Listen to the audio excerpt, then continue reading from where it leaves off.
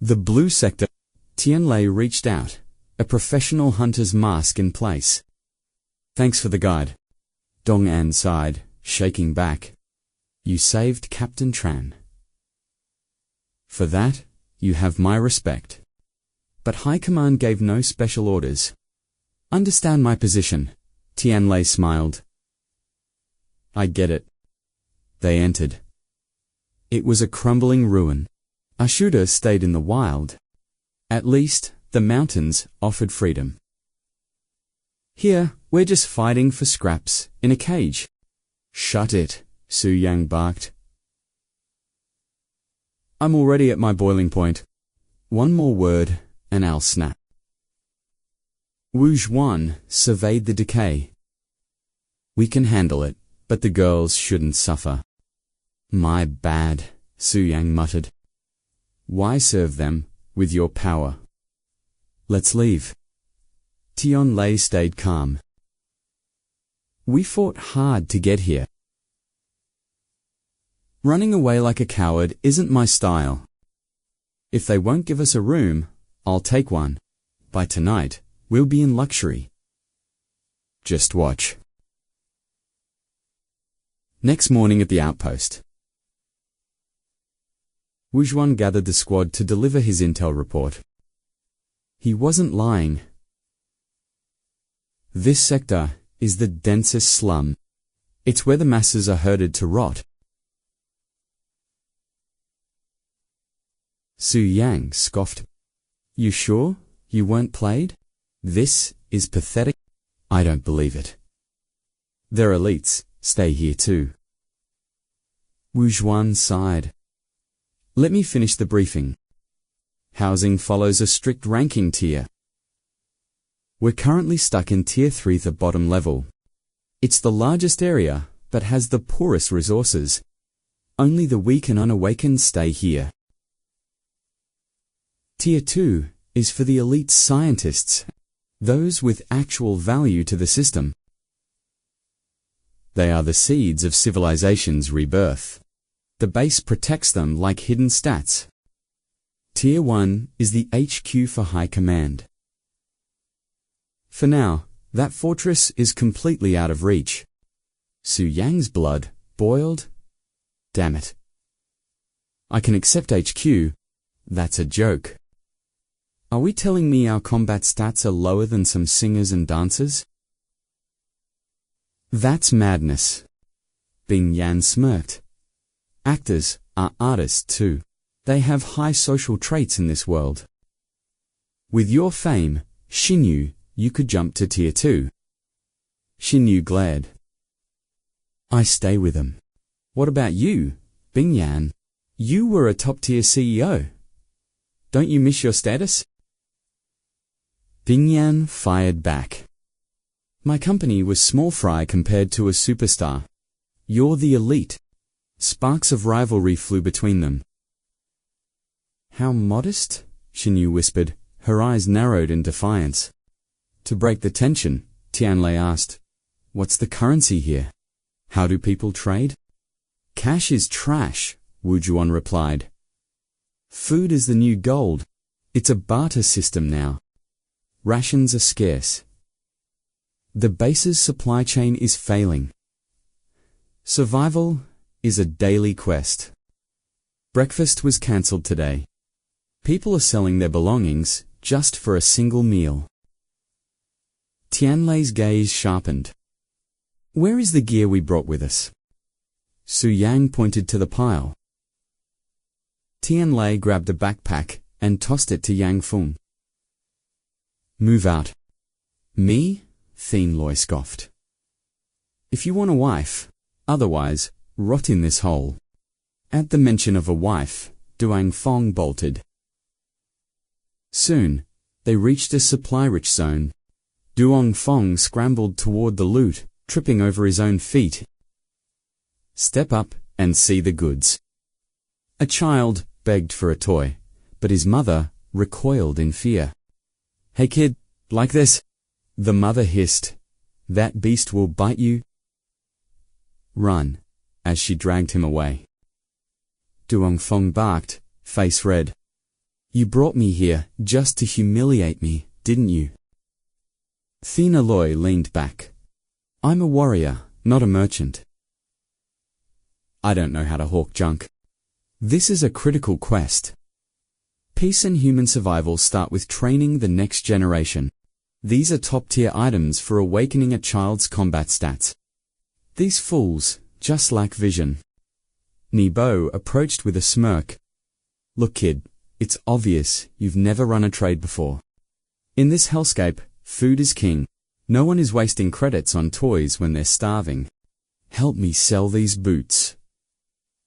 ½ kilo of rice per pair. I'll give you a cut. These are legendary tier limited drops. It took me years to farm this many. Used to cost thousands. 𝐶𝐸 spat. Why not just rob them? 𝐒𝐵 scoffed and walked. Keep this up, and you won't even earn a single grain of rice for your trouble. Suddenly, shouts erupted. They're back. The squad is back! A massive crowd surged toward the convoy. No cars allowed in the base, 𝐶𝐸 asked. That's a hunting team. Laws don't apply to them. 𝐶𝐸 narrowed his eyes. A hunting team. You look green, 𝐒𝐵 laughed. Listen up, newbies. I'll give you the lowdown on this world. Don't underestimate this sector. The power dynamics here are more complex than a dungeon floor. Military, government, and guilds. All vie for control. Even this low-tier district has its own elite squad. The government's rations are pathetic, barely enough to keep your health points above 0. For the poor, survival is the only quest. We follow whoever puts food on the table. The Liu brothers are the real MVPs here. Their hunting cause brings in the rarest supplies. Oil, salt, sugar. They provide the essentials that actually make life worth living in this wasteland. Their legends noble, powerful, and incredibly generous to those who serve them. Bring them loot, get rewarded. Even if you die, they compensate your kin. It's a fair deal. It's high risk, high reward. Every young hunter in the base is itching to join their ranks. Their loyalty is absolute. Even the government bows to their influence. They are the apex predators here. 𝐿𝐢, the elder, is the strategist. Cold, brilliant, and absolutely fearless under pressure. Lu Vanfeng is the brawler. Impulsive, but a beast in combat who only listens to his brother. 𝐶𝐸 smirked. Another pair of brothers. Where can I find these legends? Their main hub is at the center. But don't expect an audience with high-ranking hunters like them. Don't look for trouble, kid. 𝐶𝐸 just grinned. Let's see if they have an eye for quality. Scene shift to the heart of the district. The Liu brothers' massive trade stall was bustling. People were clamoring. Give me salt. I was first. I need cooking oil. Duongfeng whistled. Man, this place is stacked. Their inventory is insane for a wasteland. As they stood there, a sharp-eyed trader approached the two strangers. New faces, welcome. What's your business? We've got the best gear and supplies in the base. 𝐶𝐸 stared him down. We aren't here to buy. We've got items to offload. My inventory is priceless. Go get 𝐿𝐢. I only deal with the boss. The man froze. You want to see Boss Liu? 𝐶𝐸 gave a cold nod. Qiu stepped forward. Kid, Boss Liu doesn't see just anyone. You need to prove your worth. Show us the goods. Wait, I saw you earlier. You're just peddling toy guns. The surrounding crowd erupted in mocking laughter. The S-rank items were a joke to them. 𝐶𝐸 didn't flinch. Reaching into his jacket, he smirked. That junk. Just toys for kids. He tossed a sleek, labeled case onto the table. 𝐾𝐞𝐦𝐵's eyes widened in pure shock. Just samples, 𝐷 noted. Antibiotics, painkillers, fever ridge. Basically, if a pharmacy stocks it, I can provide it. Beside him, 𝐷𝐞𝐬𝐴𝐺 stood frozen, staring at the medicine chest in total disbelief. But doubt lingered. These were scavenged years ago when the apocalypse first broke out. He questioned, "We've scouted everywhere and found nothing. Where the hell did you find these?" "I have my sources," 𝐷 replied cryptically, masking his face to hide his true thoughts. After a tense silence, he spoke firmly. "So, are you in, or do we have a deal?" Smelling a fortune, 𝐾𝐞𝐦 couldn't let this slip. He nodded instantly. "Absolutely, guards. Go fetch Mr. Luke." The subordinate hurried off to comply. Suddenly, the atmosphere shifted. 𝐾𝐞𝐦 began treating 𝐷 like a legendary chairs, fruit. "Now," he barked. 𝐷 turned to 𝐷𝐞𝐻 with a smug grin. "Seriously," 𝐷𝐞𝐻 grumbled. "You had the good stuff and still treated me like a servant." Just then, a powerful presence approached, his voice cutting through the air like a blade. "Rare meds, indeed. But you aren't the only guild looking to buy." At that moment, the subordinate scrambled to set out the premium refreshments for the guests. It was 𝐁𝐺. "Young man, talk to us instead. I'll make it worth your while." 𝐾𝐞𝐦's face soured. "Who invited this cockroach? Do you know whose turf you're on?" "Trying to poach my deal." But 𝐁𝐺, fueled by pure arrogance, didn't back down. The Luke family. "Just a bunch of low-tier degenerates playing house," 𝐁𝐺 sneered. "You're nothing but a dog for the elites." Enraged.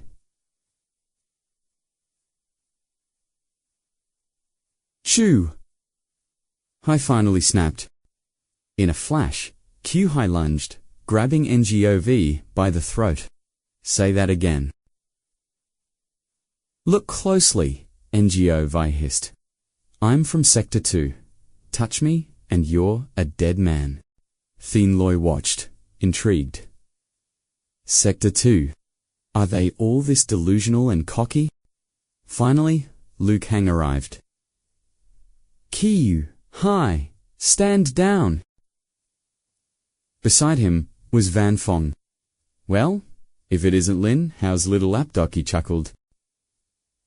𝐷 mind raced. So, this was the powerhouse, 𝐿𝐢𝐴𝐺. Freed from the grip, 𝐁𝐺 straightened his coat with a smug, condescending sneer. "I'm here on official business. Surely Mr. Luke won't mind if I claim these goods?" Van Phong drew a gleaming dagger. "Whose mutt is making all this noise? Let's just cut out his tongue." But 𝐿𝐢𝐴𝐺 calmly gestured for him to stand down. "Easy now, we're all civilized men. No need for such barbaric threats. Our squad exists to maintain order. A riot would only bring heat from the government." 𝐁𝐺's eyes narrowed. "What's that supposed to mean? Are you threatening me?" 𝐿𝐢𝐴𝐺 smirked. "Threaten?" "No, I'm simply offering some friendly survival advice. Sector 3 is chaotic. People go missing here all the time, and no one looks twice. A noble like you really shouldn't linger in a place this dangerous." 𝐷 was stunned by the pressure. The arrogant 𝐁𝐺 was silenced instantly. Beside him, 𝐷𝐞𝐻 whispered, "Those two, they're on a whole different level. Humans are just like beasts. The loudest are usually the most afraid. Those brothers are lions, and 𝐿𝐢𝐵 is just a stray mutt barking at them." The power hierarchy was clear. Gritting his teeth, 𝐒𝐥𝐸𝐵 threw out one last warning. Don't get cocky, 𝐿𝐢𝐥𝐻. You don't own this market. You can't monopolize everything. 𝐿𝐢𝐥𝐻 shrugged nonchalantly. Monopolize? Never. This is a free market, willing buyer, willing seller. You want his loot, and so do I. Why don't we both name a price? The seller decides the winner. Deal 𝐒𝐥𝐸𝐵 spat, accepting the challenge. 𝐿𝐢𝐥𝐻 turned to the newcomer with a polite nod. Brother, may I know your name? Tianlei, he replied. Tianlei had another proposal. Regardless of today's deal, he wanted an alliance. I must befriend a man like you, he added. Tianlei played it cool, masking his true intent. I'm new here. Befriending Mr. Luke sounds like a win. But even brothers keep clear accounts. Cut the talk. What's your opening bid for this shipment? He got straight to business. Name your price in rations, 𝐒𝐥𝐸𝐵. If I have it, it's yours. No haggling. Whatever he offers, I'll double it. And I'll buy every drop of stock you ever find. Duongfeng gasped at the double offer. That kind of capital was insane in this wasteland. Tianlei feigned contemplation. Generous, for a sector 2 big shot, but I don't want food. I want a room. 𝐿𝐢𝐥𝐻 froze in shock. 𝐒𝐥𝐸𝐵 stared, completely baffled by the request. A room? Ignoring their confusion, Tianlei spoke calmly. That's right. My friends and I arrived late and got stuck in a dump. I'm looking for an upgrade. 𝐒𝐥𝐸𝐵 shoved Duongfeng aside, throwing an arm around Tianlei. A bad room is fine. You're new. In this hellscape, a nice room without rations means you're just a well-rested corpse. Tianlei didn't flinch. I want the room. Agree, or the deal is off. He turned to leave. Wait, stop 𝐒𝐥𝐸𝐵 panicked. Let me talk to the young master. We'll find you a spot in Sector 3. Tianlei's next words hit like a physical blow. Whoever takes my goods. Since you're just the lackey, I want the young master's personal quarters. No exceptions. 𝐒𝐥𝐸𝐵 stood frozen, reeling from the sheer audacity of this tier-ranking insult. Are you insane? 𝐒𝐥𝐸𝐵 snarled. You think some meds earn you a ticket to Sector 2 and his suite? Keep dreaming, kid. Tianlei shrugged. Then the transaction is terminated. He turned to 𝐿𝐢𝐥𝐻. And you, Luke. Done. I'll move in with Van Fong today. The room is yours. Seeing his prize slip away, 𝐒𝐥𝐸𝐵 tried to use the 𝐾𝐞 family's influence as a threat. 𝐿𝐢𝐥𝐻. You really want to make an enemy of the 𝐾𝐞 Guild over this? Before he could finish, Van Fong's dagger flashed, shearing a lock of hair from 𝐒𝐥𝐸𝐵's head. Get lost before I take your head instead of your hair. Realizing he was outmatched, the degenerate You'll regret this. Mark my words. He stormed off. 𝐿𝐢𝐥𝐻 sighed. Brother, you just lost a very powerful, very petty client. I have no interest in trading with dogs who bark on their master's leash. But Luke, you gave up your home without even knowing how much stock I have. Bold move. 𝐿𝐢𝐥𝐻's gaze soft. In this world, life is heavier than gold. Medicine is the ultimate currency. My brothers bleed for this guild every day. Injuries are inevitable, and supplies are non-existent. One pill can save a life. Compared to that, a room is nothing. Tianlei nodded in genuine respect. Impressive. You're a man of honor. 𝐒𝐥𝐚𝐲𝐞𝐝.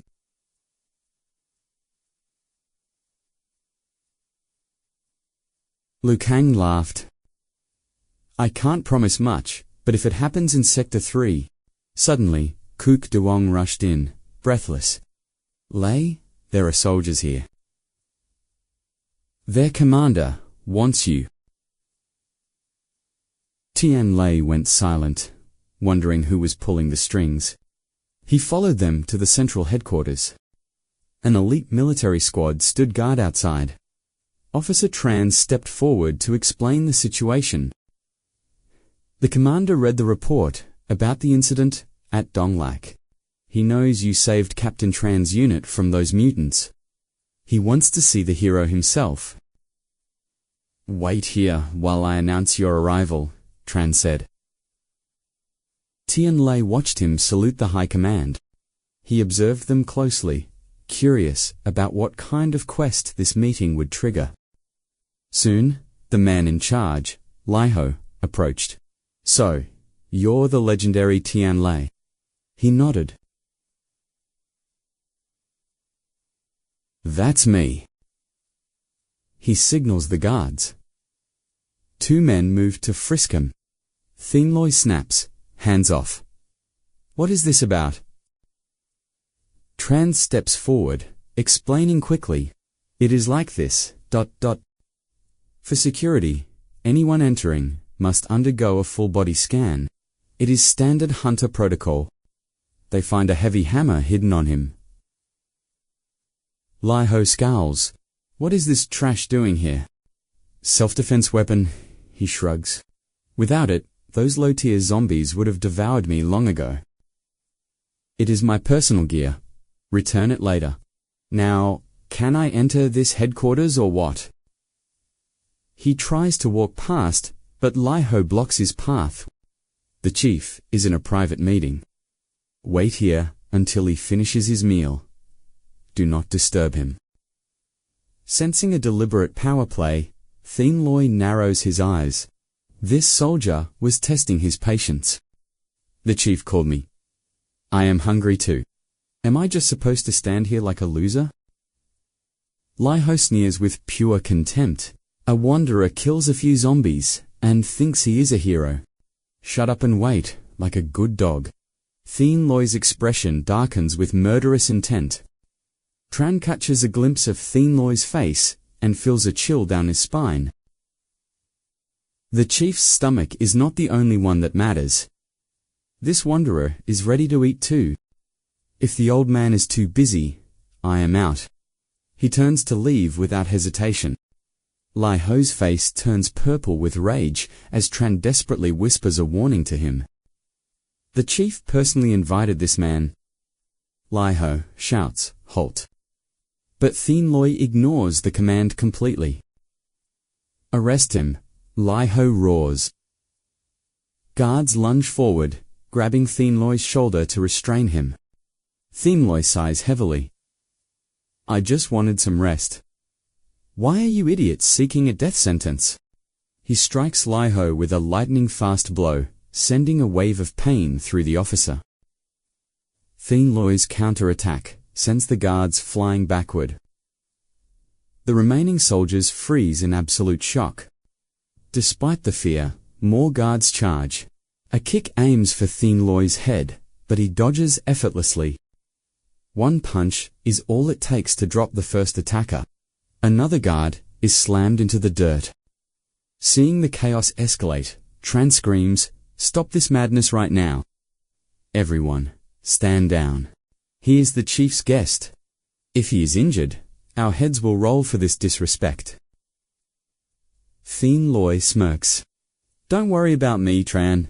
You should probably call a medic for your boys. Another wave lunges. A soldier throws a heavy punch. 𝐶𝐸 tracks the movement with cold precision. He counters the punch with a devastating kick. The soldier coughs blood, screaming as he hits the floor. Watching his elite team get dismantled, Tran gasps. His combat prowess. It is on another level. Guards lie broken across the floor. 𝐶 scoffs. Did you guys skip breakfast? You feel weak. 𝐿𝐢𝐻 grinds his teeth in fury. I underestimated your hidden stats, you little brat. I will beat some respect into you myself. 𝐿𝐢𝐻 roars, lunging forward into the fray. 𝐿𝐢𝐻, stop, Tran yells. He knows 𝐿𝐢𝐻 is a high-tier close-quarters combat specialist. With years of tactical experience and master-level martial arts, 𝐿𝐢𝐻 is a dangerous monster.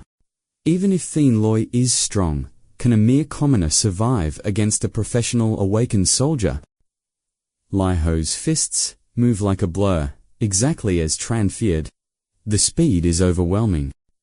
𝐶 is forced onto the defensive, narrowly dodging a barrage of lethal strikes. 𝐿𝐢𝐻 growls inwardly. He is fast.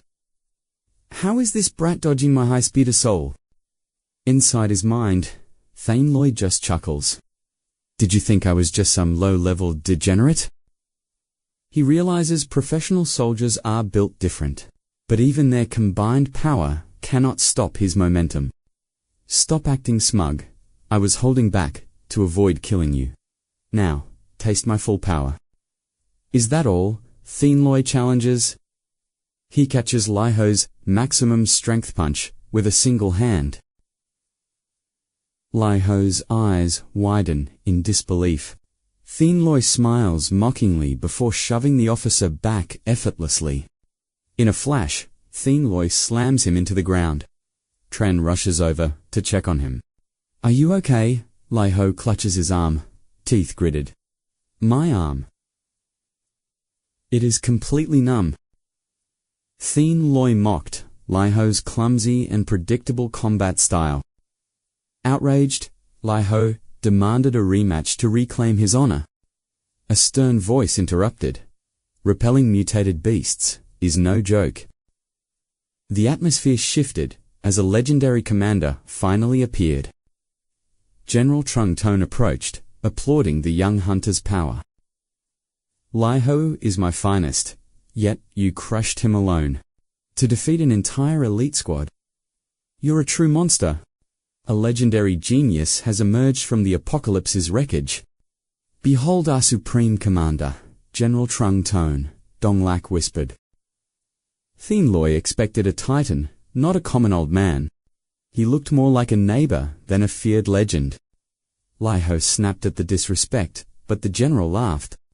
Join me for dinner, kid. We have matters to discuss. 𝐶 agreed, dreaming of a high-tier military feast. He planned to stash rare food for his hungry crew. To his shock, the table held only bland, boiled greens. Is this really how a top commander lives? He wondered. Leaders must sacrifice, the general replied. 𝐿𝐢𝐻 presented intel on terrifying new zombie evolutions. Data revealed burrowers, flashers, and lethal human-zombie hybrids. The virus was mutating beyond all known military projections. Humanity's war for survival was entering its darkest phase. The general sighed. I need your strength, little 𝐊𝐲. Your intel saved our men. Now, I offer a reward. Skip the rewards, 𝐶 countered. What's the real trap? You didn't invite me here for a simple thank you. 𝐶𝐞𝐦𝐵 smiled. Smart. The situation is deteriorating fast. We must rescue the trapped survivors before the tide turns. A specialized rescue squad is being deployed tomorrow morning. Support 𝐿𝐢𝐻's team. Help us retake Qin Yu village. The sudden quest offer left 𝐶 momentarily stunned. You're the only one who has conquered those burrower beasts. 𝐷 nodded. We need your combat experience, brother. Soldiers have training, but you have the instinct to survive. Without his help, the rescue mission was a suicide run. I've got business in District 3, 𝐾𝐞𝐦𝐨 stated coldly. The general barked at his men for mistreating a hero. How could you leave a talent like him in slums? It was a calculated performance, and 𝐾𝐞𝐦 knew it. Tran saluted to fix it, but 𝐾𝐞𝐦 intervened. The slums are fine. I've already settled in there. I'll go, but I have 3 non-negotiable conditions. 1. My own crew joins the squad. No exceptions. 2. We need a full arsenal of top-tier weapons. Deal? The general replied. Just bring my men home alive. Then 𝐾𝐞𝐦 raised his 3rd and most critical condition. I'll lead this operation. 𝐿𝐢𝐳 exploded. This is military business. Do you have tactical experience? Can you take responsibility? He explained calmly. The apocalypse caught everyone off guard, didn't it? Everyone starts at 0, yet your chief wants my help. Isn't it because my survival experience is far superior to yours? 𝐿𝐢𝐳 went silent. 𝐾𝐞𝐦 continued his cold analysis. The chief knows it's chaos out there. Anything can happen. Dealing with mutants requires instant decisions. We can't have conflicting opinions. I'm not suicidal. If you want my skill, give me control. 𝐷𝐞𝐽 smiled, impressed. Agreed. The command is yours. 𝐿𝐢𝐳 tried to protest, but the chief raised a hand. Silence. 𝐾𝐞𝐦 is the commander now. That's a military order. Understood, he. 𝐾𝐞𝐦 closed his eyes, centering himself. Seconds later, 𝐷𝐞𝐽 offered a firm handshake and a promise. I'll prepare the victory feast. Don't disappoint. 𝐾𝐞𝐦 gripped back. I'll get it done, chief. The pact was sealed. That night. Hearing the news, Bang Nan gasped. Tam Duck protested, No, we just got here. It's too dangerous. He spoke honestly. I gave them my word. I'm going. Vu Hien stepped in. Don't worry, sisters. He's not going alone. We'll bring him back safely. He threw an arm around Duong Phong. Duong Phong shrugged him off. I'm here for a wife, not fighting. Knowing his weakness, 𝐾𝐞𝐦 baited the hook with a lie. Too bad. Those female officers I saw were drop-dead gorgeous. Huck Duong worried. Brother Loy, is taking only 2 people enough? Then Phong nodded. Let us come. We can help you out. 𝐾𝐞𝐦 shook his head. No, stay. The women need protection. He looked at the detective. So, you're staying with us, detective? Yes. I've submitted my squad's final reports to the chief. My duty is done. I'd rather stick with this crew instead. 𝐾𝐞𝐦 patted his shoulder. Good. Stay here then. Look after Huck Doang. Contact Liu Kang if you need anything. He turned to the girls. Take care of yourselves while I'm gone. Stop the bickering. Don't make me worry while I'm out there. Fine, they whispered.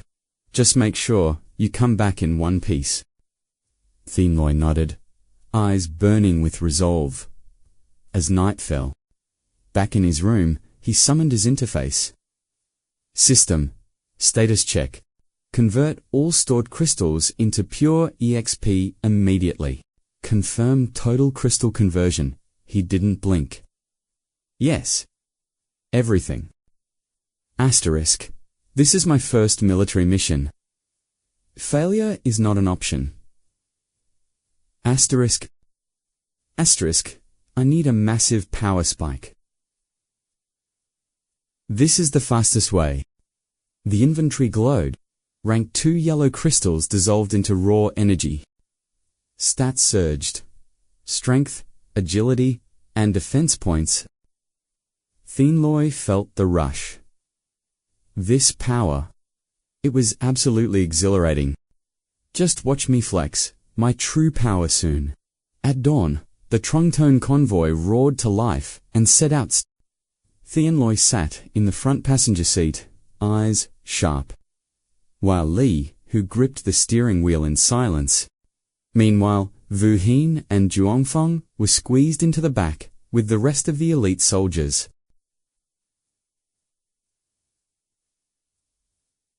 Checking his sleek rifle. Top-tier weaponry.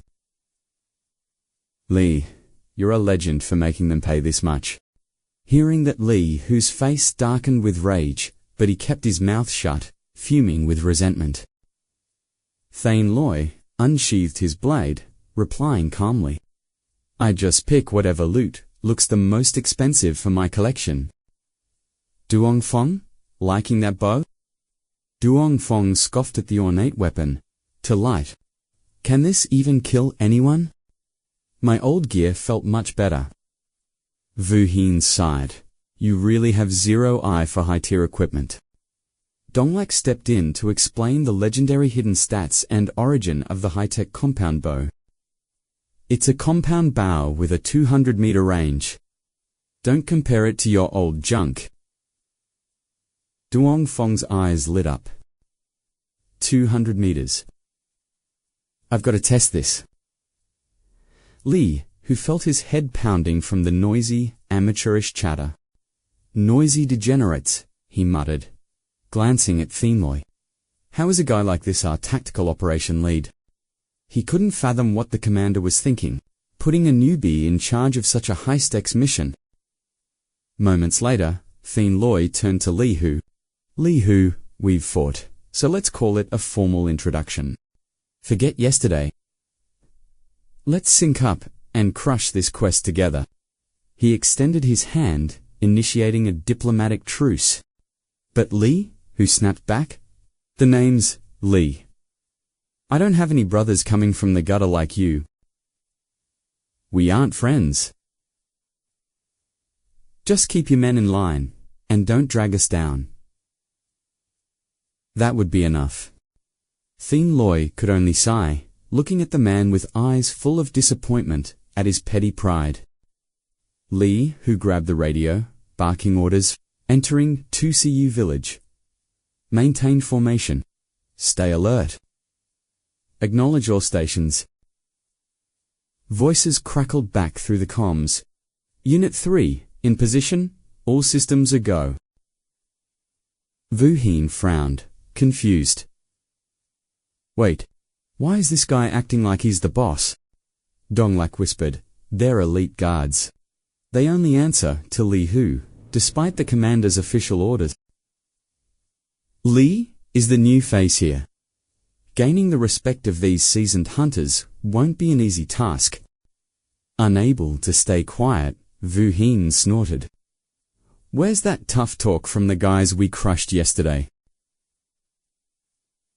The guards bristled, faces flushed with shame. Vu Hin smirked. Looks like we're in for a rough ride.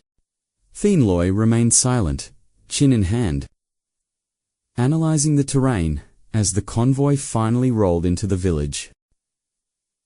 Scanning the perimeter through the window, 𝐶𝐤𝐲's eyes narrowed suddenly. Li Hu, stop. Something is wrong here. Slow down, 𝐶𝐤𝐲 ordered. Li Hu scoffed. What now? It's just a quiet village in the sun. It's harvest time, 𝐶𝐤𝐲 noted. The fields should be full, but it's silent. This is a trap. Li Hu sneered. Coward. It's high noon. Everyone is probably just taking a nap inside their houses. Who would work in this heat, move out. The commander ordered us not to delay the extraction mission. Spread out. Load the survivors onto the trucks and return to base immediately. Use maximum speed. Let's go. The soldiers roared in unison as the convoy accelerated.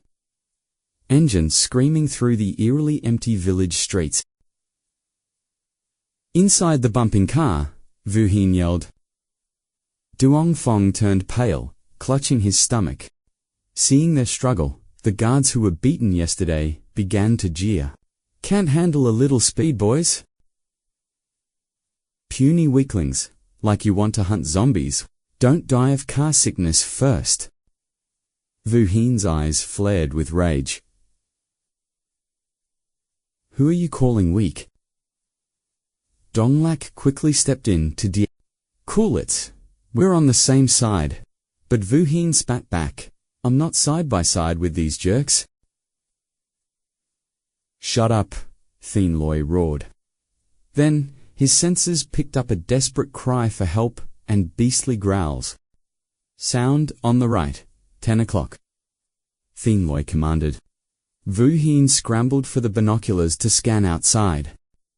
He screamed in horror. Ambush. Zombies. The farmers are cornered. It's a complete slaughterhouse out there. Passing the binoculars to 𝐾𝐞𝐦𝐨, he gasped, Lee, they don't stand a chance without us. 𝐾𝐞𝐦𝐨 saw the carnage monsters everywhere, and among the chaos, he spotted Tran 5 fighting for survival. All units, prepare for long-range bombardment. Lee Hubel. 𝐾𝐞𝐦𝐨 immediately blocked his path, eyes blazing. Stop! You'll hit the survivors! Lee Hu snarled. I'm in charge. Fire at will. 𝐾𝐞𝐦𝐨 schools, Lee Hu. These wooden structures are fragile. They barely hold against the horde. Opening fire here will trigger a collapse, turning this shelter into a mass grave. That opening is all the undead need. At this range, a rescue is a suicide mission. Rage flares in Lee Hu's eyes as he glares at the arrogant protagonist. Sensing the tension, Donglak intervenes. Drop the ego, Lee Hu. 𝐾𝐞𝐦𝐨 survived more hell zones than anyone. Swallowing his pride, the soldier relents. 𝐾𝐞𝐦𝐨 smirks. The first hurdle is cleared. Class is in session, 𝐾𝐞𝐦𝐨 declares. It was time for their first real lesson in survival. They take the high ground on a ridge overlooking the village. A perfect tactical vantage point. I'll play the bait, 𝐾𝐽 says, planning to kite the massive horde away from the civilians. You guys pick off the stragglers. Vu Hin, Duongfeng watch my six. Without another word, he descends, leaving the elite soldiers stunned by his sheer audacity. Is he insane? Lee Hu. There are over 100 monsters down there. Donglak just smiles, knowing exactly what kind of monster 𝐾𝐞𝐦𝐨 truly is. If you'd seen him slay a burrower, you'd know 100 zombies is just a warm-up. Sword in hand, 𝐾𝐽 enters the kill zone. The undead shriek, but he just mutters to himself. These soldiers think their rank means something in this new world. Time to show them real power. Thanks for the free experience points. With blades gleaming, he marches toward the sea of death, like a god of war. He lunges, his blades carving a path of destruction through the roaring crowd. A flash to the left, a strike to the right. He moves with lethal, rhythmic precision. He spins into a whirlwind of steel, decapitating every monster within reach. But this wasn't a solo raiders team was perfectly synchronized. From the barricades, his snipers open fire. An arrow pierces a zombie's skull with deadly accuracy.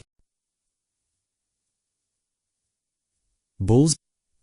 Duongfeng shouts, his adrenaline spiking as his hidden stats start to shine. Lee Hu watches, breathless. Do these people even know the meaning of fear? Donglak grins. I felt the same way until I saw them in action. Military drills don't prepare you for this. These guys are on a whole different level. 𝐾𝐞𝐦𝐨 was right. In this system-driven apocalypse, the old rules are dead. We're all level 1 now. Throw away your pride or get left behind. Lee Hu falls silent, mesmerized by the chaotic ballet of slaughter unfolding before him. Experience can't be measured by rank, he admits, his combat instinct finally igniting. I won't be outdone. Fix bayonets. Prepare to engage. If you're not afraid to die, follow me. Charge. Hearing the soldiers roar, 𝐾𝐞𝐦𝐨𝐧's lips curl into a satisfied smirk. The soldiers plunge into the fray, steel meeting rotting flesh in a desperate clash. Lee, who fights like a demon possessed, his eyes cold as he executes one monster after another. Inside the village, hope flickers. The army, we're saved. Even the wounded Tran Phai feels a surge of strength, seeing the tide turn. Amidst the carnage, a familiar mechanical chime echoes in 𝐾𝐞𝐦𝐨𝐧's mind. System, promotion, successful, current rank. His stats were surging. 500 kills already. Then, a deadly streak of light cuts through the air. Danger sense triggered. 𝐾𝐞𝐦𝐨𝐧 twists his body mid-air, sensing an elite threat. A devastating impact shatters his twin blades instantly. A bustier strike. His teammates freeze in horror at the sheer power of the hidden attacker. 𝐾𝐞𝐦𝐨 skids back, eyes narrowing. Unarmed, but unscathed. The real fight was just beginning. Gaze sharp and wary, he glared upward at the shadow that had just struck. 𝐾𝐞𝐦𝐨 gritted his teeth in pure anxiety. The soldiers had never seen such a horror. Before them stood a Ravager, a mutated beast far more muscular than its lesser kin. A Ravager? Yes, but its warped appearance suggested a terrifying, undocumented evil. Ly Ho trembled. This nightmare was far more gruesome than any hunter's manual described. Without preparation, even a veteran hunter would succumb to panic against such a monster. How is he so calm? 𝐾𝐞𝐦𝐨𝐧 muttered, quickly accessing his hidden system interface. System, this isn't the same low-tier trash we encountered at the start. Why were the degenerates following it? The system identified it. A high-level mutation, its base stats in speed and power had reached lethal levels.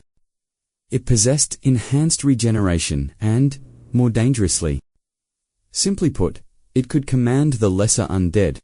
He smirked, finding the challenge quite interesting. An intelligent mutanten, this world, that was nothing but a harbinger of catastrophe. Suddenly, its tongue lashed out. The system warned. Paralysis toxin detected on tongue. A single scratch would leave his entire body paralyzed in a matter of seconds. Unfazed, 𝐾𝐞𝐦𝐨𝐧 unsheathed his heavy axe. Is it really that dangerous? Then its soul core must be hug. The system confirmed.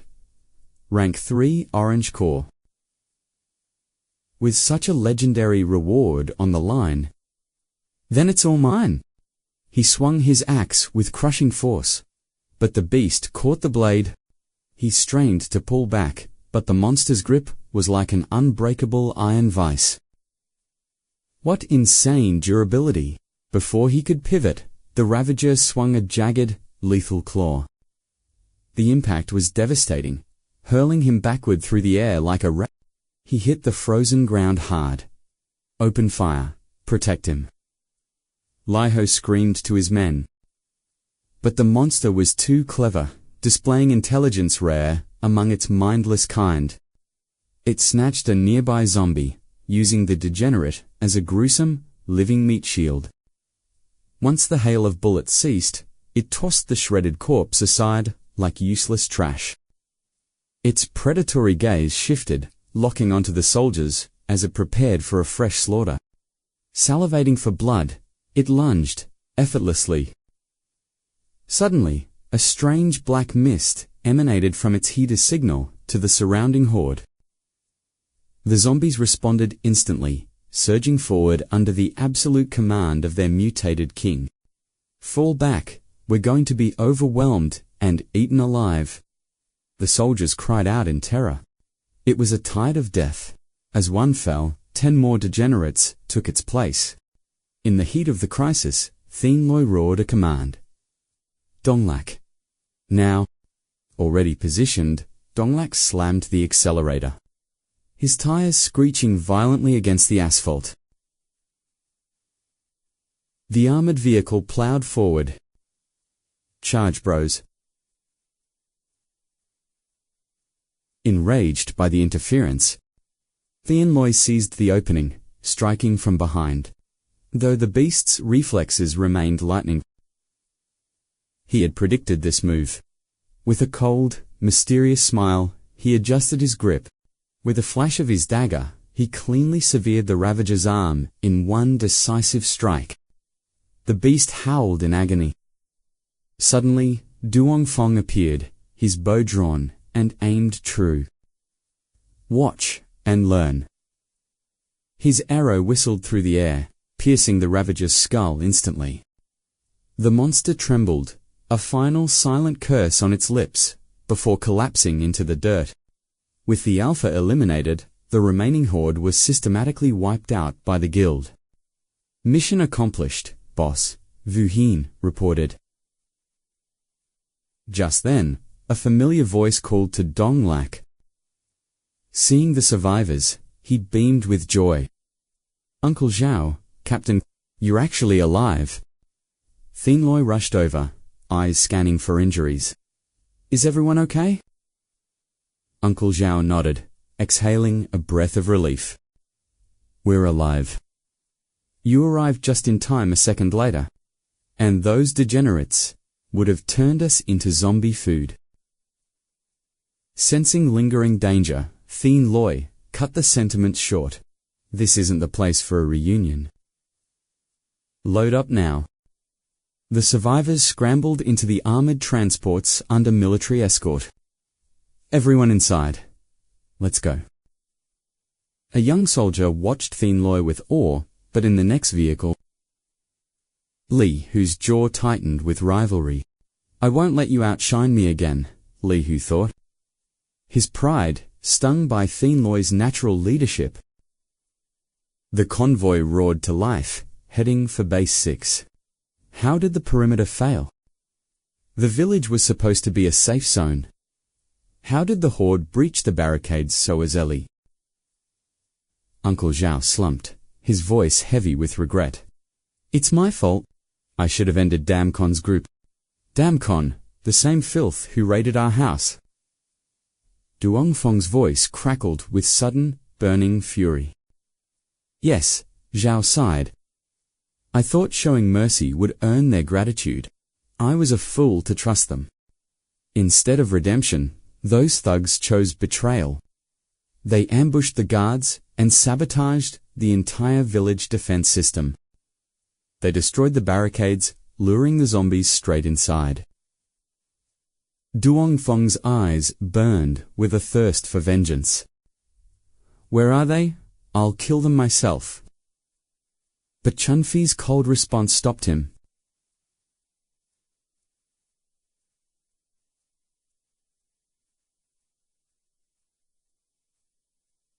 Evil met its end already. The cowards didn't even make it past the gate. The horde tore them apart before they could escape. Too easy for them, Duongfeng spat, unsatisfied. Chunfi turned his attention back toward 𝐷𝐞𝐬𝐴. We didn't expect the awakening team to return so quickly, Chunfi admitted, clearly impressed by their speed. High Command prioritized this. The order was absolute. Extract all survivors and return to base safely. A villager trembled, clutching their seat. Will we truly be safe at the base? Are the monsters gone there?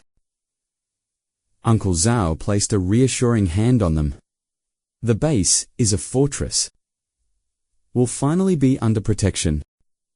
The tension eased slightly, but up in the driver's seat. Wu Hin was already grinning with excitement. Loy, we're going to be legends after this. Imagine the ranking tiers and fame waiting for us back home. Forget the fame. I'm thinking about the rewards. We're going to be rich for this mission. 𝐶𝐸 didn't smile. Eyes on the road. We aren't safe until those gates close behind us. Stay alert. Wu Hin groaned, rolling his eyes. Come on, Loy. We've already cleared the main threat. Dong-lak chimed in with a smirk. Let him be. If he wasn't paranoid, he wouldn't be our leader. It's not that, 𝐶𝐸 muttered, skin crawling. My instincts are screaming. Something's coming. I can feel it. Suddenly, a violent tremor rocked the entire transport, nearly throwing everyone from their seats in a panic. 𝐶𝐸 gripped the dashboard, eyes wide. Report? What the hell was that? Did we hit something? Just a bump. Wu Hin shouted, but 𝐶𝐸 was already reaching for the radio comms. Li Hu, check your sensors. Anything on the ground radar? Over. Li Hu's voice returned laced with venom. Nothing. Li Hu slammed the receiver down, cursing 𝐶𝐸's bossy attitude while his teammates watched in silence. Thinks he's a hero just because he survived one dungeon. Li Hu hissed, annoyed by the formal over. But then, the ground began to ripple like water. Duong Fong gasped. Is the road actually moving? Dong-lak's face went pale as the vibration intensified. Please tell me that's just a localized earthquake. Chun-Fi's eyes widened in horror as he recognized the movement. It's not a quake. It's an earth digger. Before he could finish, the asphalt exploded. A massive boss monster erupted from the earth. The earth digger let out a deafening roar, the shockwave shattering glass and tilting the heavy armored vehicle. It coiled its massive body, targeting the lead transport. 𝐶𝐸 grabbed the radio, his voice like iron. All units, full throttle. Break through the impact zone immediately. Move, move. The monster lunged, its maw expanding into a cavern of jagged teeth, snapping at a trailing armored car. It clamped down on the hole, lifting the truck into the air like a toy as screams erupted. Open fire. Li Hu screamed, finally snapping into action as the soldiers unleashed a desperate hail of lead. A storm of bullets shredded the monster's hide, spraying thick, dark blood across the shattered battlefield. Screeching in agony, the earth digger buckled, slamming the transport back onto the pavement with a heavy crash. The monster shifted targets, lunging toward the hunters. With its massive body, the crawler flipped armored trucks like toys. The trailing vehicle slammed on its brakes to avoid the carnage ahead. 𝐶𝐸 barked orders. Evacuate the civilians. Wu Hin and I will draw it away. Without hesitation, they split up. The rear doors burst open. Go, Fong yelled, ushering the terrified people to safety. Once the path was clear, 𝐶𝐸's armored truck drifted. It sped past the convoy. A suicide run driven by pure courage. Soldiers frantically loaded the remaining civilians into the transports. Forget the flipped cars. Everyone, get into the other vehicles. Inside the command unit, Li Hu gripped his radio. 𝐶𝐸, fall back. That boss monster is out of your league. If anyone's staying to fight, it's me. 𝐶𝐸 smirked through the comms. Remember, I'm the commanding officer here. Wu Hin floored it, charging the beast head-on. From the back, 𝐶𝐸 drew a heavy duty. He locked eyes with the scope. Time for a little warm-up. Then, he squeezed the trigger. Explosive rounds shredded the crawler's flesh. The impact was massive, blowing half of the monster's maw apart instantly. He didn't stop there, raining lead to ensure the creature stayed down for good. The monster finally collapsed. But 𝐾𝐞𝐦𝐨 didn't lower his guard. His hunter instincts sensed another presence. Suddenly, a second crawler erupted from the earth, its jaws clamping down on their vehicle. The truck was hoisted skyward. 𝐾𝐞𝐦𝐨 stumbled, losing his footing as they were lifted. Horror struck the onlookers. 𝐷𝐞𝐬𝐴 screamed, "They're trapped." 𝐿𝐢 quickly barked orders to his squads. "Teams 2 and 3, move in. The rest of you, keep the convoy moving." A hail of bullets struck the beast, but it didn't flinch. It continued to crush the steel cabin-like paper. Vu Hien struggled with the controls. "𝐿𝐲, the frame is snapping. What's the plan?" "Jump!" 𝐾𝐞𝐦𝐨 shouted. They leaped from the wreckage. Just as the monster swallowed the truck whole, hitting the dirt, 𝐾𝐞𝐦𝐨 immediately shouldered his weapon. Through the reticle, he locked onto the truck's fuel tank. A single shot rang out.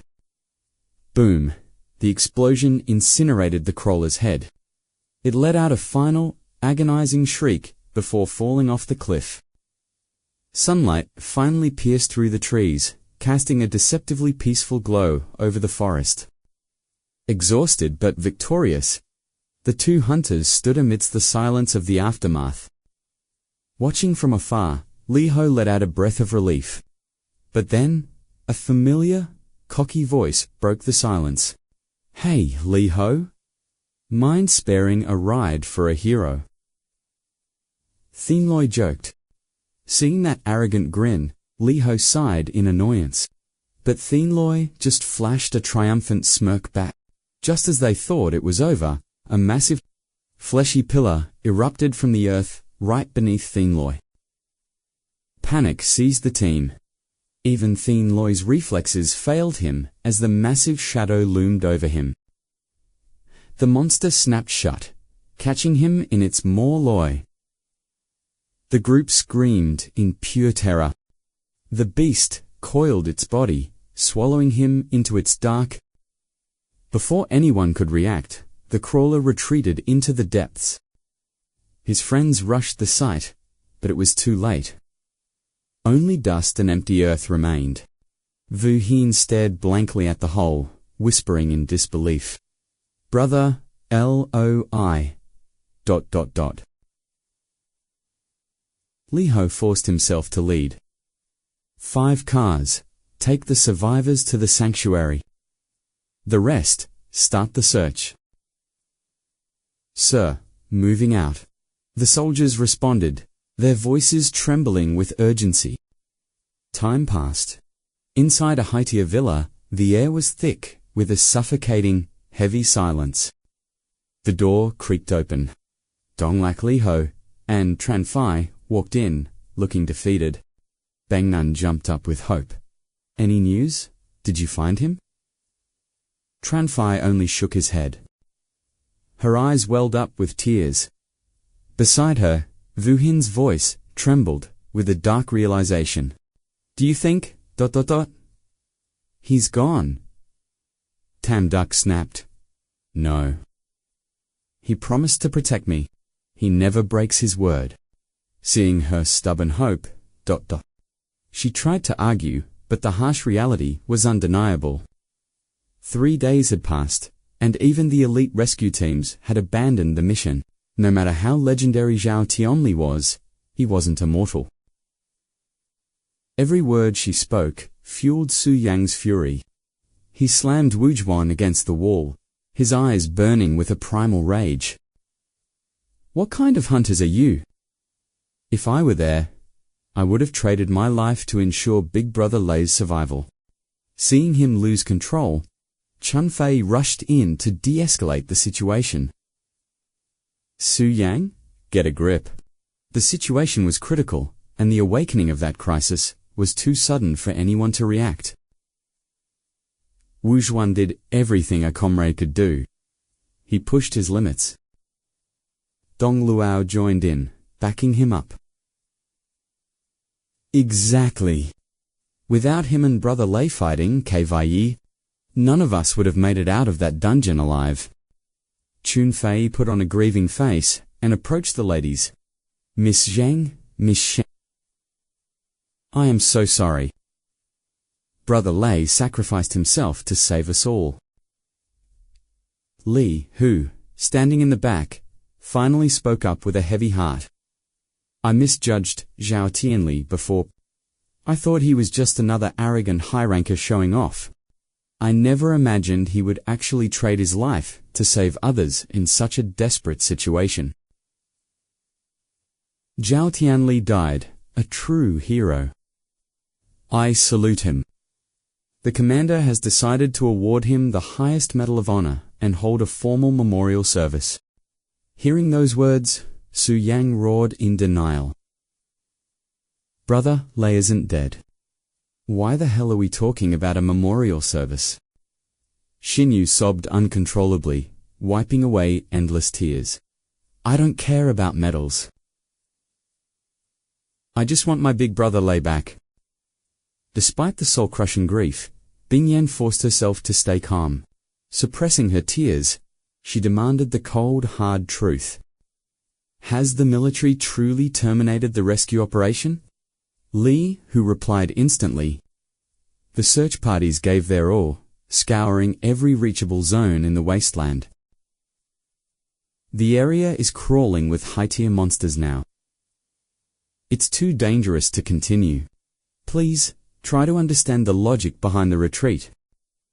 Refusing to accept this logic, the man who had been losing his mind since the start, scream. Dangerous. Too dangerous. When you were begging Brother Lei to save your lives, did you care about the danger then? Shenfeng quickly grabbed him to hold him back. Su Yang, calm down. Bingyan's voice cut through the chaos like a blade. Enough talk.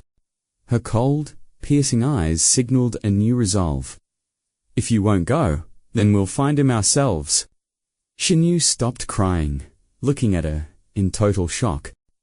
Even the frantic Su Yang and Shenfeng stood frozen, stunned by her sudden awakening of will. Bingyan lowered her head to hide her trembling hands. Alive or dead, I need proof. Until I see his body, I refuse to believe he's gone. And if he truly fell, I can't just leave him out there alone in that hellhole. I won't let the virus turn him into one of those monsters he hated. Her sheer determination moved Wu Xuan, who stepped forward with conviction.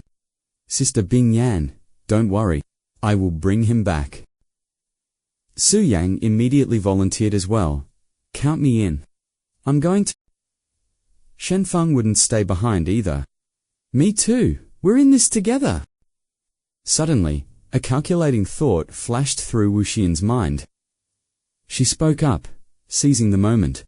Sister Bingyan, before we head out, shouldn't we appoint a temporary team leader? Bingyan looked confused.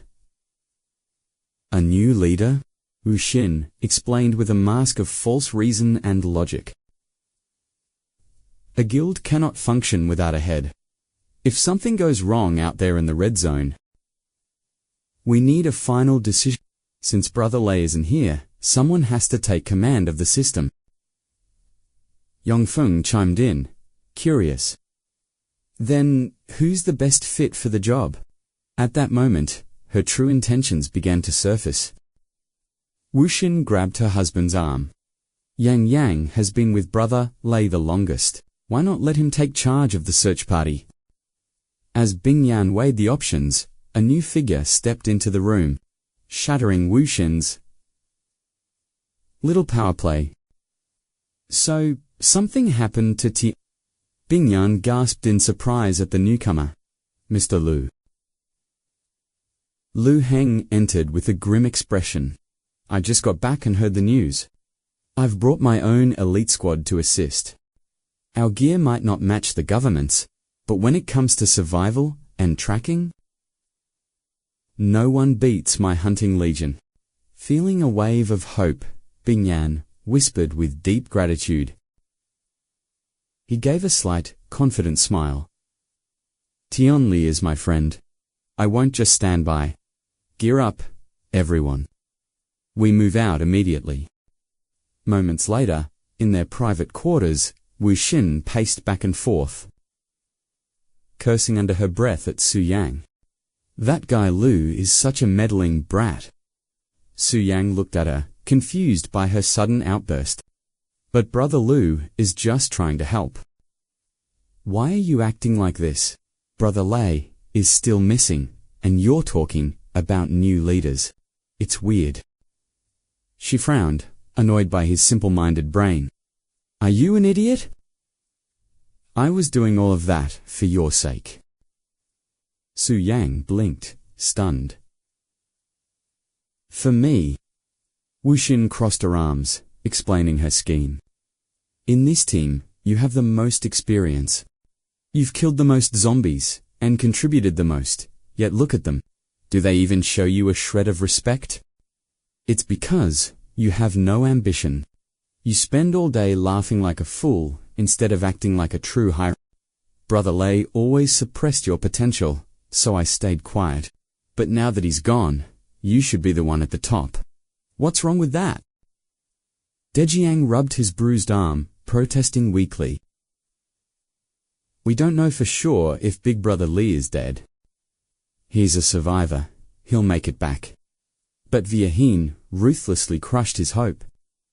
And if his corpse is already The question left him speechless. Seeing his hesitation, Viahin began weaving her web of dark theories. Treyu, Tianli, was our team's pillar. Without him, this entire guild will crumble into nothing. Do you want to end up like those degenerates outside, selling their lives for a scrap of bread? Dejiang couldn't believe it. Brother Li, save the military. Captain To knows us, everything. They'll protect us. Once again, she shattered his naive delusions. He was playing a game he didn't understand. They didn't respect him, they used him. He was just a high-ranking tool for their No utility means no survival. To thrive in this hellscape, we need our own power base. Our own guild. Look at the LCC brothers.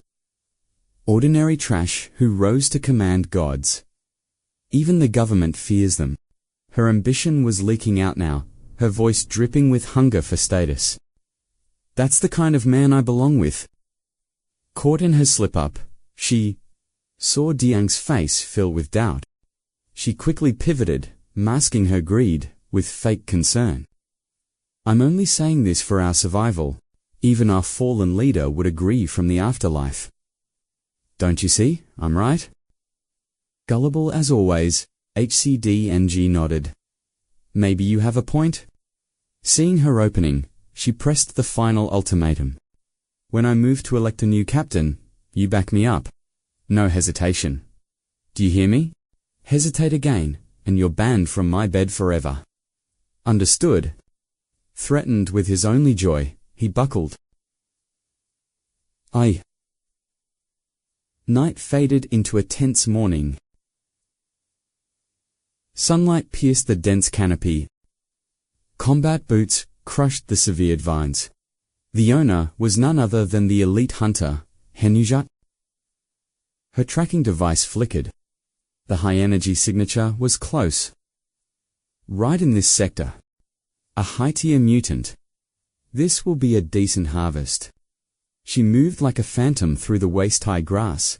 Finally, she found her prize. The massive, mangled carcass of a great earth burrower lay before her. She gasped. A high-level burrower. Examining the wounds, her professional instincts kicked in. Confirmed dead. She knelt, analyzing the precise, human-made explosive damage on the beast. Her expression darkened, targeted the vital core with surgical precision. Whoever did this is no amateur. Lucky me. The core is still inside. Time to claim a free rank-up item. Suddenly, the beast's stomach heaved. 𝐻𝐤𝐳 leaped back, blade drawn. It's still alive.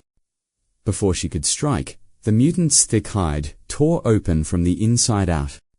A blood-stained hand gripped a heavy axe, dragging its way out of the viscera. She stood frozen. 𝐃𝐞𝐦𝐨 crawled out, spitting bile, trying to take me to hell with you. Who are you? 𝐒𝐥𝐚𝐲𝐬 demanded.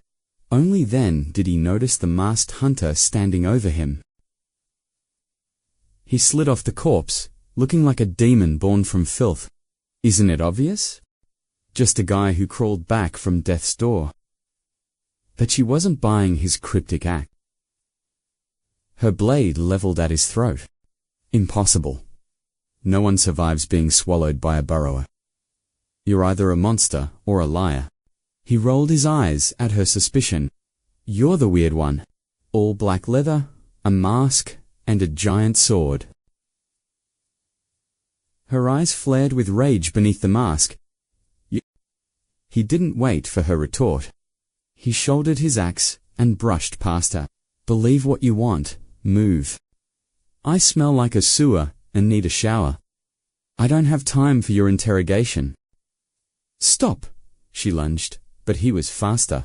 He splashed a handful of corrosive monster fluid right at her face. She recoiled in shock, shielding her eyes. By the time she looked up, he had vanished into the brush. The liquid hissed as it ate through her gear. The acidity was terrifyingly high. Damn it! That bastard! She cursed, turning back to the corpse. Fine. The core is more important anyway. But as she reached into the beast's chest, her heart sank. The cavity was empty. Where's the core? The tracker was dead silent. He hadn't just escaped, he had robbed her blind. Emerging from the crystal-clear lake, Tianlei let out a satisfied sigh as the cool water refreshed his weary soul. He flexed his newly reinforced, muscular physique, muttering to himself with a sense of accomplishment. Thank God, I evolved my body stats first, or that monster would have turned me into a snack. He glanced at the Tier 4 core. Tianlei gripped the rare drop tightly. This high-tier treasure is a trump card. I'll save it for a true life-or-death crisis. But that mysterious woman wasn't from the Sanctuary Guild. She knew about Earthshakers and 𝐾𝐞𝐽 what kind of hidden trait. Suddenly, his survival instincts flared. He sensed a hostile presence closing in rapidly from the shadows behind him. Hong Yu stepped forward, her blade cold and sharp. Hand over the core, she commanded. 𝐾𝐞𝐦𝐵 her sword at his throat. He casually tossed the glowing core in the air, his expression calm despite the lethal threat. I nearly lost my life for this loot. Why should I hand it to you? Enraged, she hooked her sword into his rags. She hissed a chilling threat. Unless you prefer to stay in that water, completely exposed for the world to see. Her intimidation failed miserably. Those tattered rags. If you like them so much, you can keep them. Instead of flinching, he rose boldly from the water. I'm a man. What's there to fear? Hong Yu shrieked, covering her eyes. Little did she know, he'd already fashioned a leaf loincloth. He laughed. I didn't realize a high-ranking hunter could be so innocent. Taunted by his mockery, her face flushed with pure rage. You dare play games with me, she screamed. He smirked back with arrogant defiance. What? Planning to rob me by force? Fine, let's dance. I doubt you're more dangerous than that Earthshaker boss. Hong Yu hesitated. Recalculating her odds, this degenerate survived the stomach of a boss monster and walked away unscathed. A direct clash seemed risky. She sheathed her sword into the dirt and began wading into the lake. With a seductive grace, "Oh, big brother, it's a misunderstanding," she cooed, her voice dripping with charm. How could a weak girl like me rob you?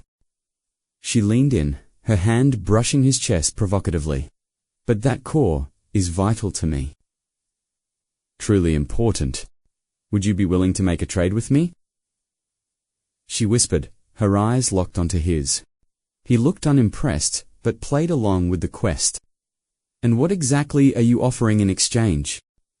Closing the distance, she murmured against his lips, How about me? Tian Lei's eyes widened as he instantly agreed. She smirked inwardly, certain he had fallen into her honey trap. Men were always the same. In a flash, she snatched the core and leaped back to the shore with elite hunter agility. Dropping the act, she gripped the core with cold disdain. Such a foolish, pathetic man. But, as she inspected the treasure in her hand, she let out a horrified gasp. What? No. Tian Lei stopped acting, his voice filled with mockery. Did you really think a low-tier seduction skill would work on me? Outraged, Hong Yu charged at him with murderous intent. You chose the hard way. Prepare to pay the price. He grinned, leaning back to dodge her strike before effortlessly parrying her follow-up blow. Hong. You didn't stop. Launching a devastating high kick, meant to shatter his skull. Tian Lei caught her ankle mid-air, his strength overwhelming. With a single heave, he slammed her into the lake. He pinned her under the water, his voice stern. Stop being a nuisance, and I'll let you go. Promise. Despite her frantic thrashing, his grip remained unshakable. Do you hear me? Give it up. Suddenly, the struggle ceased. Her hair floated limply on the surface. Silence fell over the water. Tian Lei sensed something wrong. He quickly hauled her up, shaking her limp shoulders. Stop faking. You couldn't have drowned that fast, right? Back on the quiet shore, he looked at her, unconscious form, feeling awkward. She seemed so fierce and legendary. How is she this fragile? Her lung capacity is trash. He reached out and removed her mysterious mask. A breathtaking beauty was revealed beneath, looking like a sleeping princess hidden deep within the cursed forest. Not bad at all, he muttered. Why hide this face? Is she following some first guy who sees me trope? He shook his head, focusing on the emergency. He couldn't just let a fellow human die here. Whatever, I have to save her. How did that CPR skill work again? He laced his fingers over her heart. He pushed down repeatedly, focus etched on his face. Finally, she sputtered, coughing up a fountain of lake water. It's working, he exclaimed, a wave of relief washing over him as her heart began to pulse. Tian Lei swallowed hard, preparing for the final step. He parted his lips and slowly leaned down toward hers. His target was clear. Hong Yu-Yet's lips. Intent on performing life-saving mouth-to-mouth resuscitation. But as he leaned in, his nerves spiked just as she began to stir and slowly opened her eyes. Caught mid-pucker, Tian Lei froze in shock before a thunderous slap and a sharp scream echoed through the air. You disgusting creep. Reeling back like he was a predator, she shielded herself, accusing him of taking advantage of her while unconscious. Clutching his stinging red-end cheek, Tian Lei snapped back, taking advantage. I was performing life-saving CPR on you. She froze, processing the words before shrieking again. Does that mean you were touching my chest too? He desperately tried to explain the medical procedure, charging at him in a tearful rage. I'll kill you, she cried. As they struggled, a chilling, unnatural sound suddenly cut through the chaos. Tian Lei's expression instantly turned cold. He signaled for silence, whispering, Stop. Something is moving out there. He carefully parted the waist-high grass, creeping toward the source of that repulsive, gut-wrenching noise. Suddenly, he spotted it. Trails of foul, viscous fluid coating the ground. He knelt, inspecting the thick, glowing slime. 𝐒𝐥𝐚𝐲𝐽 caught up to him, still fuming with rage. "You bastard! Don't think you can just run away." His patience evaporated instantly. "Listen, I was playing nice, but keep acting up, and I won't be so civilized." Intimidated by his sudden shift in aura, she went silent. Still, she stepped forward with a stubborn glare. "Not until you hand over that essence core." He stood up and dusted off his hands. Awakened beasts have cores. "Go hunt one yourself, if you're so capable." He smirked, leaning in. "Unless you're following me, because you've actually fallen for me." Blushing furiously, she barked back. "Now, what is this disgusting, sticky filth on the ground?" "Secretions from an earth burrower," he answered grimly.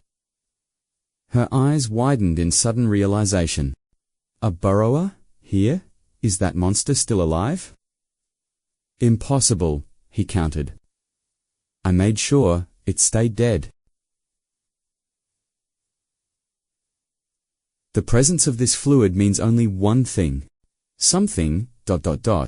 even more dangerous, she whispered, her voice trembling as the atmosphere grew heavy.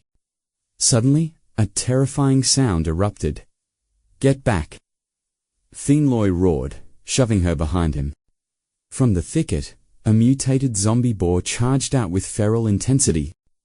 It snarled, just like the infected hounds from before. 𝐾𝐞𝐦𝐨𝐧 drew his axe in a flash, decapitating the beast with a single, cinematic horizontal strike. She watched in awe. One hit. He took down a mutated rank-tier beast with a single swing. The rustling grew louder. Suddenly, a whole pack of zombie boars began emerging from the shadows. They fanned out, surrounding the duo and trapping them within a tightening circle of predators. Despite the danger, 𝐾𝐞𝐦𝐨𝐧 sighed. What a waste. If they weren't degenerates, they'd make a great feast. He didn't turn around, calling out to the woman standing at his back. "Can you handle your side, 𝐊𝐢𝐧𝐻?" She stammered, her combat instincts momentarily failing her. "Stop dazing. Do you want to fight, or do you want to join them as pig feed?" "I'll show you who's pig feed," she snapped, raising her blade and readying her stance. As they prepared to charge, a cluster of massive, thorny vines suddenly whipped out from the darkness. The vines ensnared the zombie boars, hoisting the heavy beasts high into the air like rats. 𝐾𝐞𝐦𝐨𝐧 skidded to a halt, his eyes widening as he witnessed the sheer power of the vines. The screaming boars were dragged deep into the forest. "What on earth is happening?" she gasped. "There's a monster over there," he warned, just as the boar's agonized shrieks echoed through the trees. Caught off guard, a vine lashed out from behind, coiling around 𝐾𝐞𝐦𝐨𝐧 and yanking him skyward. 𝐒𝐥𝐚𝐲𝐽 lunged upward, her blade flashing with precision as she severed the strange, pulsating vine. He hit the ground and scrambled up, nodding briefly. "Thanks for the assist." "Don't get the wrong idea," she huffed. "I just didn't want my essence core disappearing with you." Suddenly, the ground began to tremble as a massive, horrifying silhouette emerged from the deep woods. A terrifying mass of writhing, nightmarish roots blocked their path. Above, a massive maw devoured a boar while another shredded a stray monster. They froze in terror. Before them stood a colossal, mutated, carnivorous tree. The system window flickered. Giant tri-split flora. 𝐾𝐞𝐦𝐨𝐧's brow furrowed. It's an apex Venus flytrap variant, evolved through a lethal viral mutation. Its tentacles consume everything, converting biological matter into pure energy. "Watch the vines," he warned.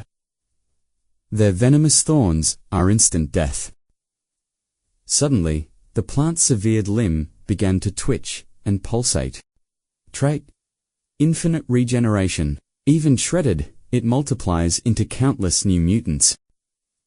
𝐾𝐞𝐦 watched in shock as a fresh head sprouted instantly. It's splitting," she stammered. The monster let out a deafening roar. 𝐾𝐞𝐦 retreated, desperately querying the system for a counter. "What's its weakness? How do we kill this thing?" No answer came, only a guttural growl before it lunged violently. "Run," the system screamed. 𝐾𝐞𝐦 grabbed her and bolted away. "I thought you were strong," she yelled. "That's a rank 7 mutant. Stay, and you're just an appetizer." She stopped, eyes blazing. "A rank 7. I'm not missing this loot." "Are you insane?" he shouted. She drew her blade. "This core is mine." The tri-split plant lashed out with a lightning-fast vine. She vaulted off the vine, using its momentum to soar high. With a defiant cry, she cleaved the beast in two. It shrieked. She touched down lightly as the dust began to settle. She posed victoriously while the massive carcass slumped behind her. 𝐾𝐞𝐦 watched in shock. She smirked. Mission accomplished. Suddenly, the severed halves sprouted dozens of new snarling heads. The monster's heads surged upward, their maddened roars shaking the earth. 𝐾𝐞𝐦 lunged. "Idiot! This isn't some low-level zombie. Hacking it only creates more enemies. Move it." He dragged her away. The beast wasn't finished. A vine whipped toward them with lethal speed. 𝐾𝐞𝐦 tackled her down, taking the devastating blow himself. A jagged welt tore his back. "You're going to get us killed." He glanced at her, jaw clenched. "Can you run?" She looked down in horror. Her leg was badly injured. A thunderous crash echoed, sending panicked birds into the sky. 𝐾𝐞𝐦 hoisted her up, sprinting with every ounce of strength. Behind them, the mutated horror surged forward, relentless and hungry. He wove through the brush, dodging whips.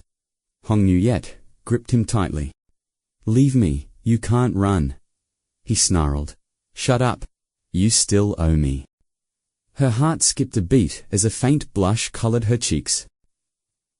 They hit a jagged ridge. "It's a dead end," she cried. 𝐾𝐞𝐦's gaze turned to steel. "Don't let go." She locked her arms around him. He accelerated to a breakneck pace. With a powerful burst, he launched them off the cliff's edge. Two shadows soared against the sky, a desperate gamble for survival. 𝐾𝐞𝐦 bolted across the ravine, clutching the beauty tight. Inches from safety, he drew his legendary axe, slamming it into the rock. But the sheer weight was too much. The blade bit deep, yet they continued sliding. 𝐾𝐞𝐦 gritted his teeth, pouring every ounce of strength into his grip to halt them. Finally, they stopped, but the danger wasn't over. He shot a glance back across the chasm. Unable to scale the cliffs, the triple-split monsters watched their prey vanish into the shadows. Later, deep within the dark, a small campfire flickered to life, casting long, dancing shadows. Sheltered in a hidden cave, 𝐾𝐞𝐦 bandaged 𝐊𝐢𝐳's wounds. "Careful," she winced. "That hurts." "Hang tough," he countered. "It's just a scratch. You've survived worse than this minor flesh wound." Eyeing his modern medical supplies, she frowned. "Where exactly did you summon all of this from?" He looked away. "I have a hidden subspace inventory," he thought. She doesn't need to know. He smirked, leaning in playfully. I keep my survival gear close. Want a private tour, princess? Who'd want to see that? She snapped, blushing furiously. You're absolute degenerate. Get back. She turned away with a huff. Don't expect a thank you just because you saved me. Earlier, you'd be monster fodder without me. I owe you absolutely nothing at all. A sly grin spread across his face as he leaned closer. Gratitude. I wasn't expecting any. Terrified, tears welled in her eyes. What are you doing? Stop. Don't you dare touch me. But 𝐾𝐞𝐦𝐨 wasn't being a creep. He was simply binding her tightly with thick bandages. Bound and furious, she struggled against the restraints. What the hell is wrong with you? Stop. He leaned against the cave wall, eyes cold. Who are you? How do you know mutants? And why collect cores? Answer me. No chance, you hunter. Seeing her stubborn defiance, the atmosphere in the cave chilled. His expression darkened with clear intent. Still silent, he whispered. Go ahead then. Kill me if you can. He crossed his arms calmly. I don't hit women. But my little friends, they aren't polite. She scoffed, unimpressed. Stop bluffing. There's no one else in this God's forsaken cave but us two. He reached into his storage and pulled out two writhing vipers. But plenty snakes. She shrieked in pure terror. Get 'em away! But he only shoved the serpents closer still. They're starving, he teased. Talk, or I? Let go. The snakes hissed, flicking their tongues menacingly. Her terror peaked as she squeezed her eyes shut against the cold.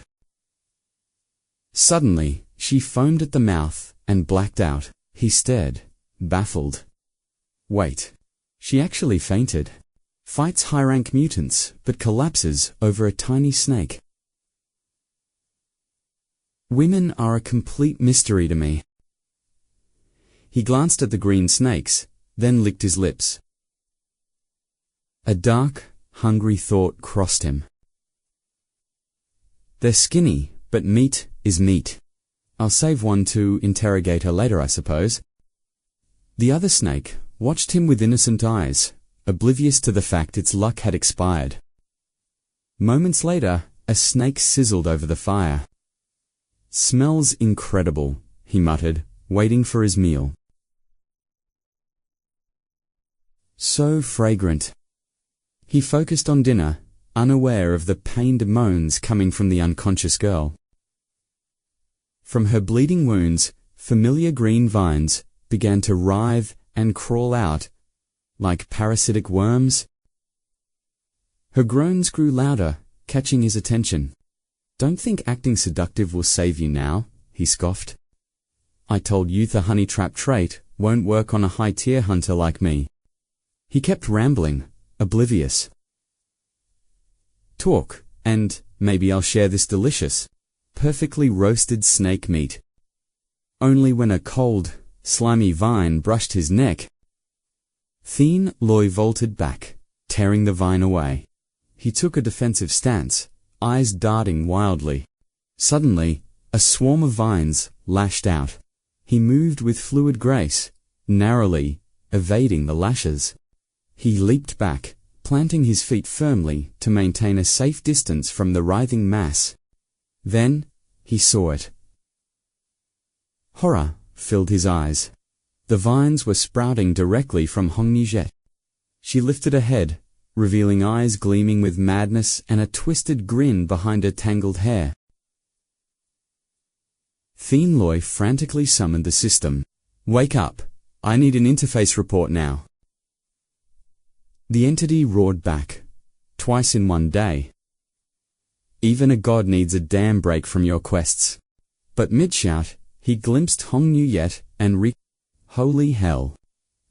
What kind of degenerate monster is that? I was going to ask you, 𝐾𝐞𝐦𝐨 hissed. The system stammered, initiating deep scan. The holographic window flickered as it analyzed her physiological traits. Relax, it's not a mutation. She's been infected by the neurotoxin of a triple-split creeper. Infected.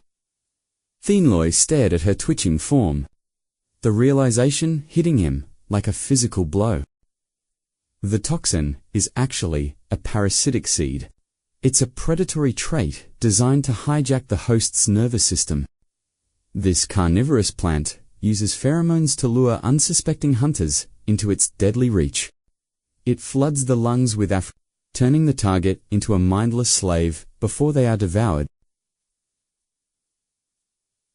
Those same corruptive chemicals. Once skin is pierced, the seed takes root. The host becomes a honey trap, driven to seduce others to provide fresh nutrients for the budding parasite. Using a human as an incubator, 𝐾𝐞𝐦𝐨 growled. Suddenly, 𝐒𝐥𝐸𝐬 lunged like a predator. He gritted his teeth, bracing for impact. You think you can hunt me?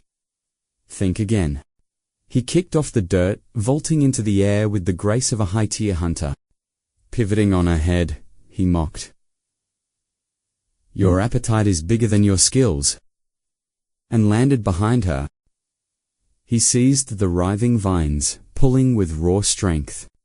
𝐒𝐥𝐸𝐬 let out a blood-curdling scream of agony. The system's voice cut in sharply. Stop. Brute force won't solve this quest. The parasite is fused to her soul. If you rip it out, she dies with it. He froze, his grip loosening but not letting go. Is there no way to save her? There is one detoxification method. The system hinted cryptically. 𝐾𝐞𝐦𝐨's eyes widened in sudden realization. You've injected the serum. Your blood holds the unique trait needed to neutralize her infection. If you... The system trailed off. 𝐾𝐞𝐦𝐨's face went pale. You mean ... I have to do that. That's a hell of a sacrifice. He yelled, pacing like a cornered animal in the dark woods. Choose your path, hunter. Sacrifice your pride, or let it perish. It's your call. 𝐒𝐥𝐸𝐬 let out a feral roar, thrashing violently against his hold. Supernatural strength. Before he could react, thorny vines lashed out, shackling his neck and limbs in a suffocating grip. She slammed him into the dirt, pinning him down. Stay back. He barked, though his voice wavered. But then he heard her whisper, It hurts. ... Please. Save me. Her plea shattered his resolve completely. Looking into her tear-filled eyes, the cold hunter's heart finally began to soften. Fine, he sighed, biting his lip until it bled. You better remember, this was your idea. He pressed his bloodied lips to hers. Instantly, the vines began to coil and weave together around them. A living cocoon of greenery shielded them from the world as he performed the ultimate healing ritual. The long, feverish night finally faded. The campfire died down, leaving only smoldering embers in the morning dew. 𝐾𝐞𝐦𝐨's eyelids flickered. He groaned, feeling the heavy exhaustion of a soul-draining battle in his bones. But as he woke, he found himself bound tight in a silken web. What the hell is this? Then, the memories of their heated encounter flooded back, making his face flush with heat and regret. That ungrateful woman. He thrashed about like a trapped insect. I should have let the plant eat her. The scene shifts from the wild jungle to a cold, imposing fortress of glass and steel. Inside, high-tech labs were filled with scientists monitoring massive stasis pods, nightmare-inducing specimens. Locked within the glass pillars were high-tier waiting for the next phase of The heavy pressurized doors hissed open, and a solitary figure stepped into the sterile chamber. Hong Niyet approached a massive screen, displaying a shadow. She dropped to one knee, reporting to her master. Red Moon's mission ended in total failure. The Essence Core remained out of reach. Her mysterious benefactor's voice turned chillingly cold. "This is the first time you've failed a quest." She kept her head low, quickly detailing the disastrous events that had transpired on the battlefield. Red Moon had tracked the target, but a rank 7 mutated plant suddenly emerged. It was a monstrous calamity, far beyond her current power level. Upon hearing this detail, the man's tone shifted. Rank 7. It seems the virus is evolving faster than our system predicted. We must accelerate our endgame. Dismissed. "As you command," Red Moon whispered. Even as she remained kneeling, the massive holographic communication screen flickered and died. Once the connection severed, she stood slowly, her eyes burning with a silent vow. "𝐶𝐸? Our paths will cross again." Meanwhile, over at 𝐶𝐸's lavish residence, 𝐾𝐞𝐦𝐨 set the final dish on the table and called out, "Everyone, come and get it while it's hot." Then Fong walked in, staring at the feast in disbelief. "What's with the massive spread today? This looks incredible." Young Fong cheered, his eyes practically turning into stars.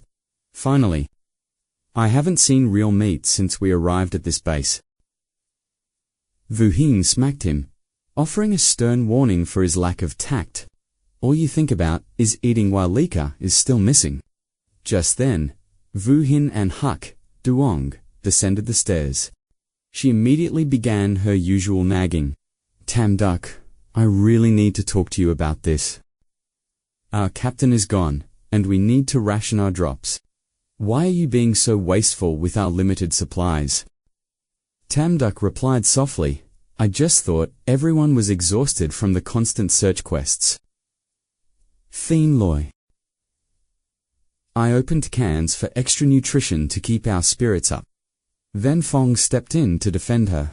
"She's just trying to take care of the team." Yang Fong nodded vigorously between mouthfuls. "That's why she's my #1 goddess." However, Vu Hin refused to drop her hostile attitude. Good intentions don't justify wasting guild resources. Rations in this base are strictly limited, and we still have too many mouths to feed. She argued that those 2 cans could have been traded for at least a full month's worth of basic survival rations. She continued to mock Tam-duke's expensive kindness. Until then, Fong couldn't stay silent any longer. If these are collective items, then the team should decide. If no one else objects, one luxury meal won't kill us. Yang Fong then turned to 𝐒𝐞𝐿 with a smirk. "Hey 𝐒𝐞𝐿, since when did your girl become the boss of this house?" Feeling the heat from the others, 𝐒𝐞𝐿 turned to her sharply. "Vu Hin, that's enough. Stop talking." She scoffed, frustrated that she was losing the argument, and turned to their senior member for backup. "Sister Bang Nan, I'm just looking out for our long-term survival." Bang Nan replied coldly, "Enough. This trivial bickering is a waste of time. I was the one who authorized Tam-duck to open those canned goods." Though she dismissed the complaints, she added, "But she has a point. Be more careful moving forward." Now,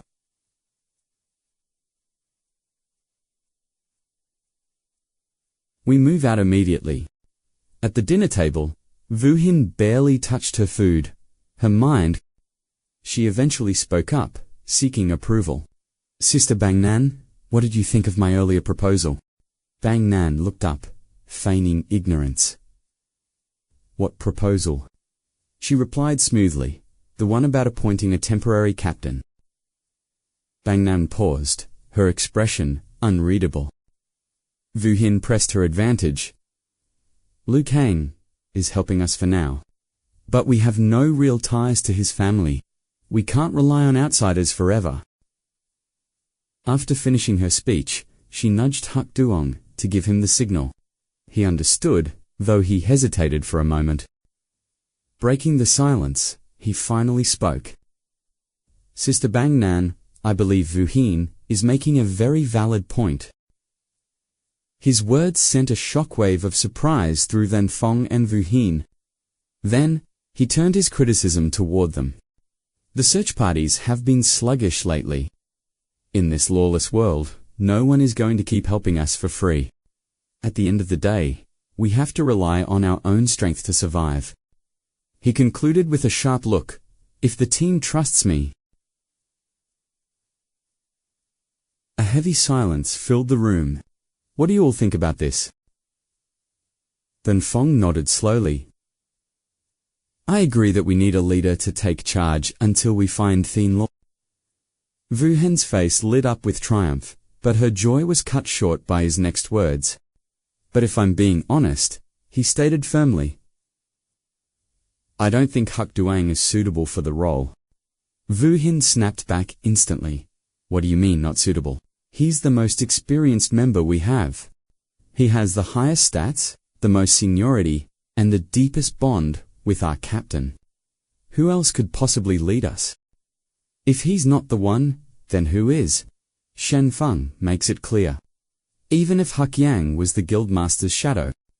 His impulsive nature makes him a top-tier vanguard, but he's completely unfit for the captain rank. He then reveals the prime candidate for the interim leader position. If we need a leader, I nominate Wu Zhuan. Caught off guard, Wu Zhuan stammers, me. Shen Feng remains calm, noting his stable mental stats and flawless synergy with the guild leader. I believe he is the most logical choice. Wu Zhuan blushes. That's high praise. Seeing her scheme crumble, Wu Hin snaps, her rage erupting in a venomous scream. Are you calling my Yang Yang a low-tier degenerate with no brain? Just a common lackey, unfit to lead.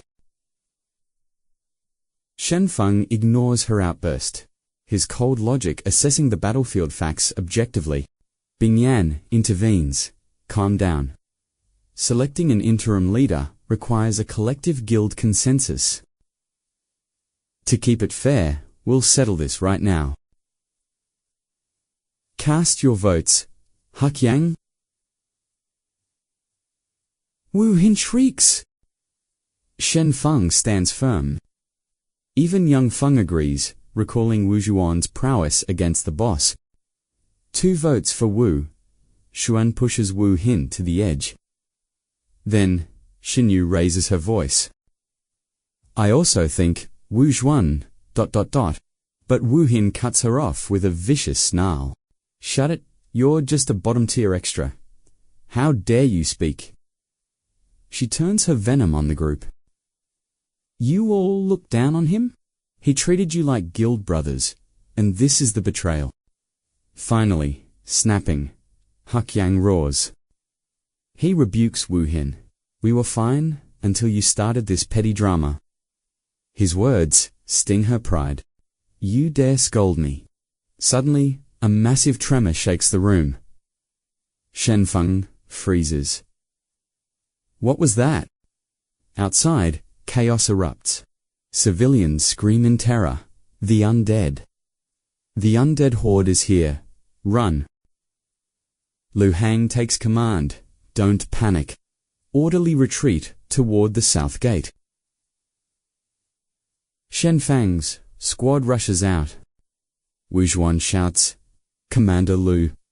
What's the threat level? Lu Hang's face is grim.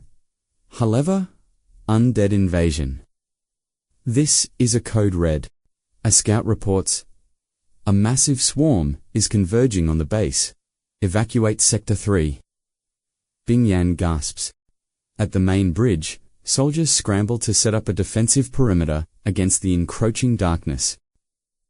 Move it, Li Hu barks. Seal the bridge entrances with heavy barricades now. He deploys the heavy gunners to the center. Concentrate fire. The soldiers roar back. Yes, sir. High in the watchtower, a scout scans the horizon.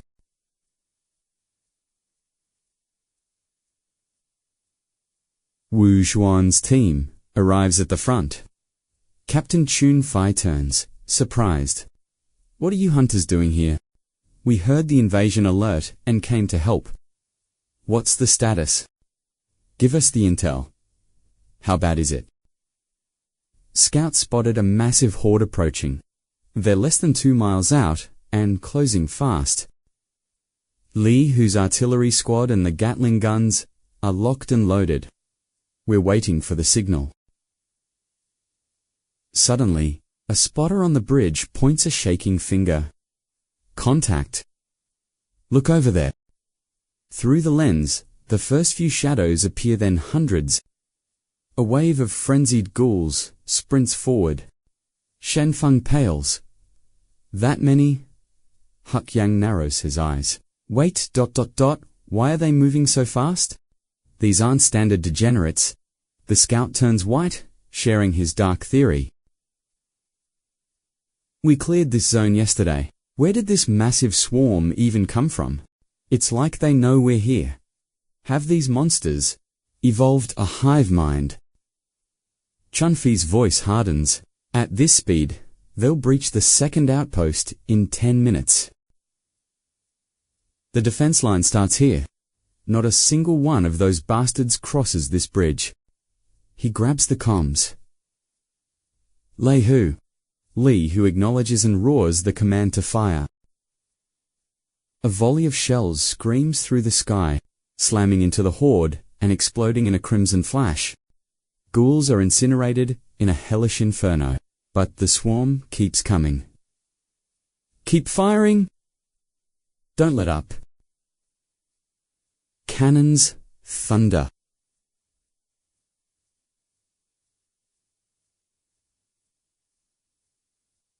The soldiers unleash a relentless, desperate barrage of fire. Lead shreds the undead. The artillery roar never falters until an eerie silence reigns. Is it ... over? A soldier stammers. But Li, who senses a hidden threat. Shadows tear through the dust. High-tier leapers are charging their position. Panic erupts as the monsters strike. A leaper savages the artillery line. Fall back! Retreat now! Li, who screams. The formation instantly breaks. The leaper howls.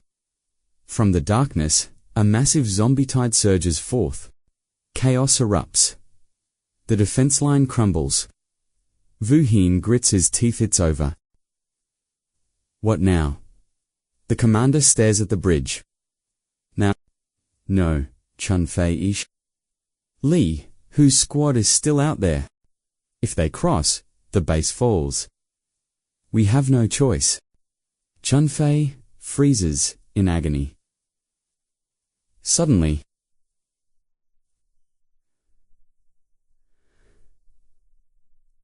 look over there.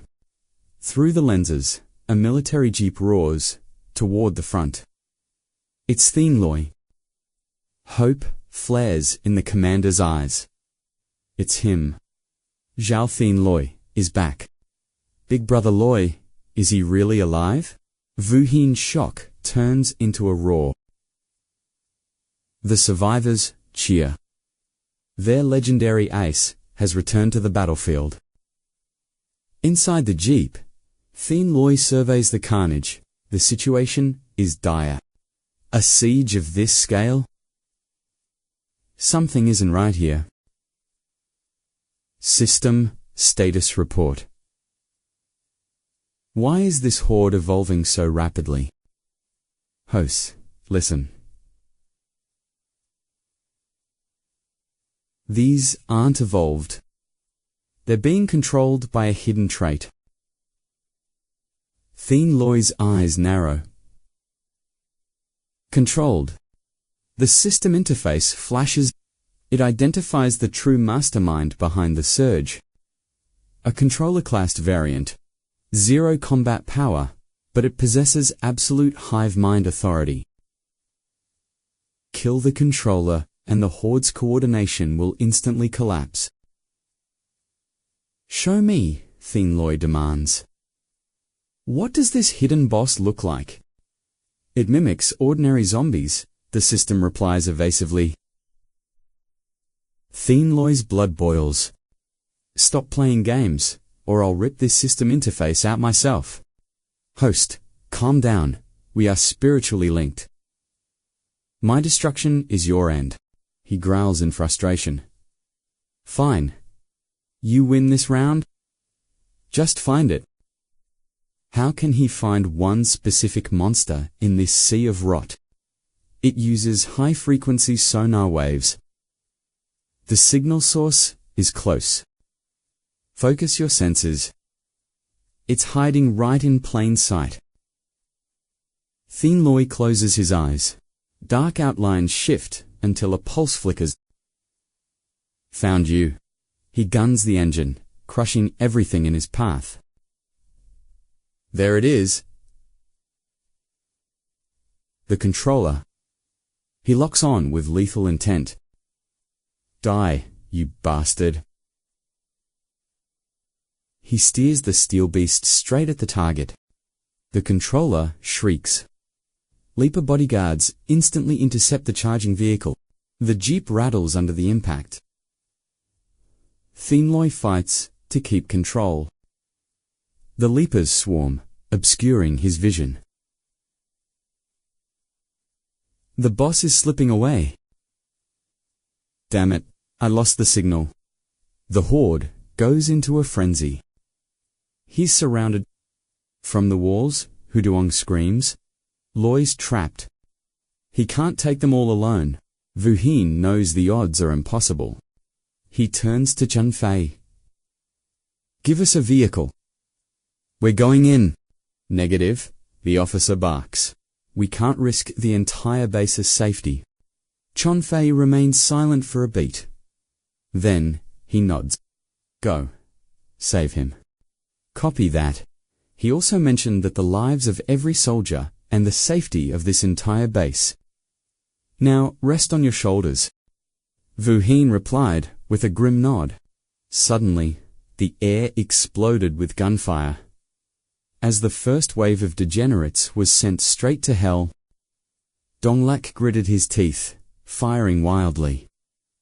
There are too many. We can't hold them. 𝐿𝐲 immediately ordered a tactical retreat to save the squad. Just as the Horde lunged for a killing blow, a vehicle roared out of nowhere, crushing the monsters beneath its heavy tires. 𝐿𝐲 and 𝐷𝐞𝐻 stood frozen in shock. From inside the cabin, then Fong shouted, "Don't just stand there." Meanwhile, 𝐶𝐸 was completely swamped. His car was buried under a mountain of snarling zombies. Damn it, get off me. He cursed. A high-tier speedster shattered the windshield, lunging for his throat, dodging the lethal claws by a hair's breadth. Another crawler perched on the roof, prepared to strike. But its head was suddenly erased by a precision sniper round. It was 𝐷𝐞𝐻. Brother Loy, the cavalry is here. He roared, as the team unleashed a lead storm upon the undead. Seeing his allies arrive, 𝐶𝐸 finally felt the crushing weight of the situation lift from his chest. Seizing the opening, he leaped from the wreckage and landed firmly. Cover me! He barked, diving back into the fray. 𝐶𝐸 charged through the sea of monsters. Behind him, then Fong's squad provided relentless fire. There it was, the controller. The hidden boss of the Horde. 𝐶𝐸 growled, "You're not escaping this time, you freak."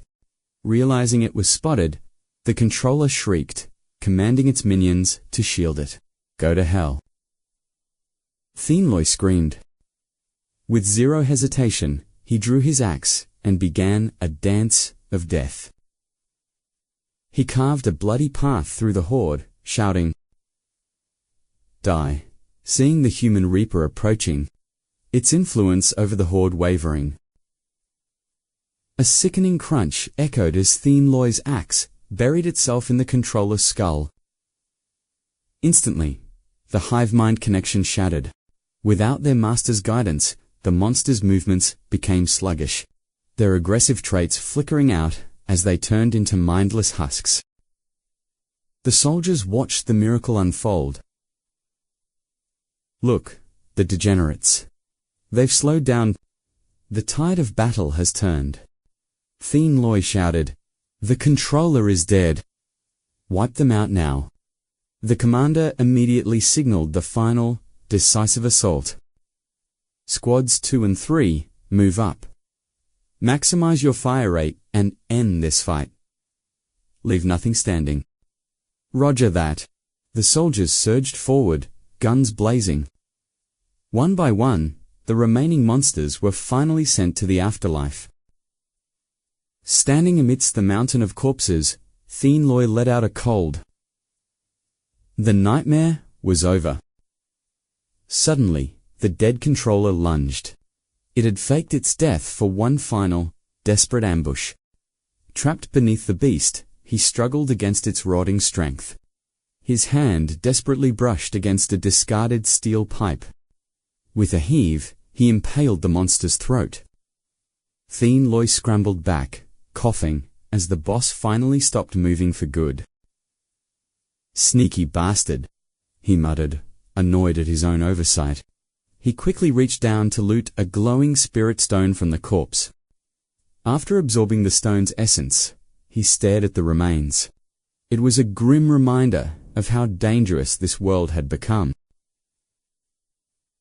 The evolution of these variants is accelerating. The path ahead will only get bloodier and more difficult from here on out. Later, back at the base, Tam Duck and Bang Nan rushed toward him. "You're back," they cried out in unison, eyes welling up. They threw themselves into his arms, sobbing. 𝐾𝐞𝐦𝐨𝐧, we knew you'd make it. Why did you take so long to return?" He softened his gaze, patting their heads. "Easy now. I'm fine. I told you I wouldn't go down that easily. I've got the protagonist halo, remember?" Duong watched from afar, envious of the hero's warm welcome home. Huck Duong beamed, recounting the tale to everyone. Brother Loy was like a god of war out there. It was legendary. There were at least 1,000 of them surrounding the gates. Our defenses were seconds away from being completely overrun. Then Fong nodded. If Loy hadn't executed their leader, this entire base would be a sea of corpses by now. No joke. Tranfie spoke solemnly. 𝐾𝐞𝐦𝐨𝐧, we owe you a great debt. Even Ly-Ho stepped forward with newfound respect in his eyes. I was wrong about you, Ly-Ho admitted. Consider me officially impressed. You've earned my total respect. Seeing the fierce warrior finally concede, 𝐾𝐞𝐦𝐨𝐧 couldn't help but tease him with a wide grin. You hear that? Get me a pen. I'm wearing that respect badge everywhere. I'll be the most popular guy in the base. Then, he chuckled and patted his shoulder. Just kidding, Ly-Ho. I'm just glad we can finally call each other friends. His charisma moved everyone, but Vu Hin's eyes remained clouded with a lingering, heavy worry for her leader's safety. She approached him quietly.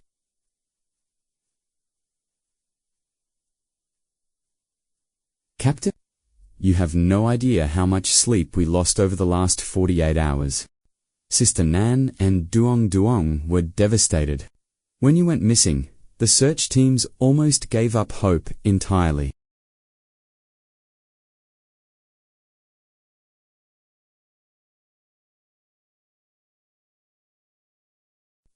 Damn, they're fast, Vu Hin thinks. Asterisk. These aren't thugs. They're professional martial artists. Duong is pinned in a chokehold, while a master grappler manages to lock 𝐾𝐞𝐦𝐨 down. Watching the live feed from inside, Tam Duke's heart sinks. She screams out for 𝐾𝐞𝐦. Lan Hao lets out a maniacal laugh at the screen. Look at them crawl. World champions don't come cheap, but they're worth every cent. He turns to Tam Duck, mocking her. Still think he's a hero. He's just a mindless degenerate who got lucky against some brainless zombies. To me, he's just trash. Tam Duck screams back. The military will hunt you down for this. Lan Hao isn't fazed. He laughs as if she'd just told the funniest joke in the world. Everything here belongs to the 𝐾𝐞𝐲 family. Even the high command wouldn't dare touch me. Kill him now, he commands. The martial artist tightening the lock on 𝐾𝐞𝐦 whispers, "What's wrong? Lost your voice. Where's all that big talk from a moment ago? Did you really kill zombies?" Another mocks. You're just a soft-shelled shrimp. Die now. 𝐾𝐞𝐦's expression turns terrifyingly calm. I think you all have a major misunderstanding. Mana explodes from his body. The lock shatters as 𝐾𝐞𝐦 awakens, a devastating surge of power. A muscular brute is sent flying, followed immediately by another crashing down. Lan Hao watches in shock as 𝐾𝐞𝐦 remains unscathed. 𝐾𝐞𝐦 stands calm, mocking the pathetic strength of Lan Hao 𝐒𝐸𝐲𝐷. These clowns belong in a circus ring, not facing a monster with absolute power stats. Driven mad by the insults, Musam screams, demanding to know how he's still moving. 𝐾𝐞𝐦's gaze turns cold and sharp. The real display of skill begins now. A devastating blow connects, caving in Musam's face with sheer, overwhelming force. The massive body collapses, leaving a trail of blood as he lies motionlessly defeated. The remaining goons freeze, eyes wide with terror at their fallen champion's defeat. A world-class fighter one-shotted. Panic erupts as they order a desperate total assault. The mob swarms from all directions, charging at 𝐾𝐞𝐦 with mindless, collective fury. They surround him like hungry wolves, faces twisted in desperate. Unfazed, 𝐾𝐞𝐦's eyes flashed with a predatory light as he analyzes the trajectory. With one fluid motion, a shockwave blasts them back as his hidden aura explodes. His smirkster physical evolution was worth it. 30% power was more than enough. Nearby, 𝐒𝐲𝐻 strikes with lethal precision. He calmly lectures them striking the vitals is the fastest way. This is the survival martial art of a high-tier professional bodyguard. The thugs writhe on the ground, clutching their shattered bones in agonizing pain. A sumo giant tries a heavy tackle, but 𝐾𝐞𝐦's icy glare halts him instantly. Terrified, the giant flees crying for his mother a tiger's face. 𝐾𝐞𝐦 kicks the downed Musam, demanding the location of Qin Yu immediately.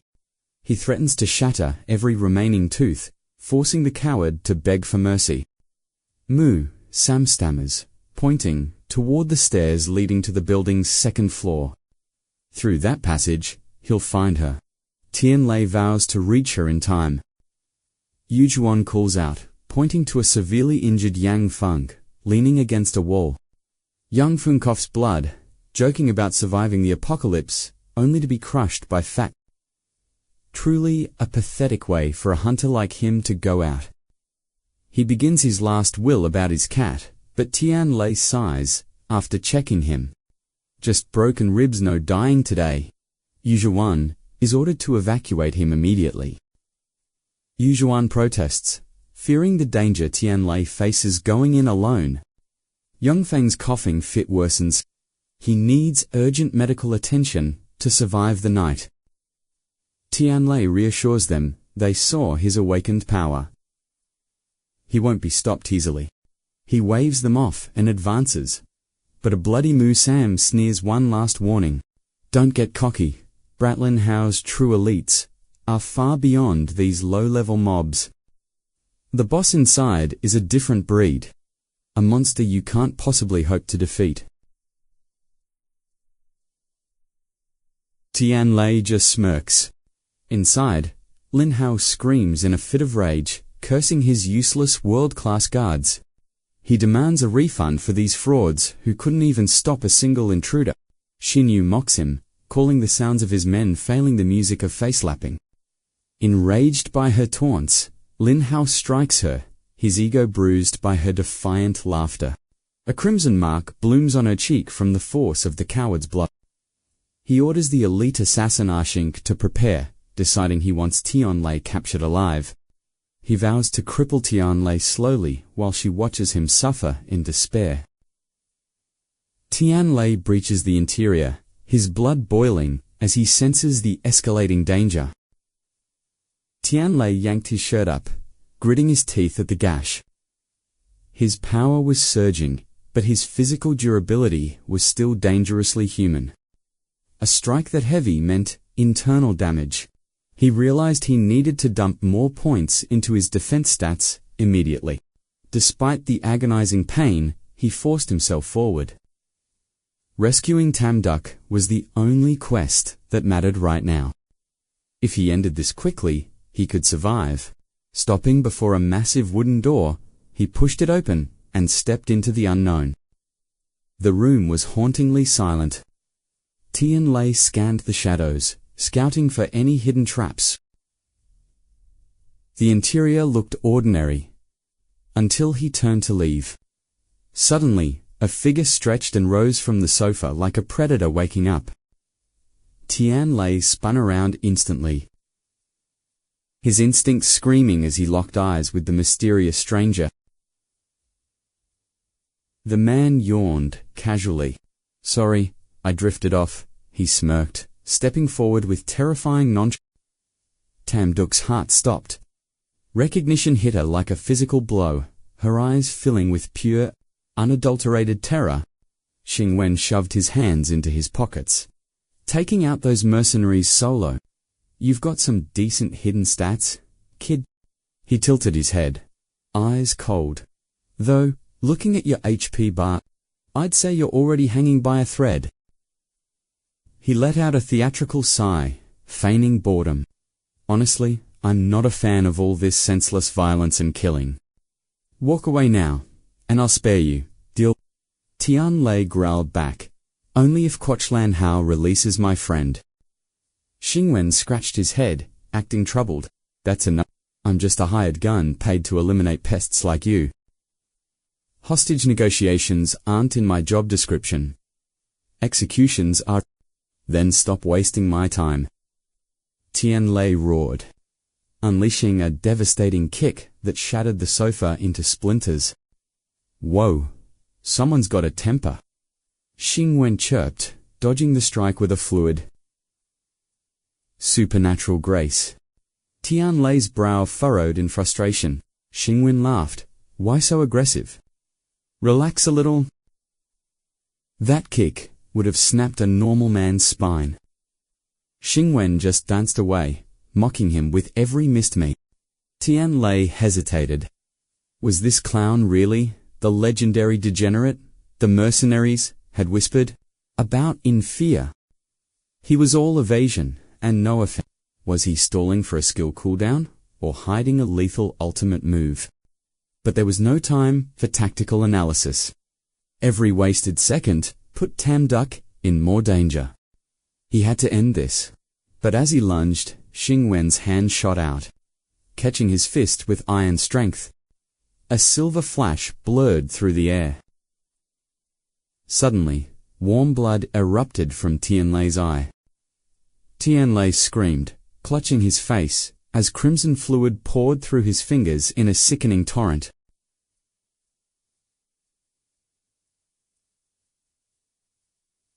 "My eye." Xingwen twirled his blade with a sadistic grin. "Raw power is useless if you can't land a hit."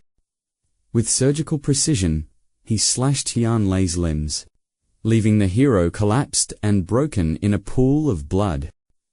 𝐷𝐸 burst into tears at the sight. Lanhao's laughter boomed through the room. Know your place. Ashing is my gold rank ace. He's in a completely different league than those pathetic foreign hunters. He sneered at Tamduck. Did you really think this loser was a hero just for killing some zombies? Ashing has slaughtered exactly 1,000 of them. 1,000. His kill count is a monument to death. The military begged him to join, but I bought his loyalty.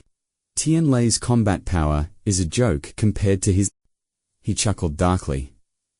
Just watch. Soon, your hero will be begging for his life like a beaten dog.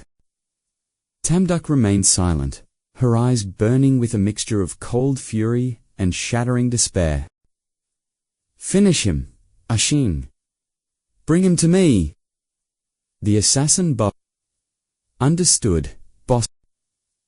As Xing Wen advanced toward the fallen warrior. Please, don't do this. She stopped herself. Revealing her past connection with Xing. More dangerous. Why had Xing Wen fallen so low? How could a man of his talent serve a degenerate like Lan Hao? What tragedy had changed him? And more importantly, how could she stop this slaughter before it was too late? The world was fading into a hazy, blood-red blur for the wounded hunter. Tianlei gripped his mangled eye. Total darkness and the scent of iron were the only things left to him. He realized the playful dodging was a trap. Xing Wen had been setting him up for this critical hit all along. That speed and sensitivity? It wasn't human. No unawakened person could possess such terrifying, godlike agility. A theory formed in his mind. System, he mentally roared. Scan target. Is this man a mutant or an awakened? The system interface flickered.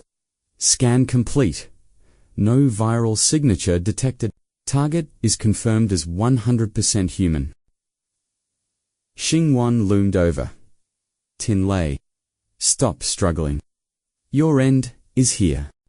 I'll grant you a swift and merciful death. The system window flashed urgently. Host, your high-tier regeneration is active, but it needs time. Survive until your vision restores. Easier said than done, Tianlei cursed. I'm blind as a bat. How am I supposed to fight what I can't see? The system chimed. Sight is gone, but your other senses have evolved beyond human limits. My other senses? Tianlei questioned, his heart racing. Sound, scent, and touch are your new eyes. Your awakened physiology can track every vibration in the air. Focus your mind. Even in total darkness, the enemy's trajectory will become clear. Seeing his prey wounded, Xing Wan closed in, his footsteps light and predatory. But Tianlei heard him. Behind him, Xing Wan raised a gleaming, cold blade. A sadistic grin twisted Xing Wan's face as he swung, certain of the kill. Suddenly, Tianlei leaned aside. Xing Wan's eyes widened in shock. Impressive luck, he muttered, drawing a second blade. The hunt was getting interesting. Cold steel gleamed as he charged again. This time, there would be no escape. Guided by pure instinct, a deadly dance of blades and shadows began. Focus, Tianlei whispered, calming his breathing amidst the storm of attacks. The system was right. The rush of wind and the shifting air told him everything sight couldn't. He could feel the enemy's position, his speed, the very arc of his blades. He was no longer blind. In a flash of movement, Tianlei lunged, grabbing Xing Wan's collar and pinning his wrist. Caught you. Before Xing Wan could react, he was slammed into the dirt. His glasses shattered as he hit the ground. Xing Wan spat blood, a wild look in his eyes. tracking me by sound. Not bad. But don't get cocky. With a vicious snarl, he slashed Tianlei's chest, forcing a retreat. Tianlei gripped his bleeding chest, leaping back to create distance. Xingwan stood up, dusting himself off. You're the first to push me this far. Time to get serious? The atmosphere turned heavy. I underestimated you, Xingwan smirked. Now, the real battle begins. He threw a handful of metal balls, creating a cacophony of noise.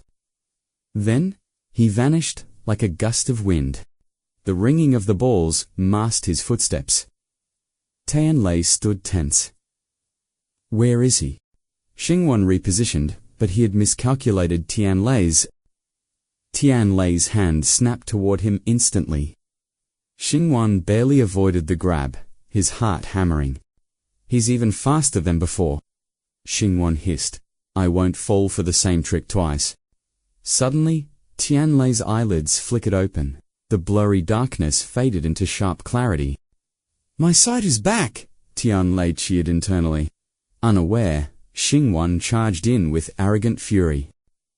There's a saying you should learn, Xingwan roared. Speed is absolute. Even if you can hear me, your body can't react in time. His blade tore through the air like a gale. Just give up and die. Tianlei spun effortlessly, a cold smirk on his lips.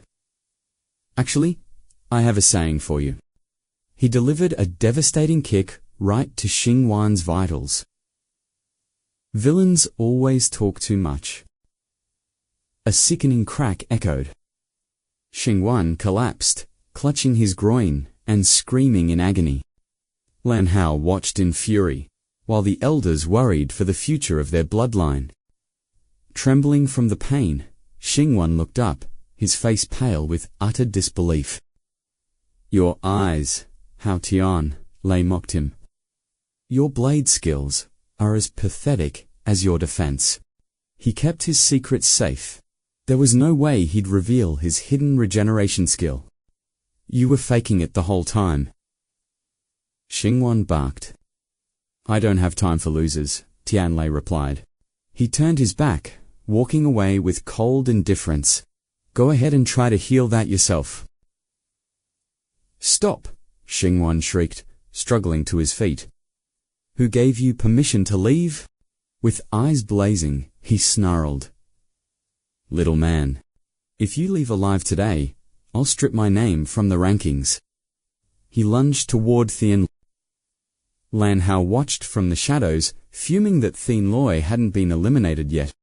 How is one man this hard to kill? Activate the secret weapon immediately.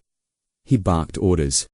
The subordinate hesitated, but young master, using base-wide lethal weapons violates the high-rank rules. Rules. I am the law here. Do it, or you're the first to die. Terrified, the man obeyed and hit the switch. A floor tile suddenly recessed into the ground. A second later, a high-tech turret emerged, locking its sights directly onto Tianlei. Both warriors froze as the cold barrel leveled at them. Time stood still as they stared at death.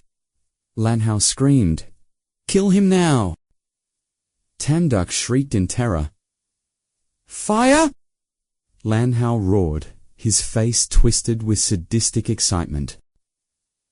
Suddenly, the doors exploded inward. Nobody moves. Wu Hin. Before the guards could react, Duongfeng's fist sent the captor's teeth flying like dropped items.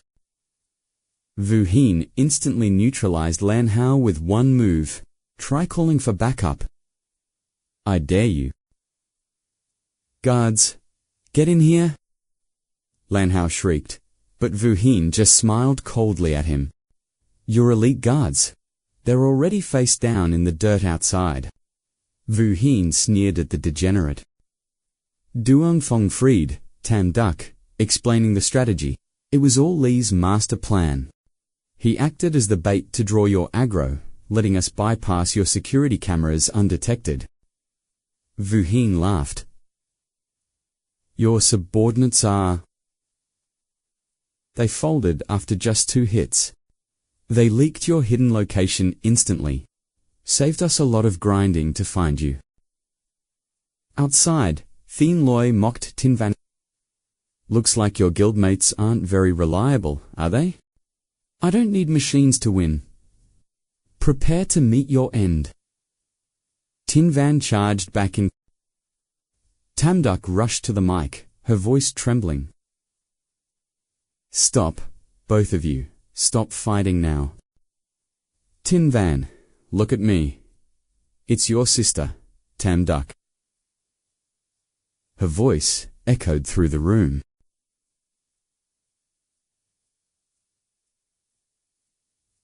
Their fists stopped inches from impact. Sister! They both shouted, completely stunned by the revelation. The bloodlust vanished, replaced by an awkward silence, as the 2 rivals stared in shock. This was all a massive misunderstanding. Tam Duck cried, stepping between the 2 powerful warriors. Misunderstanding? This bastard's kick almost ended our family's bloodline. Tin Van complained loudly. Thien Loi countered, and what about my eye? I'm practically blinded by your hidden strike. Tam Duck began to sob. Please, ... You're both the most important people in my life. Seeing her tears, Tin Van's rage evaporated. Fine, you always win with that crying trait. He sighed. Still a crybaby. Some things never evolve. Tam Duck instantly smiled like a flower. Because I know exactly how to handle you. Leaving the siblings aside, Vu Hin glared at Lan Hao. Li, how should we finish him? Even bound, Lan Hao barked like a boss monster. Do you know my rank? I'm Quoch Lan Hao. This entire hunter base belongs to my family guild. My uncle is General Zheng. Touch me, and I'll ensure none of you survive the night. Thien Loi walked up and delivered a devastating kick. I touched you. Now what? Thien Loi asked coldly. Vu Hin began cracking his knuckles. Duong Fong grinned. Let's see how he likes being crushed by someone twice his size. Lan Hao's face turned pale. Wait. I have gold. Take everything. Just let me live. You think money can buy your way out of this quest? Duong Fong spat in disgust. Tin Van stepped forward. I'll take your safe's contents as a penalty. No complaints, right? Then his gaze turned lethal. But we still have one major problem to settle. You dared to kidnap my precious sister. For that, Tin Van smirked coldly. Knowing now won't save you. With a flash, his blade sliced the air.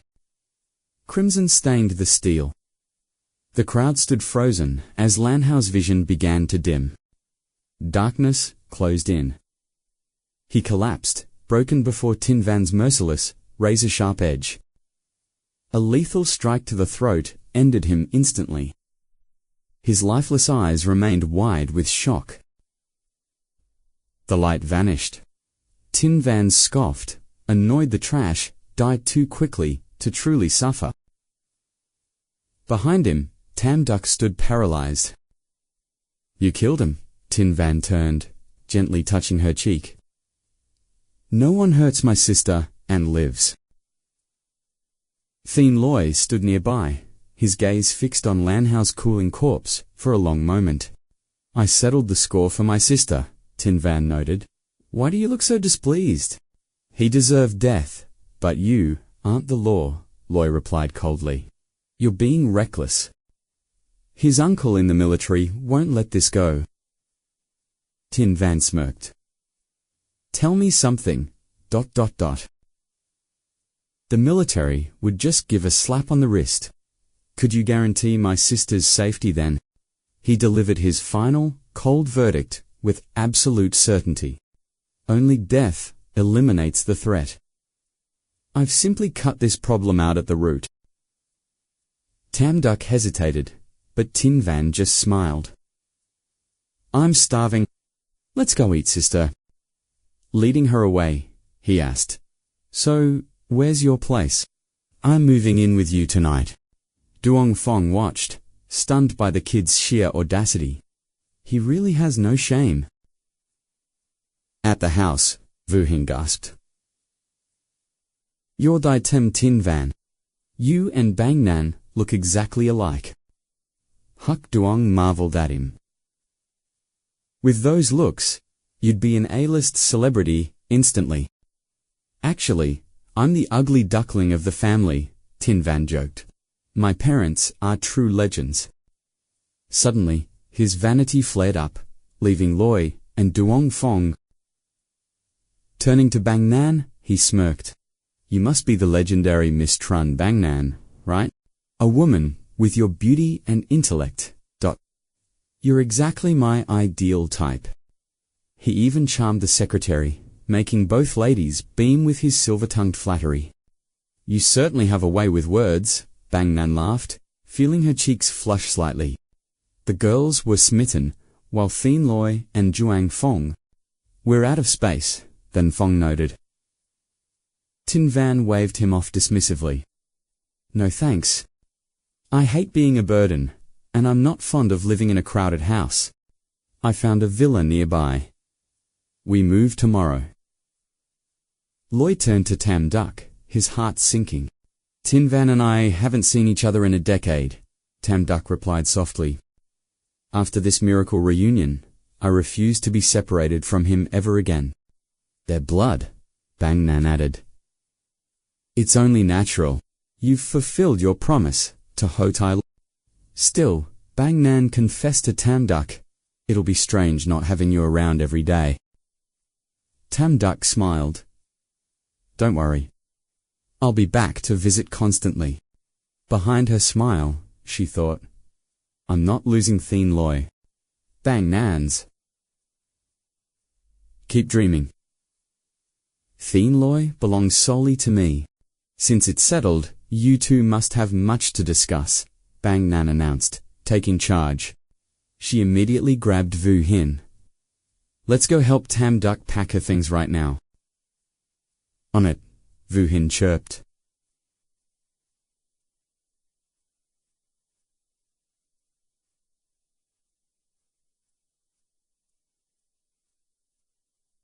Tin Van rushed after them. I'll help too, Tin Van cried. But a stern voice stopped Tam Duc in her tracks. Tam Duc, Thien Loy called out. I need a word with you. In private. Once inside, Loy's expression turned serious. How long has it been since you saw him? 10 years, she answered. My father sent them away when I was 11. A decade is a lifetime. Are you absolutely certain that man is really 𝐒𝐥𝐚𝐲𝐬 Tin Van? Of course, she insisted. A sister knows her brother. Thien Loy suddenly questioned her. Do you feel he's changed since your childhood days? Tam Duc looked confused. Thien Loy, what are you implying? Are you doubting Tin Van? Don't misunderstand, he explained. It's just that his physical stats are far beyond any normal human. He carries a lethal aura. I'm worried his presence will trigger a crisis for you. Tam Duc's voice turned cold. If that's the case, isn't your own power level even higher? Huck Duong and Kanquan are also elite beyond measure. Are they all untrustworthy too? Thien Loy hesitated. Tam Duc lowered her head. I shouldn't have said that. It's okay, Thien Loy replied softly.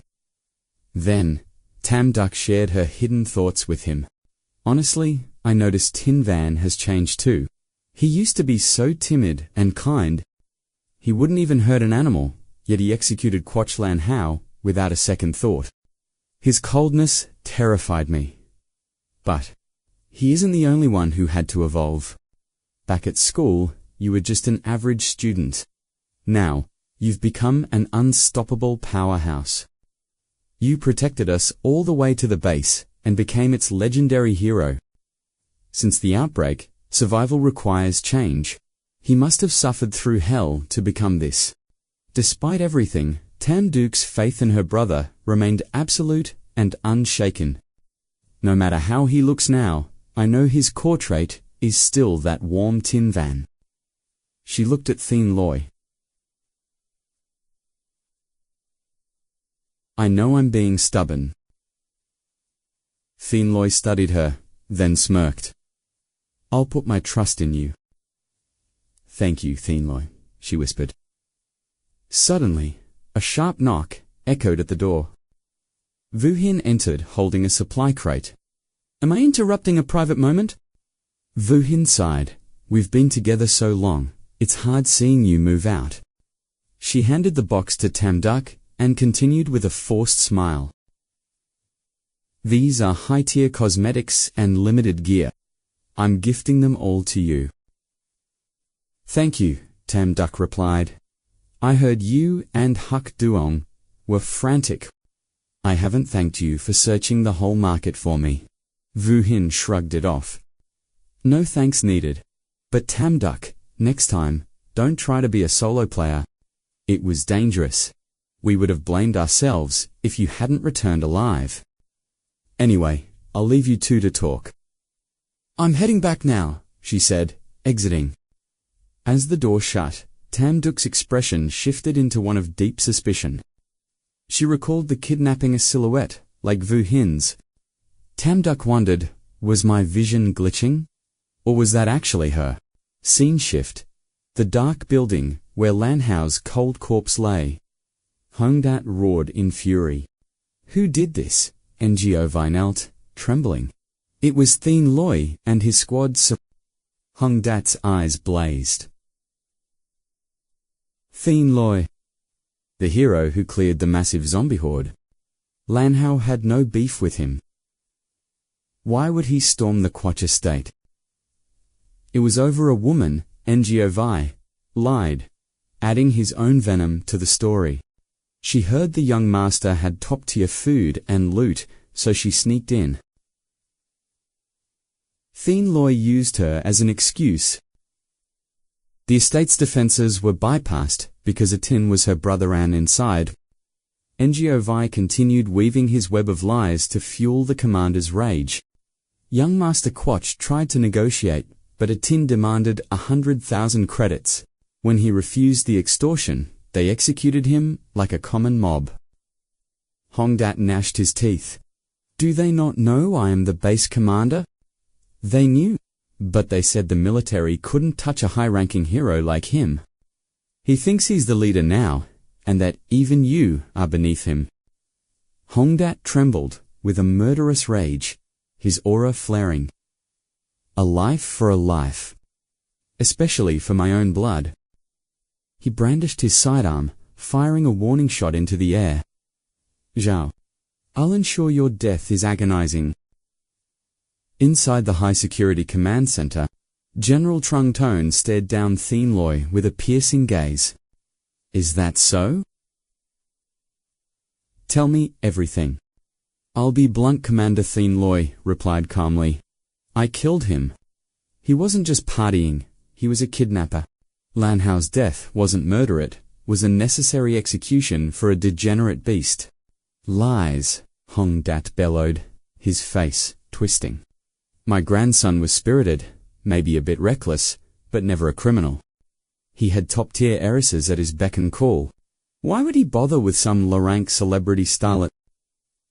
𝐶𝐤's eyes turned ice. Commander, it seems you're completely blind to the monster you've raised. What are you implying? The old man hissed. 𝐶𝐤 simply snapped his fingers, and the door opened. A group of young women stepped forward. their bodies covered in scars and bruises from systematic abuse. "Who are they?" the general asked. 𝐶𝐸 answered, "Victims. 𝐿𝐢𝐻𝐽's personal slaves, trapped in his hellish villa." Hong Dat recoiled, his voice cracking. "Impossible. This has to be a fabrication." "It's the truth." One girl sobbed. "We were promised credits for a party, but he turned it into a prison. He beat me when I begged to leave. My brother was 𝐿𝐻𝐽's supposed friend, yet he didn't care. He forced us into sick games. When my brother tried to protect me, 𝐿𝐻𝐽's thugs murdered him." One by one, they recounted the horrors of that villa. "They were all lured into a den of wolves. We thought it was just a job, but once he chose you, there was no escaping that nightmare. He tormented us daily. If not for Zhao, we'd still be rotting in that living hell." Hong Dat pointed a trembling finger. "Zhao 𝐶𝐸. Where did you find these actors? This is all fake." 𝐶𝐸 remained unfazed. "These girls have been missing for months. This isn't a story, it's a record.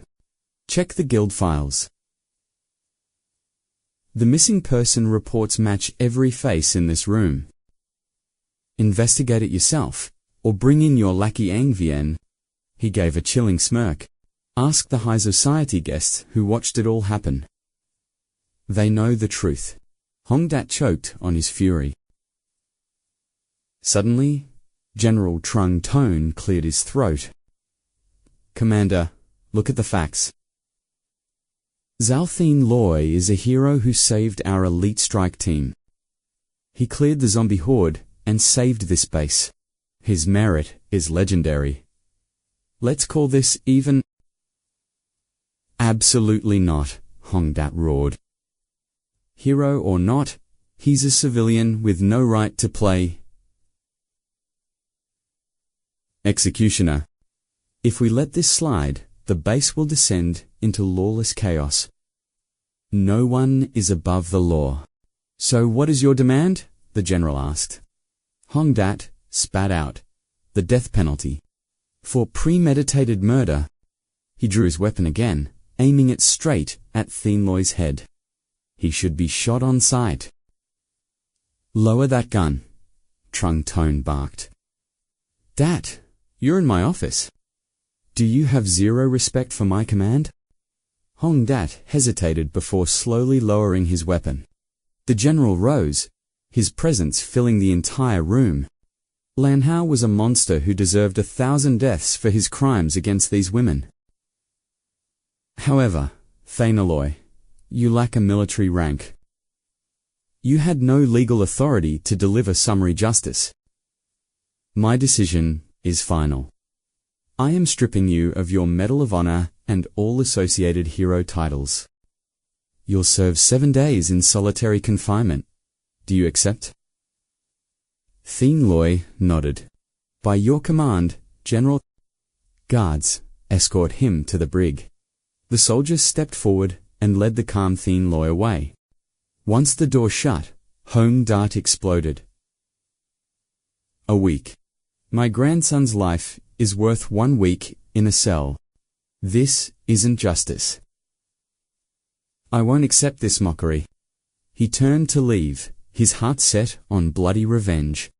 "I'll kill him myself. Tarnish my rank if you want, but 𝐿𝐻𝐽 will be avenged." "Stop, you fool," Trung Tone shouted. "I'm not punishing him, I'm trying to save your damn life. Think, the kids at that party weren't just anyone. They were the heirs of the basis elite. Exposing them would trigger a civil war between our sectors. Can your reputation survive that kind of fallout? And besides, that grandson of yours, he was a ticking time bomb for your entire legacy. Everyone at the base knew his crimes, yet his high rank kept them silent. High Command played blind, but Old Man Bai won't tolerate such filth. Zhongquan warned him, "Control your dog before the public lynches him." Now the system has crashed. I tried, Hongda hissed, but he refused. That brat was a total degenerate, playing nice while stabbing my back. I'm a general, not a babysitter. Zhongquan sighed. His death is a mercy. If he lived, his toxicity would have eventually destroyed your entire guild rank. Zhao Tianli, did you a favor? A minor penalty ends this quest quickly. But kill him now, and the mobs will label you a petty tyrant. The public's rage for that trash would transfer directly to your head. Huang Da bowed. My rage blinded me. I understand now, Commander. Drop the grudge. No revenge plots, and no secret assassinations. Tianli is a rare awakened talent. Zhongquan patted his shoulder. Understood. Huang Da exited the command center, his face dark with fury. Wu Wei rushed up. Commander, did we execute that hunter yet? That sparked the fuse. Huang Dai's boot smashed into the man's jaw. He was a good kid until you bastards corrupted his soul. He drew his weapon. Rot in hell. Bang. Then, a warning for Zhao Tianli. This world is small. Pray you never fall into my hands. Outside, the world was a chaotic glitch of rotting flesh and endless hunger. A faint scream echoed. Suddenly, hunters in hazard suits breached the perimeter. Help! The scene shifts to a cold, sterile laboratory and a steel table. Who are you? No answer. Only the cold sting of a mysterious injection. A futile struggle. A jagged scream tore through the silence of the lab. Jingwen bolted upright, gasping. Just another nightmare from the abyss. Qin Yu rushed in. Jingwen, you're drenched in sweat. What happened? I heard you screaming. Was it that same nightmare again? Just some low-tier zombies from the old days, he lied through gritted teeth. She sat down softly. Since we reunited, you've never mentioned your past. What did you go through? He shrugged. What do you want to know? You were so frail. Now you're Why work for that 4 credits. In this degenerate world, survival is the only priority. Money buys food. As for my strength, how did I become this strong? Tianli was a frank loser. Now he's a monster. Do you know why? Qin Yu shook her head. I have no clue. After that library fight, he underwent a total skill evaluation. He changed completely. Did you ever ask him? She hesitated. No. I couldn't do it. Men hate nosy women. I didn't want him to find me annoying. Jingwen pouted. You care about his opinion more than your own brother's? That's not it, she blushed. Jingwen's expression turned suddenly serious. We both awakened for one reason. But I'm more loyal. He has 2 girls. I only have you. Stop it. We aren't like that. She snapped, turning her face away. Fine. Forget? I asked. He took her hand, his eyes darkening with secrets. One day, you'll know everything. Just remember I am your eternal shield. Tamduk nodded, ending the chatter. Enough talk. Tinvan groaned. I'm starving. I need a late-night snack. Tamduk asked her brother, What do you want? I'll cook. His terrified face made her blood boil. Her cooking, a disaster-tier skill. He chose survival. Canned food is fine. She scolded her ungrateful brother. Pathetic. The next morning, the sun blazed a perfect day for a hunter's stroll. The streets were quiet, yet the vendors remained. Tam Duc grumbled, still annoyed by Tin Van's lack of faith. That brat, ... Looking down on me? If I can act, I can surely master a simple cooking quest. I'll become a chef class master soon. Suddenly, she froze. Wait, is that a vintage tear bag? She grabbed it, eyes sparkling. It was her favorite brand, the Royal Imperial Collection. Discontinued 3 years ago. Even with gold, you couldn't buy it. A legendary find in this wasteland. The shopkeeper spoke up. Aren't you the girl who was kidnapped in the alley recently? He smiled at her safety. Your friends saved you. Tam Duc froze. How did you know? I was here that day. They had your photo, tracking you like hunters on a mission. He praised her luck. If that couple hadn't spotted you, you'd be in a world of pain. A couple, Tam Duc's heart sank. The owner explained the girl was buying a bag right there. She saw the kidnapping, whispered to her husband for a moment. I figured they went to report the crime to the peacekeeper squad later. He felt relieved seeing her. But Tam Duc's mind raced. 𝐶𝐸𝐺 said Vu Hin found her first. But according to the witness, Vu Hin watched her get taken and stayed silent.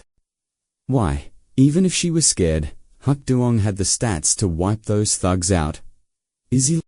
Suspicions aside, night fell. As Tam Duc entered the house, a confetti cannon exploded with light. Happy birthday, everyone cheered. Tin Van grinned. You think I'd forget my sister's big debt? The morning grumpiness was just to set up this surprise. He smirked.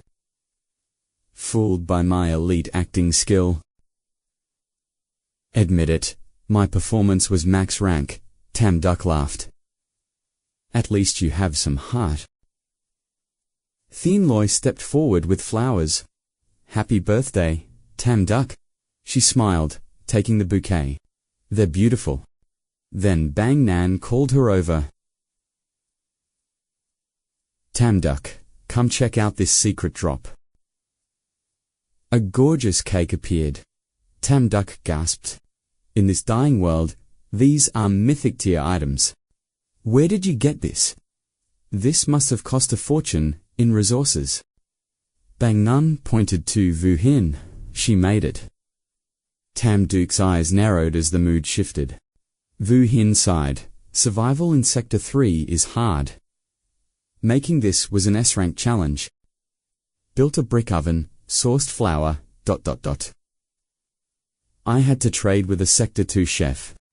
It's for your birthday and a farewell feast for our leader's next dangerous expedition. Tam Duc turned to 𝐶𝐸𝐺, worried. Expedition? Are you leaving the safe zone again? 𝐶𝐸𝐺 nodded. Liu Kang says resources near the base are completely dry. We're empty. We must push 50 kilometers out. It's uncharted territory, and they need our squad's firepower. Tam Duc's pulse quickened. That's suicide. The monster spawn rates out there are unknown. Liu Kang helped us infiltrate the Tring Guild, 𝐶𝐸𝐺 insisted. I must pay this debt. 𝐾𝐞𝐦𝐨 spoke up. Leader, it's been ages since we raided together. Take me with you. Vu Hin snapped. No. If you leave, who protects us? Leader, I have a tactical suggestion. She looked at 𝐶𝐸𝐺. You always carry the warehouse keys during your missions. 𝐾𝐞𝐦𝐨 is the acting leader, but we have to wait for your return for supplies. It's inefficient. She clung to 𝐾𝐞𝐦𝐨's arm, her eyes glinting with a hidden motive. Leave the keys with him this time. What do you say? Bang Nan agreed. She's right. We can't just break the door down for a potion. Then Phong backed her up. 𝐾𝐞𝐦𝐨's been a solid leader. He's fair. I'm in. Hand them over. 𝐶𝐸𝐺 sighed. My mistake. I didn't realize the system was so bottlenecked. He reached into his pocket and handed over the keys. Keep them.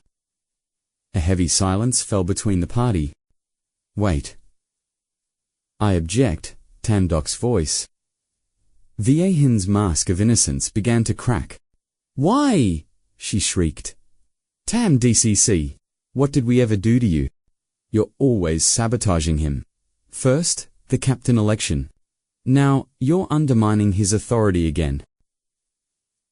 She was desperate, dragging everyone into her web of lies to protect her ranking in the guild. Besides, you have your own brother. You're an outsider here.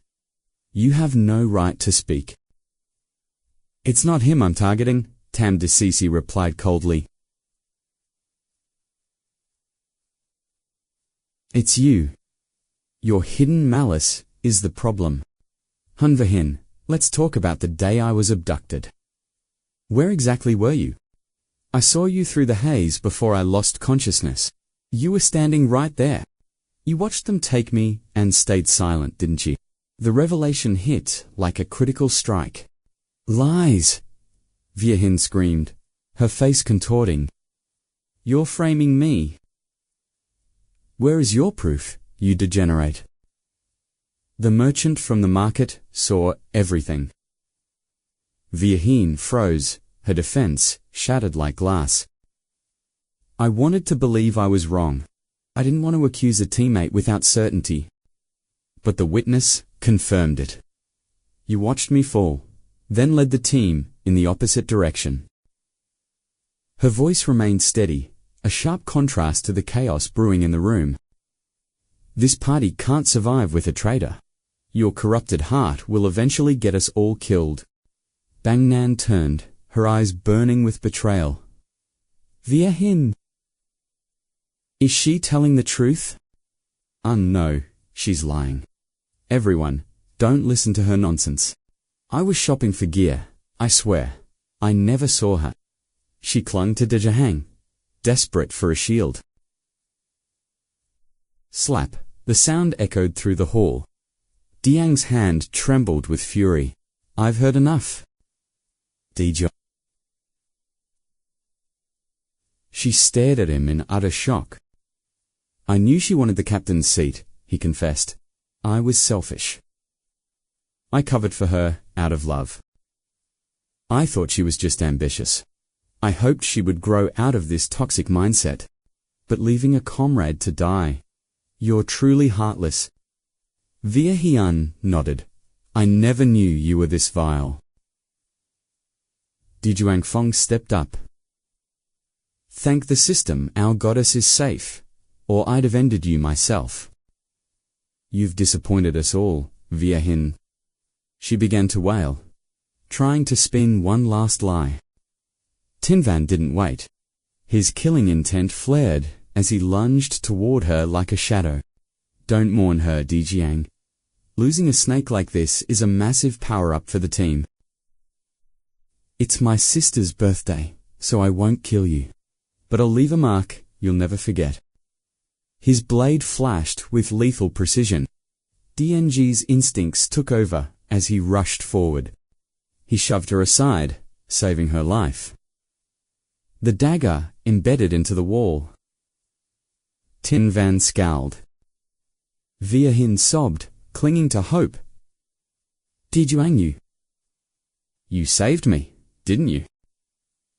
No, he spat, his eyes cold. My heart is finished with you. Let the captain decide her fate, Tam DCC said.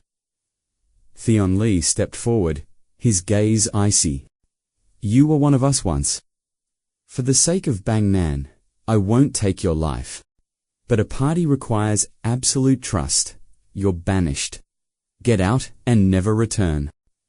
Captain, please, I'll do any quest. Don't exile me from the base. The wasteland is crawling with monsters. A solo hunter like me won't last a single night. You're sentencing me to death. She turned to 𝐷𝐸𝐻 one last time, begging for mercy. 𝐷𝐸𝐻, speak for me. I'm your wife. Not anymore, he replied. We're officially over. The bond was severed. Via Hin looked to Bang Nan, but found only a wall of silence. No one spoke. She stood alone, her tears turning into a bitter, vengeful rage. "Fine, you're all so righteous," she hissed, her voice dripping with venom. "I'll survive without this pathetic guild." She stormed out, slamming the door with a deafening bang. Jiang watched her go.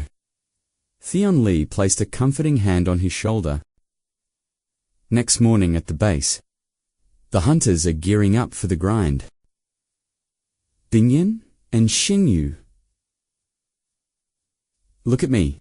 𝐶𝐸, come back in one piece." I nod calmly. "Stay safe while I'm out on this raid." Jingwen steps up, looking confident. "My sister is safe with me." He bows to Bingyan. "I'll handle base defense. 𝐃𝐞𝐦𝐵 is staying behind." Meanwhile, Zhuang is dazed, carrying gear like a soul-shorn degenerate. Shenfeng stops him. "It wasn't your fault." "Don't drop your captain rank yet." Zhuang laughs bitterly. "That title is a pathetic joke. Now, I'm no leader, you're the pro officer. You should be in charge." "I just want to kill. I'll grind zombies until my head clears." Without a second glance, he leaves. His eyes are cold and hollow. Vu Hin sighs. Let him vent. He needs to find his hunter's edge again. A shadow lurks near the trucks. It's 𝐒𝐥𝐚, watching from the dark. Her eyes flash with a sinister plot. She slips into the convoy, unnoticed. The engines roar to life. The expedition begins its dangerous trek. Back at HQ, the report arrives. 𝐶𝐸 has officially left the base. Zhang sneers. "So, he's out with the hunting corps. What else?" "He used the Lu convoy to infiltrate. Slipped right through Zone 2's security." Zhang laughs. "Impressive. But security must be trash if he got through. That brat is courting death. He's finally out of his hole. No one can protect him in the wasteland." The sun rises on a new threat. The convoy snakes through the ruins. 2 scout cars lead the way. Lu Hang checks the perimeter. Miles of road and 0 zombie sightings. "You're a lucky charm, Loi," Duangfong grins. "Everything has a counter. Maybe you're the reincarnation of a goat. A natural-born zombie hunter." Vu Hin looks confused. "Aren't we fighting different mobs here? Zombies, ghosts." ... 𝐶𝐸 jokes. "Just hang up my picture." Vu Hin laughs, but stops quickly. "Humor won't save us in the red zone. Joke all you want, but stay sharp." The atmosphere is changing. The local zones are picked clean. The monsters migrated for fresh meat. Further out means higher tiers. Lu Hang nods. Logic checks out. He checks the map interface. Vanfong, distance to the city center. 10 clicks past the bridge. 𝐶𝐸 stares at the overpass. Is that bridge the only way? It looks like a death trap. It's the fastest route. Is there a problem, Loi? I tighten my grip. People fled here when the system crashed. That bridge is likely a graveyard of rusted cars. A total choke point. Narrow lanes, no room to maneuver. If a horde spawns, we're finished. Lu Hang pauses. You're right. Let's take the low road instead. Vanfong hesitates. The detour adds to hours. We'll be hitting the city at nightfall.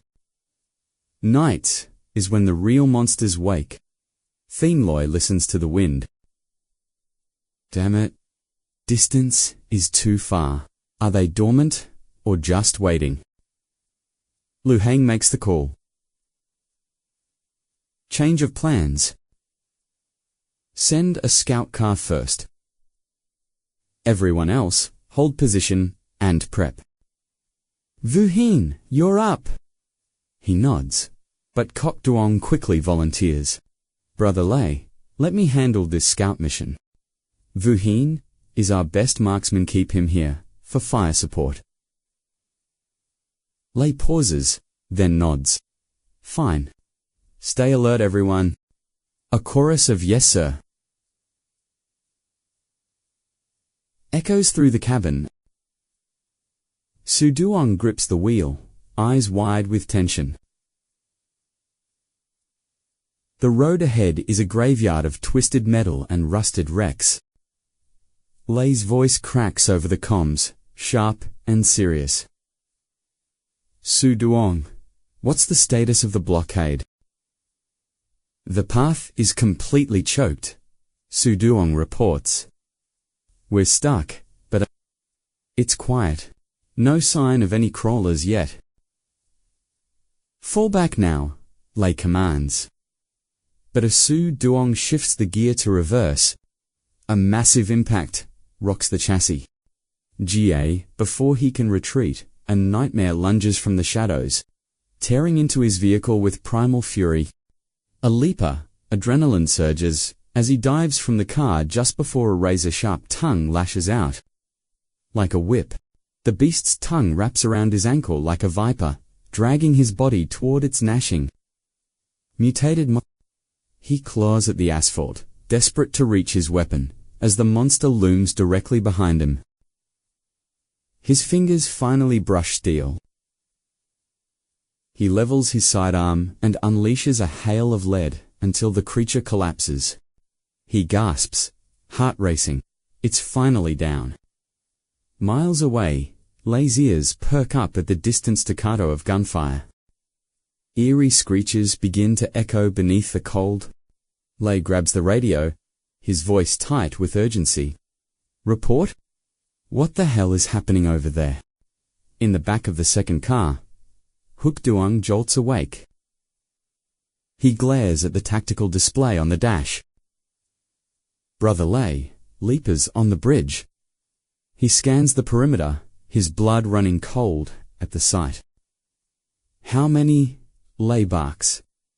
To the right, two shadows crouch atop the rusted remains of a bus. To the left, more monsters emerge, their elongated tongues flickering as they scale the sides of the abandoned cars. There everywhere a sea of monsters. There are too many of them. Full retreat. Now, Lei roars. Su Duong dives into the driver's seat, heart pounding against his ribs. He fumbles with the ignition. The engine sputters as the horde swarms closer. Claws scraping against the asphalt. Damn it, not now. He screams, wrestling with the dead engine. Start, you piece of junk. He slams his foot down on the pedal and wrenches the wheel, desperate to break free of the trap. *CRA. The car slams into the guardrail, shattering glass and sending a plume of white smoke into the air. He punches the steering wheel in frustration. Hell. With no choice left, he kicks the door open and bolts. The leapers lock onto the movement. He pivots, sprinting for his life, in the opposite direction. Back at the main group, Lei throws himself into his vehicle. Move out. We're going in for support. Cover him. The two-car convoy roars to life, charging onto the bridge to save their stranded comrade. Lu Kang leans out the window, his rifle spitting fire. Leapers drop one by one under the relentless barrage. Su Duong glances back. A wall of lead is keeping the nightmare at bay. He reaches the edge of the bridge, bracing his hand against the cold iron railing. He vaults over the barrier with practiced ease, landing right in front of the SUV. Lei's voice thunders out. Get in, now. Suddenly, a leaper drops from above, blocking their path. 12 o'clock. They're surrounded. The drivers whip the steering wheels, tires screaming as they perform a high speed. More of those things rain down from the overpass. The team is pinned, caught in a deadly circle of claws. 𝐾𝐞𝐦𝐨 stares out, sweat dripping. Where did they all come from? 𝐷𝐸𝐴𝐺 slams his hands against the glass. It's an ambush. We're completely boxed in. Lei's eyes turn cold. 𝐕 use that item. Without a word, 𝐕 pops the sunroof and stands tall. He heaves a heavy, matte black incinerator onto his shoulder. Whoosh! A torrent of orange hellfire erupts, turning the bridge into a furnace as leapers become living torches. The scorched monsters shriek in agony, their coordinated assault crumbling into a chaotic frenzy of fire. Back out, now, Lei commands. The vehicles tear away, leaving a trail of burning corpses in their wake. Inside the car, 𝐷𝐸𝐴𝐺 collapses back into his seat. He exhales, a shaky breath.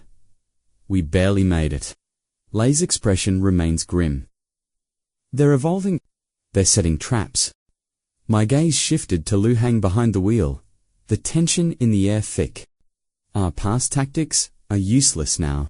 We must be more careful as the monsters evolve. He glared toward 𝐶IN, realizing the city path had become a narrow gauntlet. The sky bled orange as the sun dipped and 𝐶IN's voice cut the silence. Floor it. Find a safe zone before dark. Suddenly, our convoy grinded to a halt. 𝐾𝐞𝐦𝐨 poured the last of the red fuel, grimly assessing our dire situation. Our reserves are on that car. Even split, we've only got 1 hour of life. A young hunter trembled. What then? Staying in this wasteland is a death sentence. 𝐷𝐸𝐴𝐺 hung his head. My fault. I missed the stealth lurker under the car. 𝐕 gripped his shoulder. Don't say that. It wasn't your fault. Without your scouting, the whole guild would be dead. 𝐶IN turned to Van Phong. Van Phong pointed to the system map. There's an amusement park with a fuel station. 𝐕 hesitated. If the animals there have mutated. 𝐶IN calculated the risk. It was a suicide mission, but we had to gamble. Boss, let me go, 𝐾𝐞𝐦𝐨 urged. I lost the car. This is my responsibility. 𝐶IN studied him in silence before finally nodding. Fine, let's move out. I'm going with you. The rest of you, fortify this position and stay sharp. Our blue ride crept past skeletal roller coasters. Along the path, to massive iron beast cages stood wide open and empty. 𝐾𝐞𝐦𝐨 scanned the shadows. The zombies had come. The animals had already awakened. The station was a graveyard. We worked fast, filling canisters while watching for shadows. 𝐾𝐞𝐦𝐨 stared at the rides, his eyes glazing over with painful, haunting memories. 𝐶IN asked quietly, thinking of your sister.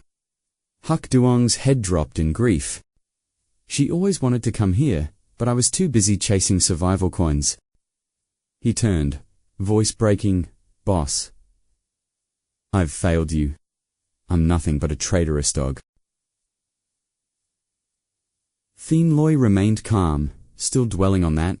I thought we settled this score. It wasn't your failure. It was 𝐷𝐸𝐴𝐺's betrayal that caused the rift. It was me. 𝐾𝐞𝐦𝐨 screamed, his voice shattering the eerie silence of the park.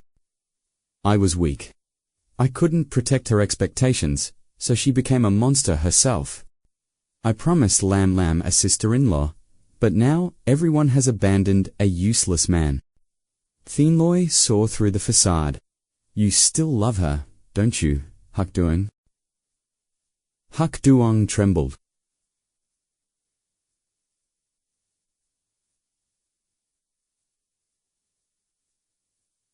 Vinloy began to explain the cold reality of their survival.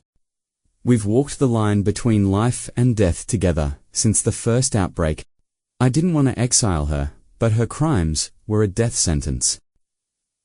She abandoned Tamduk today. Tomorrow, she'd sacrifice the whole team for herself. He placed a heavy hand on 𝐒𝐥𝐸𝐸's shoulder. You didn't fail her expectations. Her soul was rotten. I cut her loose. Understand?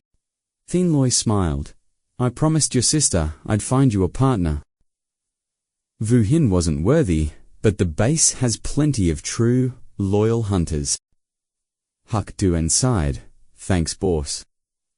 Suddenly, a strange scratching sound echoed nearby. 𝐒𝐥𝐸𝐸 frowned, his senses spiking. Did you hear that? What is it? 𝐶 drew his blade. Suddenly, their car's trunk popped open. Both men spun around, weapons ready, as a figure emerged from the vehicle's shadows. Vu! 𝐒𝐥𝐸𝐸 gasped, unable to believe his own eyes. With tears streaming down her face, the exiled woman stepped toward them both. You're the one who's been dodging me for days, refusing to listen. I had no choice but to use this desperate move. I planned to come out earlier, but the car's jolting knocked me unconscious. The second she woke up, she lunged at 𝐒𝐥𝐸𝐸. Duo Yang, you scared me to death. He grimaced, wrestling her off with a cold shove. I told you, we're finished. Vu Hin put on a pitiful act, her eyes welling with lies. I heard everything. You can't let me go. You still love me, right? 𝐒𝐥𝐸𝐸 didn't hesitate for a single second to shut down her delusions. Stop overestimating your worth. He turned his back on her with icy indifference. Captain, ignore her. The tanks are full. Let's move. Vu Hin screamed in a desperate rage. 𝐒𝐥𝐸𝐸, are you really going to be this heartless? 𝐶 sighed at the messy situation. We can't leave her stranded here. We'll settle this back at the base. Hearing that, Vu Hin's attitude flipped instantly. Thank you, Captain. 𝐒𝐥𝐸𝐸 remained silent, his gaze sharp and wary. Above, the night sky was a void of stars, with no moon in sight. Qi paced with his hands in his pockets. I wonder if Captain Zhao's squad found the fuel station. What if they ran into trouble? Tu Than stood nearby, oozing confidence. Relax, man. That's the legendary hunter Zhao we're talking about. He gave a quick nod of excuse. Hey, Qi, keep watch for a second. I've got to go take a leak. Qi groaned. Again. Is your bladder made of glass? Tu Than just gave a sheepish grin. It's freezing out here. He vanished into the dark, silent forest. A stream of liquid hit the base of an ancient tree.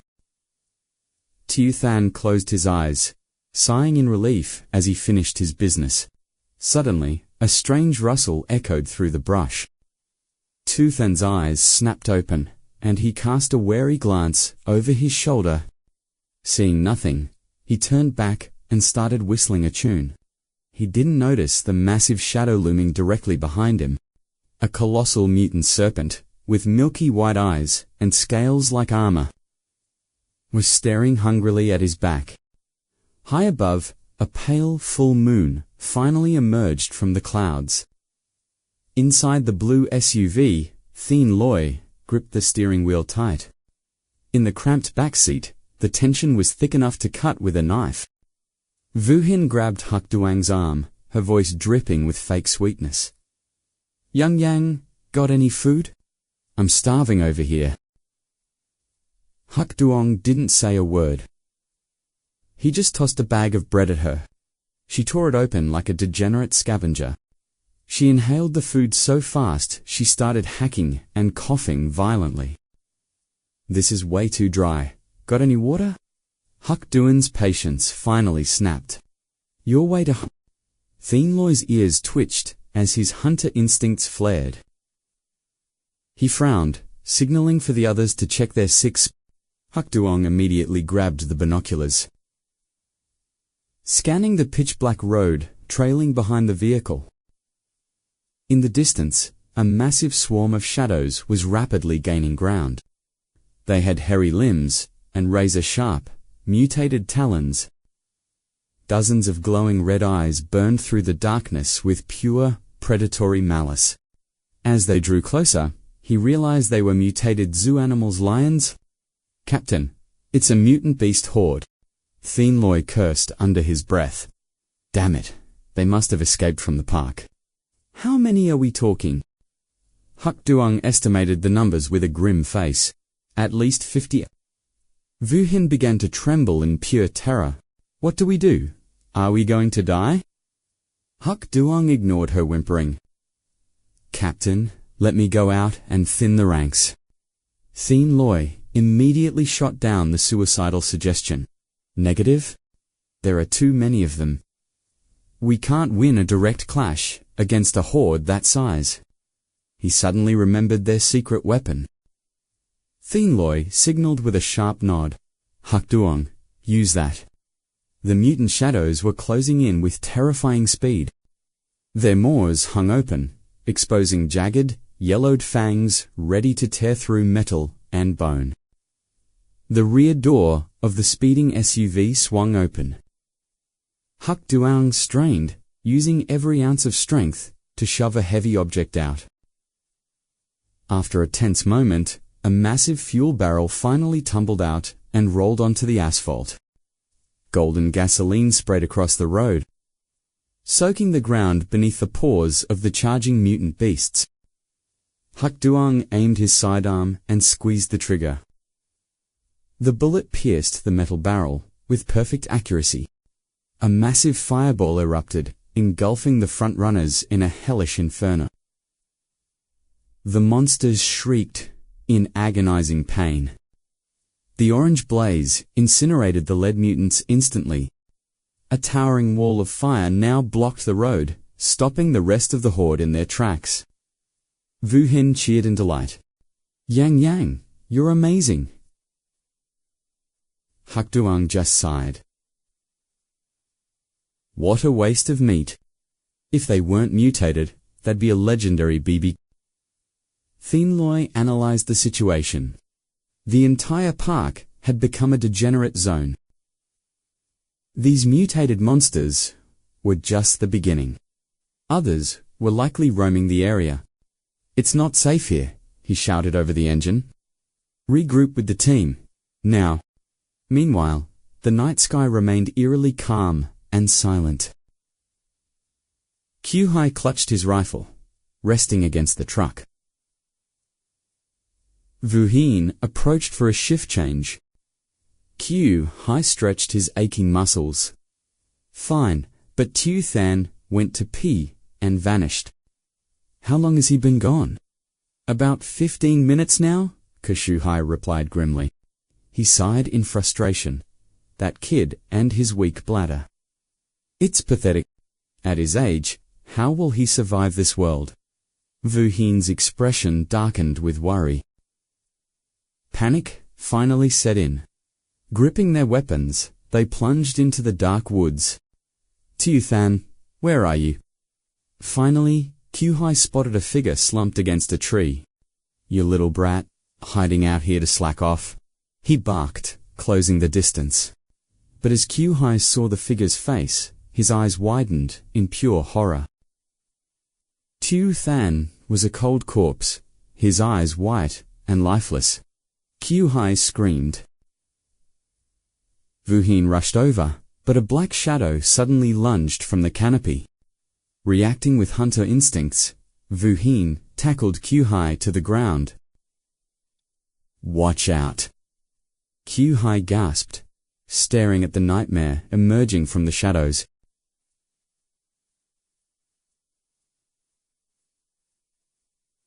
A great serpent. It struck, with blinding speed. 𝐕 run, back to the car. The lead did nothing to its scales. They scrambled back, retreating for their lives. Inside the vehicle, the team jumped. Gunshots. What the hell is going on? Mutated serpent, 𝐕 yelled. We need to get out of here right now. Where's 𝐿 Van Fong asked. He's gone, 𝐾𝐞𝐦 choked out. Damn it. Suddenly, the car groaned. The massive serpent wrapped its coils around them, staring through the glass. Van Fong and 𝐒𝐥𝐴ng froze as the predator's gaze locked onto them. The beast tightened its grip, the metal shrieking. The frame is buckling, 𝐷uong Fong screamed. 𝐒𝐥𝐴ng slammed the high beams on. Blinded by the sudden light, the serpent hissed and slithered back into the darkness. Everyone gasped for air. Van Fong scanned the perimeter. Where did it go? Is it over? 𝐾𝐞𝐦 asked. No, 𝐕 whispered. A predator that hungry never quits. It's just waiting. This car won't survive another ambush. We're sitting ducks. If we want to live, we have to strike first. I can take its head off. But I need someone to play the bait. Van Fong stepped up. I'll go.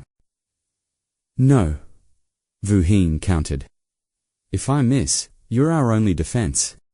𝐾𝐞𝐦 was injured, and 𝐒𝐥𝐴ng was the driver. All eyes fell on 𝐷uong Fong. Me? No way. I'm not being monster fodder, he protested, shaking his head. You're a professional hunter with the highest agility. Only you can pull this off. Who said hunters know how to fight giant snakes? 𝐷uong Fong argued back. Don't you want to impress that girl?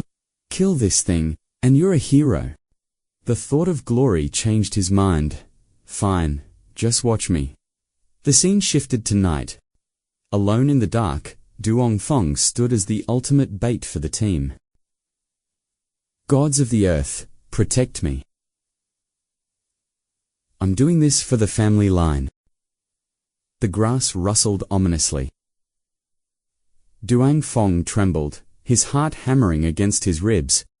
He squeezed his eyes shut, trying to stay still. Then, the monster appeared. It was here.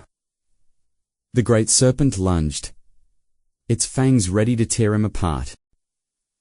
𝐷uong Fong screams in pure terror. Fire the damn gun! The great serpent's tail smashes their ride. Then snaps him up.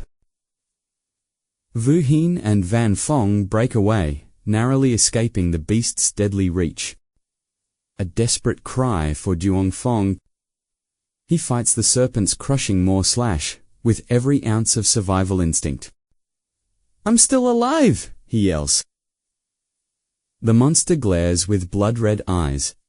As a second serpent emerges, from the shadows, two mutated great serpents. Boss monsters. 𝐾𝐞𝐦's heart sinks. As the system's threat level spikes, 𝐕 barks combat orders. Van Fong charges with a dagger. You overgrown worm. 𝐕 and 𝐒𝐥𝐴ng open fire. Lead rain pierces. The thick scales slash, making the beast writhe in agony. It loses its grip. 𝐷uong Fong falls. Van Fong dives in for the save. Die. Van Fong leaps into the air, carving a deep, bloody trench right through the monster's reinforced hide. The serpent screams in primal pain. It lunges to finish him, but 𝐘𝐞𝐦 rams it with the truck. Eat steel, you bastard. Battered but not broken, Van Fong rises. He gathers his remaining mana for one final, desperate leap. He clears the truck in one bound, driving his blade home for leverage. Follow-up slash. The damage is critical. The great serpent is torn asunder slash. The second serpent turns its fury. Aim better. I'm at my limit. Control it first. Wu Hin shouts back. I can't get a clean shot while it's moving this fast. Suddenly, a prehensile tongue binds Duang Fong. The coils tighten around his chest, leaving him gasping for air. Between tears and manic laughter, Duang Fong cries out in desperation. I'm not ready. His strength fails at last. He's dragged into the dark abyss, leaving his dreams and loved ones behind. The giant serpent suddenly thrashes in agony. Its eyes roll back, and the massive titan collapses. Lifeless. Emerging from the smoke stands Wu Hin, his heavy weapon still steaming. After delivering a dose of pure democracy, Duang Fong crawls out, sobbing, I actually survived. Wu Hin exhales in relief. The group gathers around Qiu, who lies motionless on a mat, fading away. Liu Kang raises a torch. Big brother. Cao Hai's voice trembles with grief. He pleads for his friend, the only son of a broken family. Hoping for another way. His mother is waiting for him. We have to keep him whole and bring him home. Liu Kang bows his head. The mutant virus is already spreading. If we wait, he'll turn. We can't take that risk. Van Fong consoles Qiu. You wouldn't want to see him become a mindless monster, would you? Qiu shuts his eyes tight. Liu Kang offers a final salute to their fallen Rest easy, Qiu. I'll personally care for your mother. She'll never suffer as long as I live. The words fade as the torch falls. The straw mat ignites, and the funeral pyre blazes high. Flames consume the fallen hunter, burning through the long night, lighting up the desolate wasteland. Suddenly, headlights pierce the dark. A truck rumbles toward them. It's Brother Loi. They found the fuel. Duang Fong runs out, cheering Brother Loi. Over here. The convoy stops abruptly, and a heavy cannon swivels. Wu Hin's instincts scream trap. Get down! Everyone, hit the dirt now. The cannons roar without mercy, shredding the air with shellfire. Amidst the chaos and explosions, Liu Kang's team crawls through the dirt. Those aren't our trucks. Wu Hin yells. Van Fong spots the markings. It's a regular army unit. Qiu is in total shock. Have they lost their minds? Why are they attacking us? Liu Kang peers through his binoculars. He spots the commander and freezes. It's Trin Hongdat.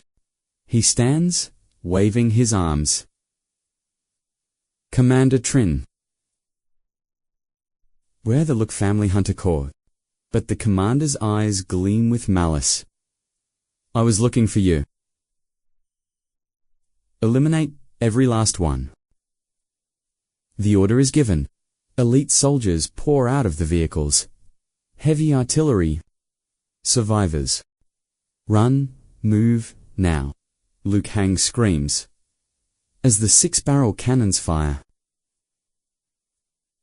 Their only cover.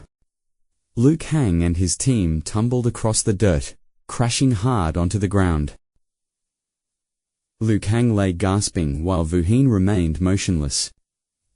Within moments, thick ropes bound them tight. The entire squad was neutralized and helpless.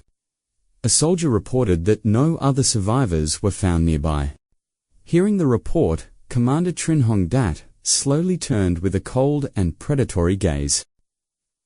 𝐒𝐥𝐴ng stared back with pure venom. The commander loomed over him, demanding 𝐾𝐞𝐦𝐨𝐧's location. Armed to the teeth, the military unit surrounded them. Where is that degenerate 𝐾𝐞𝐦𝐨 hiding?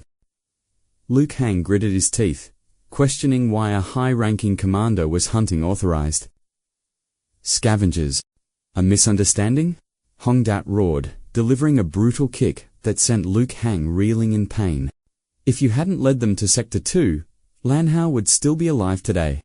Vu Hin narrowed his eyes. This was not a mission. It was a personal vendetta. Lanhao was a monster who deserved death.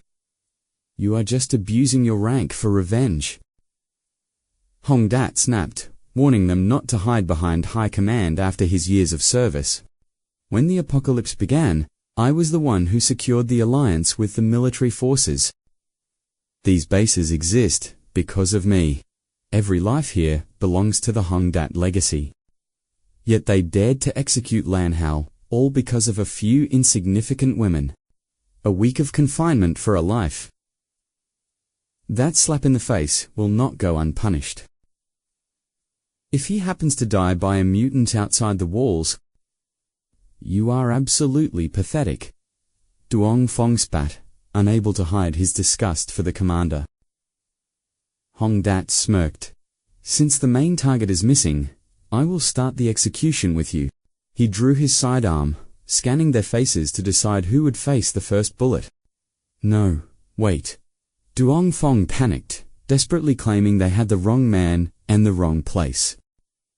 Kill me then? Vu Hin barked. Just know that 𝐾𝐞𝐦𝐨 will hunt you down. Since you do not fear death, watch your friend's head explode in an instant. He pressed the cold steel against Duong Fong's temple while the boy sobbed, escaping death only to face a firing squad. Suddenly, a silent shot rang out. A soldier collapsed instantly as the others whirled in shock. It was 𝐾𝐞𝐦𝐨. The legendary hunter emerged, unleashing a hail of lead upon the soldiers. Chaos erupted as the soldiers scrambled for cover.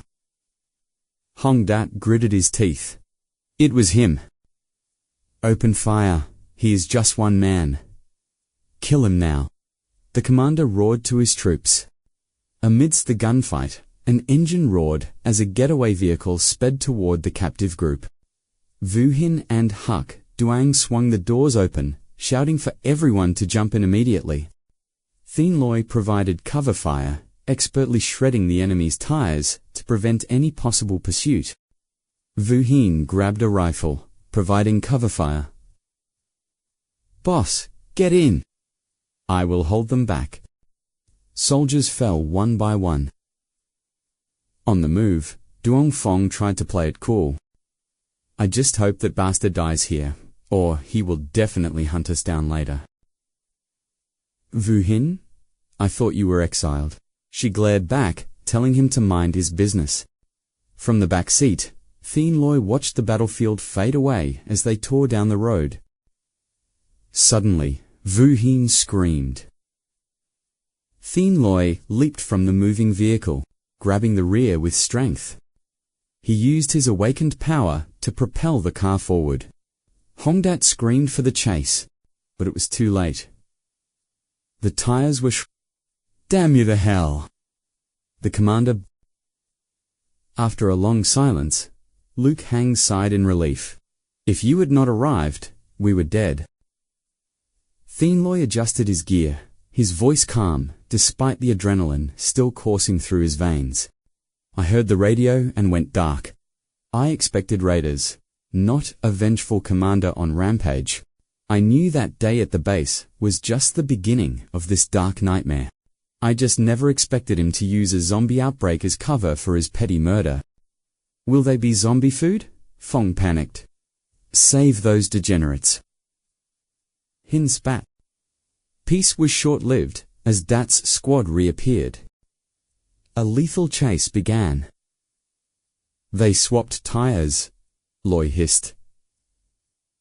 Eyes on the mirror. Kill them all! Dat roared. Leave no survivors.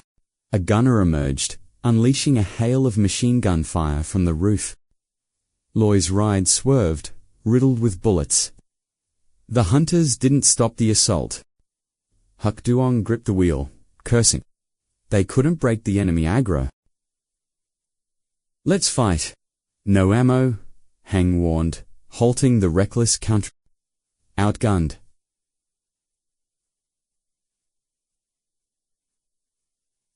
Outgunned, Loy commanded with cold eyes.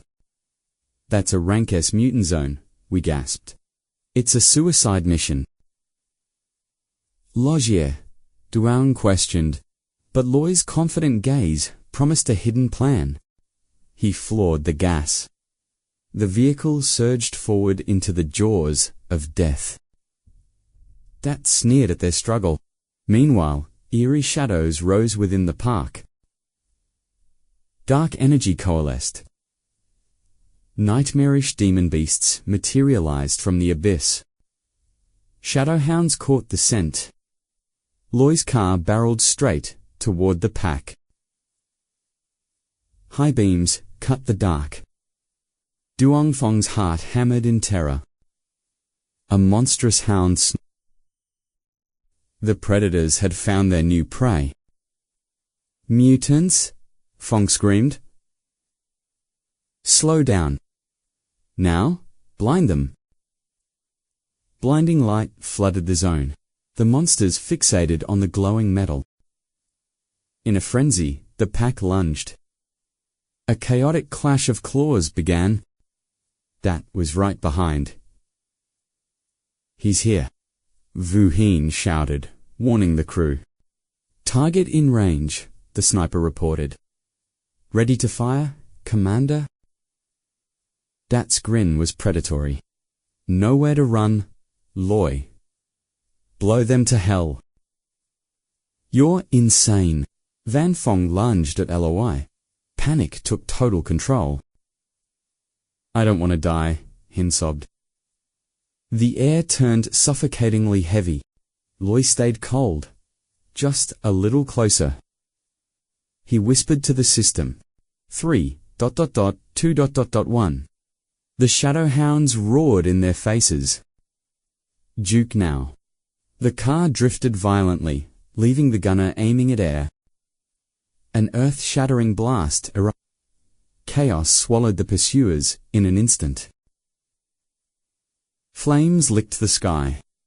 The soldier's face twisted in pure horror. The hounds ambushed the convoy. Dat's vehicle became a slaughterhouse. A hound tore into a throat. Dat panicked. What are those? Fire! A soldier raised a launcher, trembling. As he fired, a beast struck. A muffled scream vanished into the roar. Boom! A massive explosion rocked the park. Suddenly, Tamduk awoke.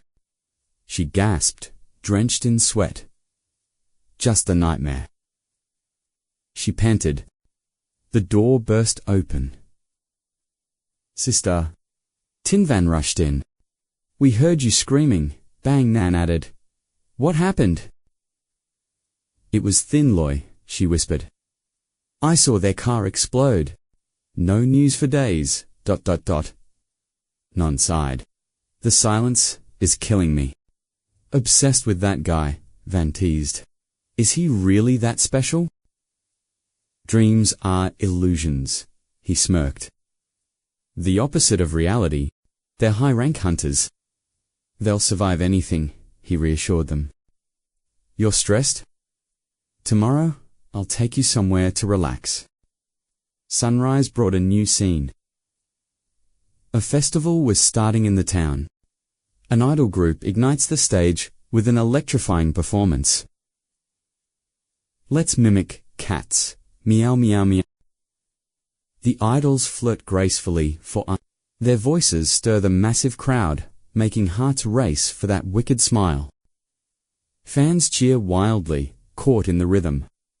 Say you love me, or I'll just keep meowing. Tamduk's party watchers from below the stage. Bang, Nan is stunned by the sheer energy. Tamduk asks her brother, "Is this the place?" Tinvan nods. "It's been ages since we saw smiles." The audience continues to roar, their laughter drowning out the echoes of the wasteland. Tamduk whispers, "Music brings light to the hopeless." Suddenly, her eyes lock onto the stage. Are those ... ANG? Bang Nan looks confused. Who are they? Tamduk explains, a legendary female idol group from before. They actually performed the theme song for my very first cinematic debut back at the Central Theatre. Before the zombie outbreak, we planned a joint press conference. I never expected to find them here. As the song ends, the idols bow low. The blue-haired leader smiles. Thank you all for listening today.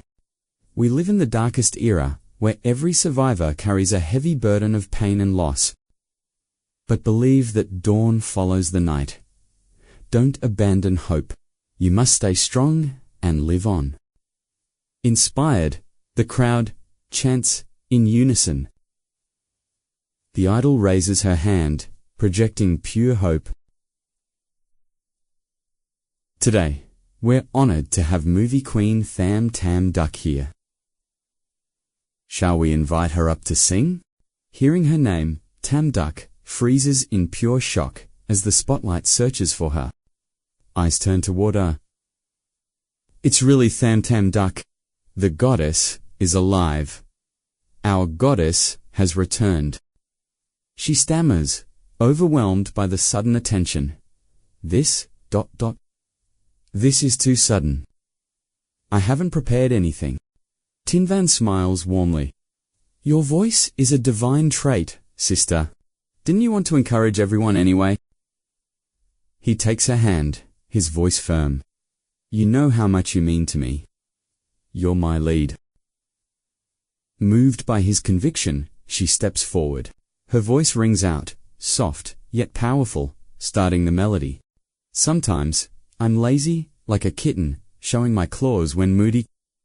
She makes a cute paw gesture. You are always so gentle, enough to melt my heart away. The crowd erupts into a frenzy. Goddess! Tinvan then pushes Bang Nan to join the stage. Bang Nan tries to retreat, but a microphone is thrust into her hand before she can escape. The audience stares in anticipation. Panicked, Bang. Nan closes her eyes. The idol group immediately jumps in, backing her up with a perfect, upbeat harmony. Let's learn to meow together. Meow meow meow. The girls dominate the stage in a legendary collaboration. I want your jacket, your scent, to be your cat and sleep lazily. Hands wave in the air as the lyrics continue, every day. I crave your kindness. Living through this hell was worth it for this. The crowd cheers. The girls finish, exhausted but glowing. Deep in the crowd, a mysterious figure in a dark hood watches the stage with piercing intensity. Tinvan's hunter instincts kick in instantly. He bolts through the throng to intercept the stranger. He scans the sea of joyful faces, but his focus remains locked on the hidden threat moving away. The hooded man blends into the departing crowd. Tinvan narrows his eyes, tracking the target's manner. The figure turns to flee. Suddenly, a concealed blade whistles through the air. He dodges just in time. Tinvan closes the gap with a devastating flying kick, but the hooded man blocks it effortlessly. A flurry of strikes follows. Tinvan maneuvers behind him, pinning the intruder's throat against the cold wall. Tinvan glares at his opponent, but his eyes widen as the hood slips back, revealing a face. Tantin, it's you. Tinvan gasps. Tantin smirks playfully. Yo. Tinvan releases him, annoyed. What are you doing here? I missed you, so I dropped by. Tinvan crosses his arms. We aren't that close. Tan Tin's expression shifts, becoming sharp and professional. Fine. I'm here to check your quest progress. Tin Van frowns. Your rank isn't higher than mine. I'll report to the guild when there's progress. You have no authority to monitor my actions. Tan Tin leans in. Is it no progress? Or are you just not trying? Tin Van glares back suspiciously. Tan Tin leaned against the wall, arms crossed. I heard a guy named Zhao repelled the horde. He's slaying mutants left and right. Touching reunion, but if you fail the mission, the boss won't be happy. He stepped forward, wagging his finger like a condescending mentor. Rumor says he and your sister are ... close. You aren't hiding things to protect him, are you? Before he could finish, a dagger whistled past his ear and buried itself deep into the wall. Tin Van's blood boiled. I'm warning you. My sister is the only thing that matters to me. Touch her, and I'll kill you myself. As for that Zhao guy, he's my target alone.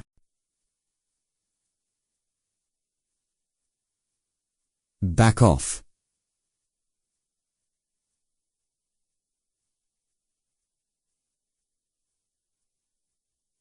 Back off. I don't care for small fry, but others are already moving in. Tin Van's eyes narrowed. Who? Tan Tin shrugged. You aren't the boss's only top-tier hunter. Tin Van hesitated, a shadow of suspicion crossing his face before he turned away. As he walked off, Tan Tin called out, Hey! I came all this way. No free lunch. Forget it, Tin Van snapped. Tan Tin pouted. Cut to a ruined city the next morning. The skyscraper district was a graveyard of twisted steel and shattered concrete. Team Thin Loy pulled up to the wreckage. 𝐾𝐞𝐦𝐨𝐧, what happened to this place? Thin Tin sighed heavily. The military likely leveled these towers to contain the viral outbreak. Vu Hin checked the perimeter. The entire block is buried in rubble. There is no way in. Duong Fong returned from scouting the ruins. It's the same over there, completely blocked off. Huck. Yang panicked. Are we stuck? Van Fong cursed. We fought so hard just to hit a dead end. Thin Loy stood silent, staring at the debris. Broken neon signs flickered weakly among the piles of grey dust and twisted rebar. Finally, Huck Yang blinked. What do you mean? If we can't go over, we go under. They soon found a service entrance leading beneath the city. The team gathered at the edge of a dark, spiraling staircase that descended into the abyss. Van Fong looked down, skeptical. This is your big plan. We're taking the stairs? Liu Kang shook his head. Our vehicle is too heavy. It'll flip the moment we hit the incline. Vu Hin groaned. If only we had a ramp. Who says we don't? He grabbed the fallen billboards and slammed them over the stairs. The path was set. They piled into the truck and let gravity take control as they plummeted down. The descent was a total adrenaline rush. Whoa, it feels like we're flying. Someone screamed. The truck screeched to a halt at a terminal. Subway signs for a hot pot shop loomed nearby. Right next to it sat a massive department store, its windows eerily intact. Van Fong recognized the area. These stations used to be supply hubs. We should scavenge for loot. Thin Loy scanned the shadows, his instincts screaming. Wait, something is very wrong here. What is it? Vu Hin asked. Thin Loy gestured around. They blew the buildings to stop the infection. But this place is spotless. No blood? Vu Hin paused, his hand moving to his holster. It's way too quiet. Vu Hin shrugged it off. Maybe the monsters just missed this floor. Duang Fong wasn't listening. He pressed his face against a glass storefront. Burgers, pizza. Look at all this. There's so much food. We'd be crazy to just leave it all behind. Liu Kang nodded. I agree. If the journey ahead is dangerous, we need every resource we can find. Thien Loi weighed the risks against their dwindling supplies. Fine. We move fast. Tumen teams. 30 minutes. If anything feels off, we evacuate immediately. Liu Kang nodded. The team fanned out. Suddenly, 𝐾𝐞𝐦𝐨 shouted, Guys, check this out. Instant noodles. Duong Fong held up bags of beef jerky and biscuits, with a massive grin. Van Fong's heart raced with greed. This was the ultimate treasure hunt in a dead world. These scarce essentials will fetch a fortune at the guild. Spices. Now that's a legendary haul. While Huck Duong farmed resources, Vu Hin spotted something shimmering within the ruins. A hidden cosmetic stash sat there, glowing with the luster of pre-collapse luxury. She reached for a lipstick, eyes gleaming, but Huck Duong snatched it before she could use it. His face went cold. Inventory space is limited. We don't carry useless trash. But I love this color, she whimpered, begging for just one slot. 𝐷𝐞𝐬𝐴, can't I?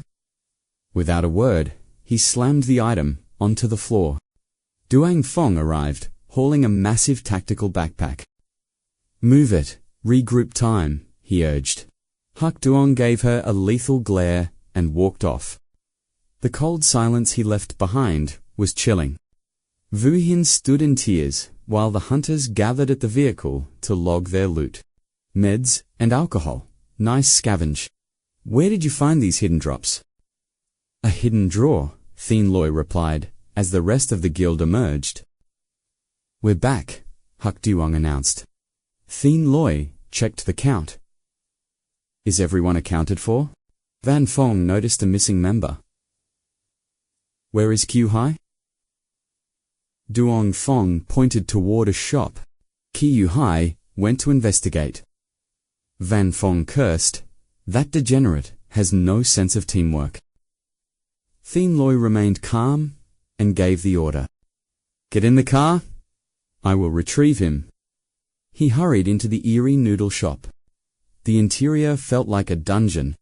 He found 𝐾𝐞𝐦𝐨 standing frozen in pure terror. His face was a mask of unadulterated horror. Thien Loi shouted his name, snapping 𝐾𝐞𝐦𝐨 out of his trance. 𝐾𝐞𝐦𝐨 was trembling. The room was choked with thick, suffocating white silk. A Tier 5 boss spider loomed, weaving a web of death across the room. Outside, the team waited in the vehicle, as instructed. Duong Fong snuck a roasted chicken from his bag, mouth-watering for a bite. He opened his mouth wide to steal a piece of the loot. But Van Fong caught him. You greedy brat, trying to eat the spoils? I was just testing for poison. Duong Fong squealed as Van Fong squeezed. Huck Duong's gaze locked onto Vu Hin's bag. What are you hiding in there? Nothing. It is nothing. She stammered, clutching her pack tightly. He seized the bag. Hand it over. Vu Hin begged him to stop. He ripped out a rubber duck. A toy from that shop earlier. Duong Fong scoffed a toy. You cannot even eat that garbage. It is for the kids. Vu Hin pleaded, trying to explain. Huck, Duong roared, are you a child? Stop wasting space on useless trash. Inside the shop, Thien Loi and 𝐾𝐞𝐦𝐨 stood. The spider had not detected them.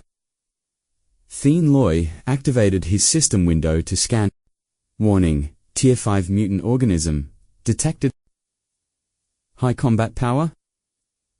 Its silk causes instant paralysis and corrosion. It hollows out prey to use the body as a vessel for its offspring. 𝐃𝐞𝐦𝐨𝐧 turned pale. Parasitic eggs. Disgusting. It is dormant. We move silently. Do not wake this boss monster. They began a stealthy retreat while the argument at the car raged on. 𝐾𝐞𝐦𝐨 refused to return the toy to the sobbing girl. People are starving at the base, and you are risking lives for this. Still obsessed with vanity and toys, your selfishness will be our end. During the struggle, her hand slammed against the steering wheel. The vehicle lurched violently, a deafening blast echoing through the station. Zhuang Feng and Van Feng covered their ears in pure agony. Their stealthy escape was ruined. 𝐃𝐞𝐦𝐨𝐧 and 𝐾𝐞𝐦𝐨 froze in terror. The noise had awakened the high-tier boss monster from its slumber. 𝐃𝐞𝐦𝐨 snapped back to reality and roared. They bolted for their lives, but a sudden web shot streaked through the air. It snared 𝐾𝐞𝐦�'s waist with lethal precision. He screamed. 𝐃𝐞𝐦𝐨 spun around, refusing to leave a teammate behind. Damn it! He unsheathed his blade and charged toward the beast. A surge of awakened power radiated from his weapon. With one decisive strike, he severed the sticky silk binding. He barked, hoisting the man up. They scrambled toward the exit as the giant arachnid gnashed its fangs. Its massive chitinous body was draped in an abyssal pitch-black hue. The monster crouched low, its legs piercing the concrete floor like spears. A terrifying aura exploded outward as the boss entered its second phase. 𝐃𝐞𝐦𝐨 and 𝐾𝐞𝐦𝐨 dove around the corner just in time. Panting heavily, they looked back to see the nightmare closing the gap. Crimson veins of mana pulsed across its shell, signaling a berserk state. The creature was consumed by primal, murderous rage. Inside the car, Vu Hien shouted to break the tension. Stop fighting. Luke Hang scowled, warning that the noise would attract every zombie nearby. Loi is back. Duong Feng shouted, pointing toward the heavy smog. Through the thick haze, the two men were sprinting at terminal velocity. Duong Feng's eyes widened as he spotted a massive shadow trailing them. There's something else back there. Something huge, he stammered. The mutant predator was now inches away from its prey. It unhinged its mandibles, ready to devour them both in one bite. A mutated variant. The crew screamed in horror. Floor it. 𝐃𝐞𝐦𝐨𝐧 yelled as the engine roared back to life. They leaped into the moving vehicle just as the tires screeched. Go? Loi barked, barely clinging to his seat. Sparks flew as the wheels tore across the platform at high speed. Behind them, the relentless monster refused to give up the hunt. Van Feng looked back in disbelief. How could such a creature exist here? Was the subway becoming a hidden dungeon for high-rank mutants? I don't know, 𝐾𝐞𝐦𝐨 gasped, clutching his chest. I was scavenging. Then I saw that thing nesting in the shadows. It's a miracle I'm alive. If Captain Fiend hadn't intervened, I'd be monster food right now. That thing is a walking nightmare from the abyss. 𝐃𝐞𝐦𝐨𝐧's expression turned grim as he analyzed the threat. Judging by the webbing, this mutant has occupied this zone for months. Low-tier zombies avoid high-rank predators out of pure survival instinct. That's why the station was so eerily quiet. It wasn't safe. It was claimed.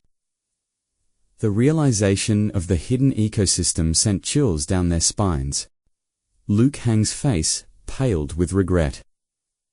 I should have listened to you. We should have evacuated this sector the moment we arrived. Save the regret for later. 𝐃𝐞𝐦𝐨𝐧 snapped.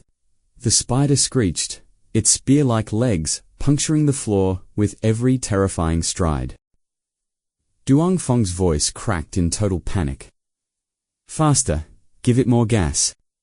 The gap between them and the beast was closing rapidly. Those legs will punch through the hull like paper. Don't let it catch us.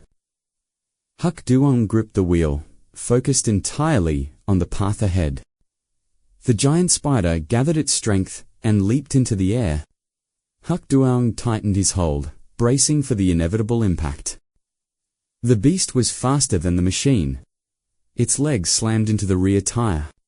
The entire vehicle fishtailed violently, nearly flipping over from the force. The monster fired a thick cable of silk, anchoring itself to the car. It's latching on. Duongfeng shrieked as they were pulled back. 𝐾𝐞𝐦𝐨 pulled a sharp drift, swinging the car in a wide arc. They narrowly evaded a lethal follow-up strike from the mutant's claws. The creature let out a frustrated roar as the car sped away again. Suddenly, 𝐾𝐞𝐦𝐨's eyes went wide with pure terror. Damn it, it's a dead end, he bellowed. Vu Hin's voice trembled. What do we do now? We're trapped. Duongfeng stared at the approaching wall, paralyzed by fear. Break through it, 𝐃𝐞𝐦𝐨 commanded. The monster is right behind us. 𝐾𝐞𝐦𝐨 slammed the accelerator to the floor. The engine screamed as the headlights illuminated the final obstacle. Saliva dripped from the spider's maw as it lunged one last time. The car smashed through the glass partition, shattering it into a million shards. The vehicle soared through the air before slamming back onto the asphalt. Miraculously, the frame held together. The spider crawled through the wreckage, its many eyes glowing crimson. It hissed in fury, watching its prey vanish into the distance. 𝐾𝐞𝐦𝐨 checked the rearview mirror and finally exhaled. We lost it. We're finally out of that hellhole. Outside, the sun was a scorched coin in a dying sky. They drove through a graveyard of skyscrapers and withered trees.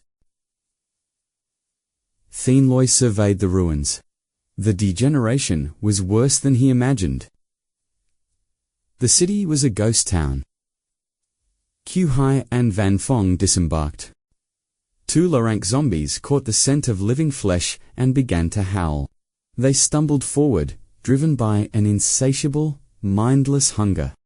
One took a blunt strike to the jaw, while the other's skull was pierced. They collapsed instantly. Their miserable existences finally. Vanfeng wiped the sweat from his brow, his body heavy with fatigue. The team fanned out to scavenge for any remaining resources. Nothing over here, Vanfeng reported. The building has been picked clean. 𝐿 sighed. Same here. Just ruins and rusted scrap metal. 𝐃𝐞𝐦𝐨 sighed. Scavengers had already picked these ruins clean. 𝐿 pointed ahead. That supermarket is our last shot at supplies. Only 3 zombies, 𝐾𝐞𝐦𝐨 muttered. This luck feels like a trap. Vanfeng nodded. Maybe these degenerates found better prey elsewhere. 𝐃𝐞𝐦𝐨 stayed alert. Keep your guard up. Don't get careless. Monsters are evolving, he warned. They're learning to hide and hunt. Duongfeng spotted something. He signaled the team to follow him. Check it out. A vending machine packed with survival snacks. He poked the machine desperately until Vu Hin shoved him aside. Move it, rookie. Luckily, I've got the coins to trigger this. Vanfeng just kicked it. Why waste coins in this apocalypse? The alarm blared. Idiot. That's going to alert every monster nearby. Zombies are coming. Vu Hin hissed, glancing at the ruins ahead. 𝐃𝐞𝐦𝐨 froze, his senses tingled. Do you hear that scratching? The others heard nothing, but 𝐾𝐞𝐦𝐨's killer instinct flared red. He pointed at the glass building. The sound? It's coming from there. They approached cautiously. The main entrance was bolted shut. 𝐾𝐞𝐦 gasped as a rotting face slammed against the glass. Vu Hin recoiled. The horde. They swarmed. There are too many, Duongfeng whispered in terror. Thousands of dead eyes stared back. The glass groaned. Now. They're trapped, inside, 𝐾𝐞𝐦 realized. Leave before the glass shatters. They sprinted, unaware a hidden sniper was locking onto their position. Qian smirked behind his scope. Found you.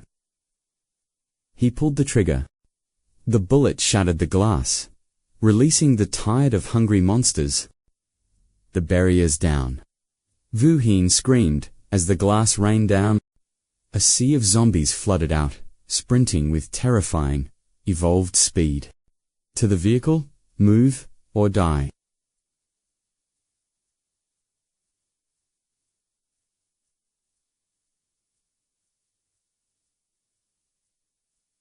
Loy roared at them. Another bullet tore through Liu Kang's leg. He collapsed in agony. Leader down. Vu Hin raised his weapon to provide cover fire. His eyes caught a glint. A sniper was perched on the roof. Sniper, take cover. But the ravenous horde was already closing in. Zombies lunged at Vu Hin, but 𝐾𝐞𝐦's blade sliced through. 𝐾𝐞𝐦 stood his ground. I'll hold these monsters back.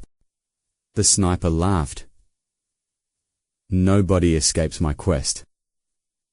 You're all dead. Muzzle flashes ignited the air as Vu Hin fired back simultaneously.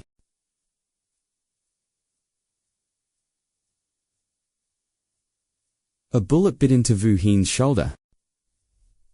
The sniper smirked, unfazed. 𝐾𝐞𝐦 checked his wounded comrade. I'm fine. Vu Hin grunted, clutching his bleeding shoulder tightly. The circle tightened.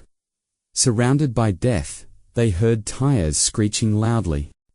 A rugged SUV roared out of nowhere, smashing through the undead. The vehicle drifted, creating a momentary gap in the zombie war. Tin Van leaned out. Need a lift? Or are you staying? Get in, now. They piled in as the horde clawed at metal. Tin Van floored the gas, drifting through the dead to safety. Midnight strikes. The dead roam beneath a cold moon. Inside, Van Fong patches.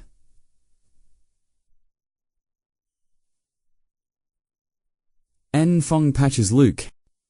𝐾𝐞𝐦 glares. Why did you leave the base? Blame your CEO. She's driving me insane, he sighs. Every word is 𝐾𝐞𝐦. It's pure torture. So I escaped. But it's a death trap out here. If you die, I'm dead. Go home at dawn. Relax, You haven't married her yet, he smirks. Besides, I'm the only reason you're still breathing. Let the kid stay. Liu Kang gasps. He's an asset. With us injured, we need firepower. Loy nods. Their survival odds are dropping fast. Fine. But our drop supplies stay in the van.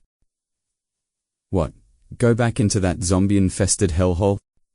Are those items worth more than our lives? Hi. Those resources are vital. We can't abandon the loot. They'll scatter eventually. Then we reclaim our gear. Loy, give the order. What's our move? Zombies aren't the threat. It's the humans watching us. The sniper? That psycho is herding the horde toward us. Hin smacks his head.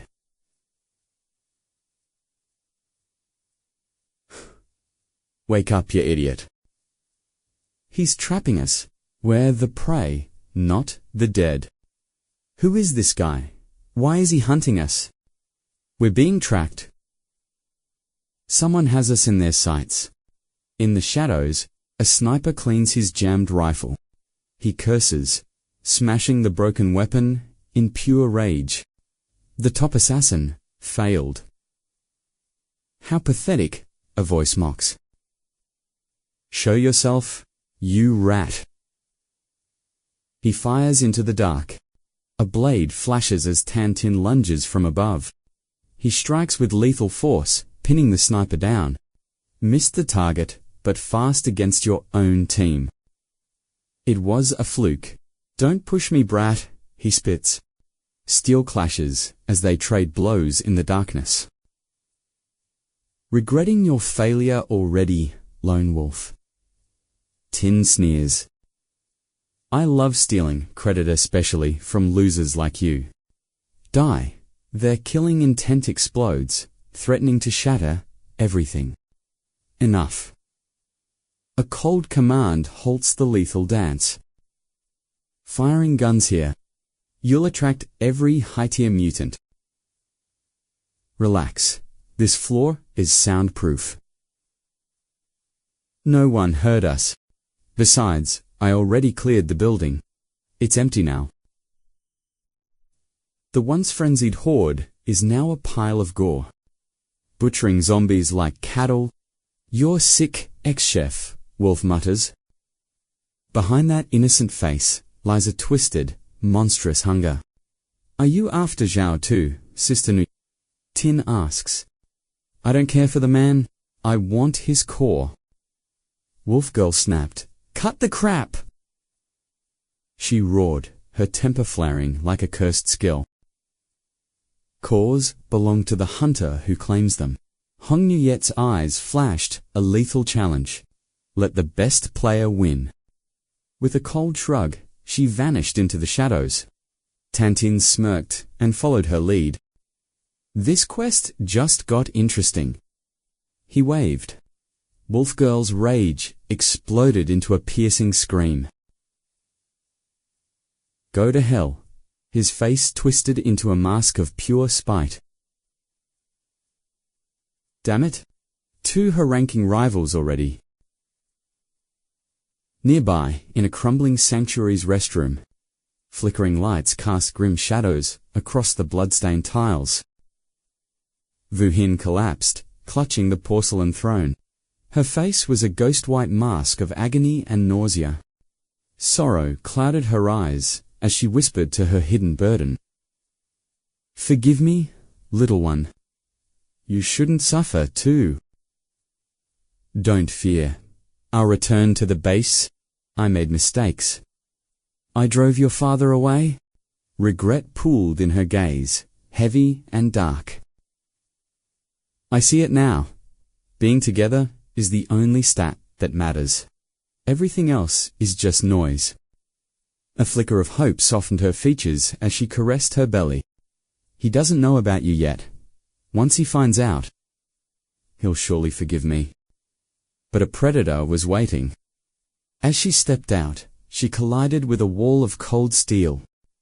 You nearly gave me a heart attack, she hissed. Tin Van leaned against the wall.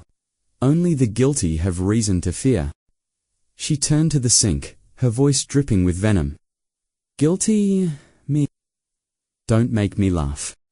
What's a hero like you doing, lurking in the ladies' room? Got some sick hidden trait you're hiding. Her eyes narrowed in the mirror's reflection. I'm here for you, he whispered. Shock paralyzed her. Me. Suddenly, Tin Van grabbed her. He slammed her into the sink, glass shattering like her composure. Air became a luxury as he squeezed. Vu Hin clawed at his arm, eyes wide with terror. What? What are you doing? Tin Van's gaze was absolute zero. You think I'd let a snake who betrayed my sister reach the base?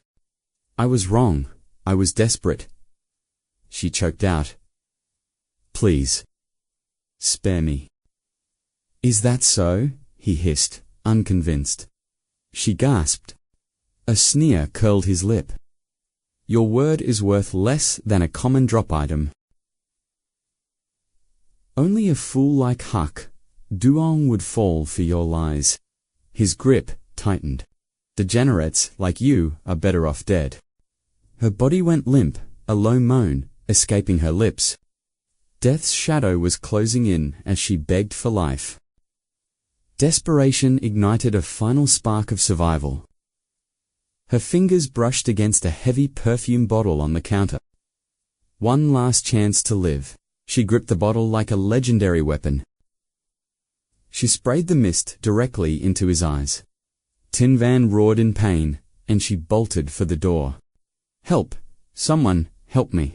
She burst outside, spotting Vu Hin, her only lifeline in this house. Vu Hin, save me! She shrieked. Hysteria took over as she pointed a shaking finger. Tin Van. He's trying to murder me. Tin Van clicked his tongue, his kill shot ruined. TC. He stepped out into the light, calm and collected. Hands in his pockets, he stood tall against the crowd. What's the meaning of this? Vu Hin demanded. Tin Van just sighed. It's a misunderstanding. If I wanted her dead, she wouldn't be standing here breathing, would she? Logic hit the group like a system notification. He's got a point, Duong Fong muttered. He killed a world-class fighter in seconds. He wouldn't let a civilian slip away. Vu Hin's jaw dropped. He's lying. I barely escaped. Vu Hin's eyes narrowed as he faced Tin Van. Then why were you in there? Tin Van didn't blink. She was gone too long. I thought she was in trouble. His cold, rationale mask played them like a fiddle. Trust shifted back toward the predator. Besides, it's not the first time she's vanished today. Luke Hang nodded. True. She's been slipping away for nearly an hour at a time. Duong Fong's suspicion turned into a sharp edge. Pretty suspicious for someone who's supposed to be terrified.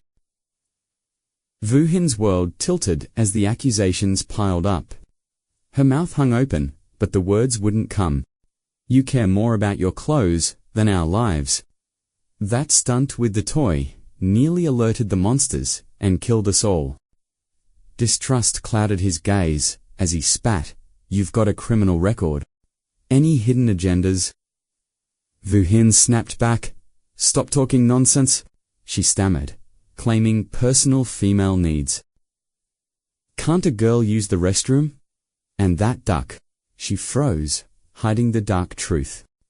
She insisted with desperation. It's really not what you all think. Grabbing 𝐒𝐥𝐚𝐲𝐽's arm, she pleaded. Duong, please. Can we talk in private? I can explain everything. Just trust me. 𝐒𝐥𝐚𝐲𝐽 shrugged her off with pure disgust. Save your breath. I won't believe another word out of your mouth. Vu Hin froze. His coldness was so. You're exiled from this group, he declared coldly. We'll decide your fate at the base, 𝐒𝐥𝐚𝐲𝐽 added. Vu Hin stood paralyzed in total shock. No, she gasped. Suddenly, a high-velocity round tore through the air like a bolt of lightning. The bullet ripped through Vu Hin's gut. He collapsed, teeth gnashing in agony. Chaos erupted instantly. Sweat poured down Vu Hin's face as the searing, excruciating pain took hold. He writhed on the ground, fighting the torment. The group screamed in absolute terror. Get back, sniper, he gasped. Suddenly, a lethal hail of lead rained down upon them.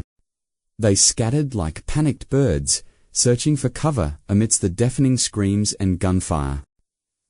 Ignoring the danger, 𝐒𝐥𝐚𝐲𝐽 charged through the kill zone. Hang on, I've got you, he grunted. The rest of the survivors scrambled behind whatever solid cover they could find nearby. Vu Hin dove behind a wall, trembling as bullets chipped away at the concrete above her. High above. High above. Too easy, he sneered. Truly boring targets. He scanned the empty streets. Where's that Zhao guy hiding? He muttered, eyes narrowing with malice. Gripping his rifle, his murderous intent flared as a twisted, sinister grin spread across his face. Since the main star is missing, these extras will serve for a quick warm-up. Night fell over the ruins, the pale moon casting ghostly shadows across the dead, desolate city. Through the silence, 𝐾𝐞𝐦𝐨𝐧's engine roared as he tracked the trail of the missing vehicle. There! Van Fong shouted. 𝐾𝐞𝐦 pulled up, eyeing the shredded tires of the abandoned car. The night belonged to the hunters. Hordes of zombies shuffled through the gloom, hungry for flesh. It's suicide, Van Fong hissed. 𝐾𝐞𝐦 countered, no, their night activity makes this the perfect chance. That sniper won't expect us to double back into this zombie hellhole so soon. I'll bait the horde. You grabbed the car. Van Fong froze in disbelief. Alone. That's madness. How will you even make it back to us alive? Trust me, I've got a plan, 𝐾𝐞𝐦 smirked. He stepped out, his living scent hitting the undead. They shrieked in frenzy, a tide of rotting flesh surging toward their next warm meal. 𝐾𝐞𝐦 unsheathed his blade. He launched a devastating kick, sending one zombie flying back into the pack. Within minutes, the immediate threat was neutralized. 𝐾𝐞𝐦 dashed toward the crippled vehicle. He hooked the tow cable with practiced ease and signaled Van Fong to floor the gas. Van Fong slammed the pedal. Tires screamed, and sparks flew as the tow line snapped taut. They sped off like bats out of hell. The enraged horde howled, desperate to reclaim their prey. Plowing through the stragglers, Van Fong yelled back, "Don't you dare die out there." Left alone, 𝐾𝐞𝐦 cracked his neck. The real solo battle was just beginning. Finally, he muttered. Solo play is where the real level-up grind truly starts. He eyed the approaching monsters. It had been far too long since his last system awakening. The creatures hesitated, sensing a predator. Aren't you guys just walking experience points? How many more? Until I hit 1,000. He gripped his axe, his hidden stats surging. Whatever.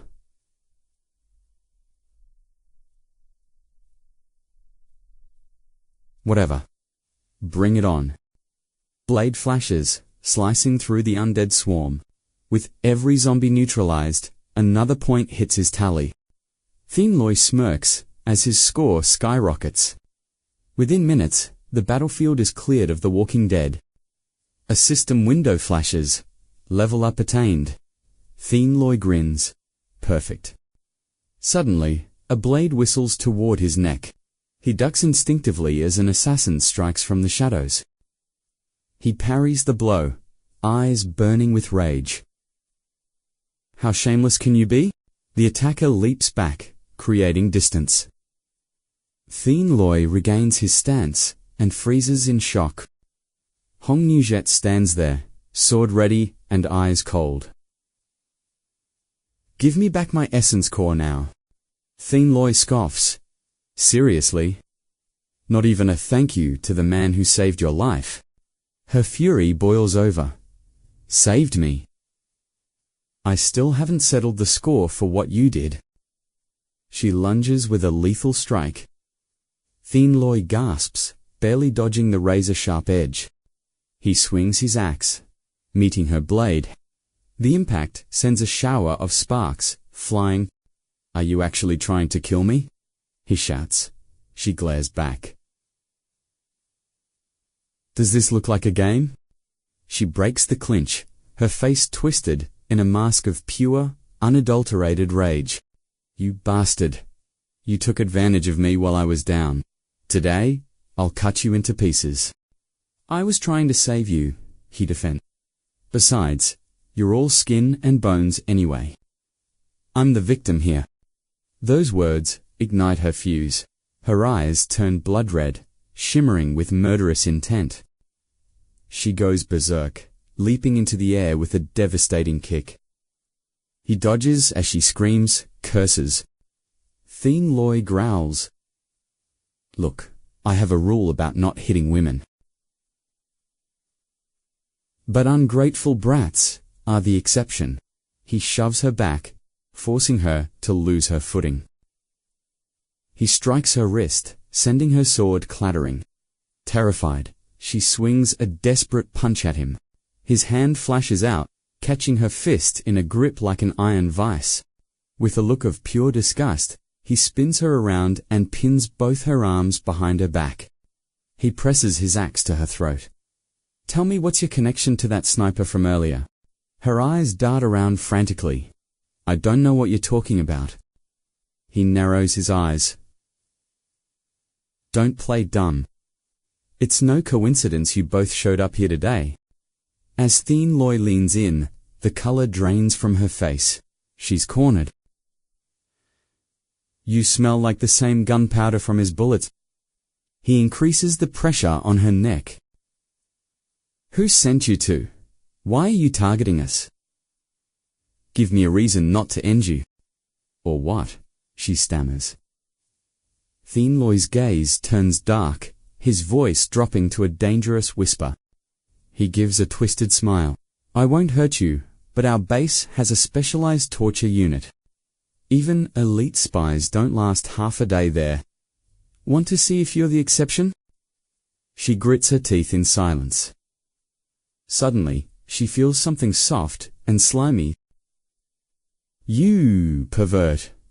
Where are you touching me? I'm not touching you, he shouts back, confused. They both look down.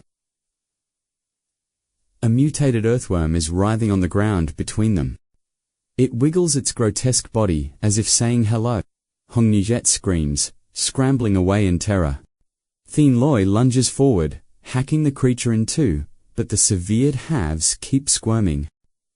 Where did this disgusting thing come from? She shrieks. Relax. It's just a low-level mutant. Suddenly, dozens more appear. A swarm of mutated worms begins crawling toward her. Overwhelmed by phobia, she jumps onto 𝐾𝐞𝐦𝐨. What are you doing? He yells. I'm deathly afraid of worms, she sobs, eyes shut tight. They're everywhere. Thousands of worms pour out of manholes and cracks in the walls. A sea of slime is closing in. Even 𝐾𝐞𝐦𝐨 feels his skin crawl as they're surrounded. Millions of squirming bodies form a suffocating circle. There is no escape from the writhing mass. In a panic, 𝐾𝐞𝐦𝐨 climbs onto his head. Her terrified screams echo through the ruins. Get down! You're gonna break my neck! Shut up! She cries. I'm not even that heavy. The earthcrawlers are multiplying, swarming over each other. They're closing in on the group fast. 𝐾𝐞𝐦𝐨 screams in terror. They're right here. Do something, now. 𝐾𝐞𝐦𝐨 glares. Shut it, coward. He needs fire, but he lacks a lighter. Suddenly, he spots a heavy iron shop frame standing right beside them. He drops his axe, grabbing her thighs. Hold on tight.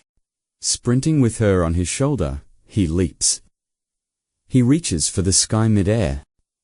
She wobbles, screaming. Below, the swarm of crawlers is about to strike. He hooks the iron bar, quickly clutching her waist with his free arm. He grips the metal hard, praying he can hold their weight much longer. Below, the crawlers wait for prey. Suddenly, they scatter in pure terror. The swarm vanishes instantly. 𝐾𝐞𝐦𝐨 stares down, completely baffled by their retreat. Enough touching, she snaps. Let me go, you pervert! He glares and releases her instantly. She hits the dirt with a painful thud. Are you trying to kill me? She shrieks, picking herself up. You asked for it, he mocks. Why are those worms fleeing like that? They aren't just moving. They're running for their lives onto the surface. Is a high-rank mutant lurking nearby? Something far more dangerous. He expands his mana sense, but the area remains deathly silent. Behind him, she draws her blade, creeping forward with lethal intent. This trash system can only detect low-tier mutants. What a waste of stats. He dodges a sudden strike by pure instinct. Her blade narrowly misses his neck. Really? I just saved you twice, and you betray me already. She sneers, the hero who threatened to torture me for info. She lunges again, her blade flashing through the air with murderous speed. No weapon, you lose. Suddenly, something massive bursts upward. They freeze. The creature pivots, targeting 𝐒𝐥𝐚𝐲𝐞𝐝 with savage intensity. Her blade sparks against iron-hard skin. 𝐃𝐞𝐦𝐨 quickly draws his weapon. A crushing pressure slams into them. This monster's power is overwhelming. He leaps back, gritting his teeth. What kind of monster is this? Another explosion of raw power rips through the ground beside her. Twin lights spiral together, trapping them both in a glowing cage. The ground collapses. They scream as the earth swallows them whole, falling into the dark abyss, leaving only a massive cloud of dust behind.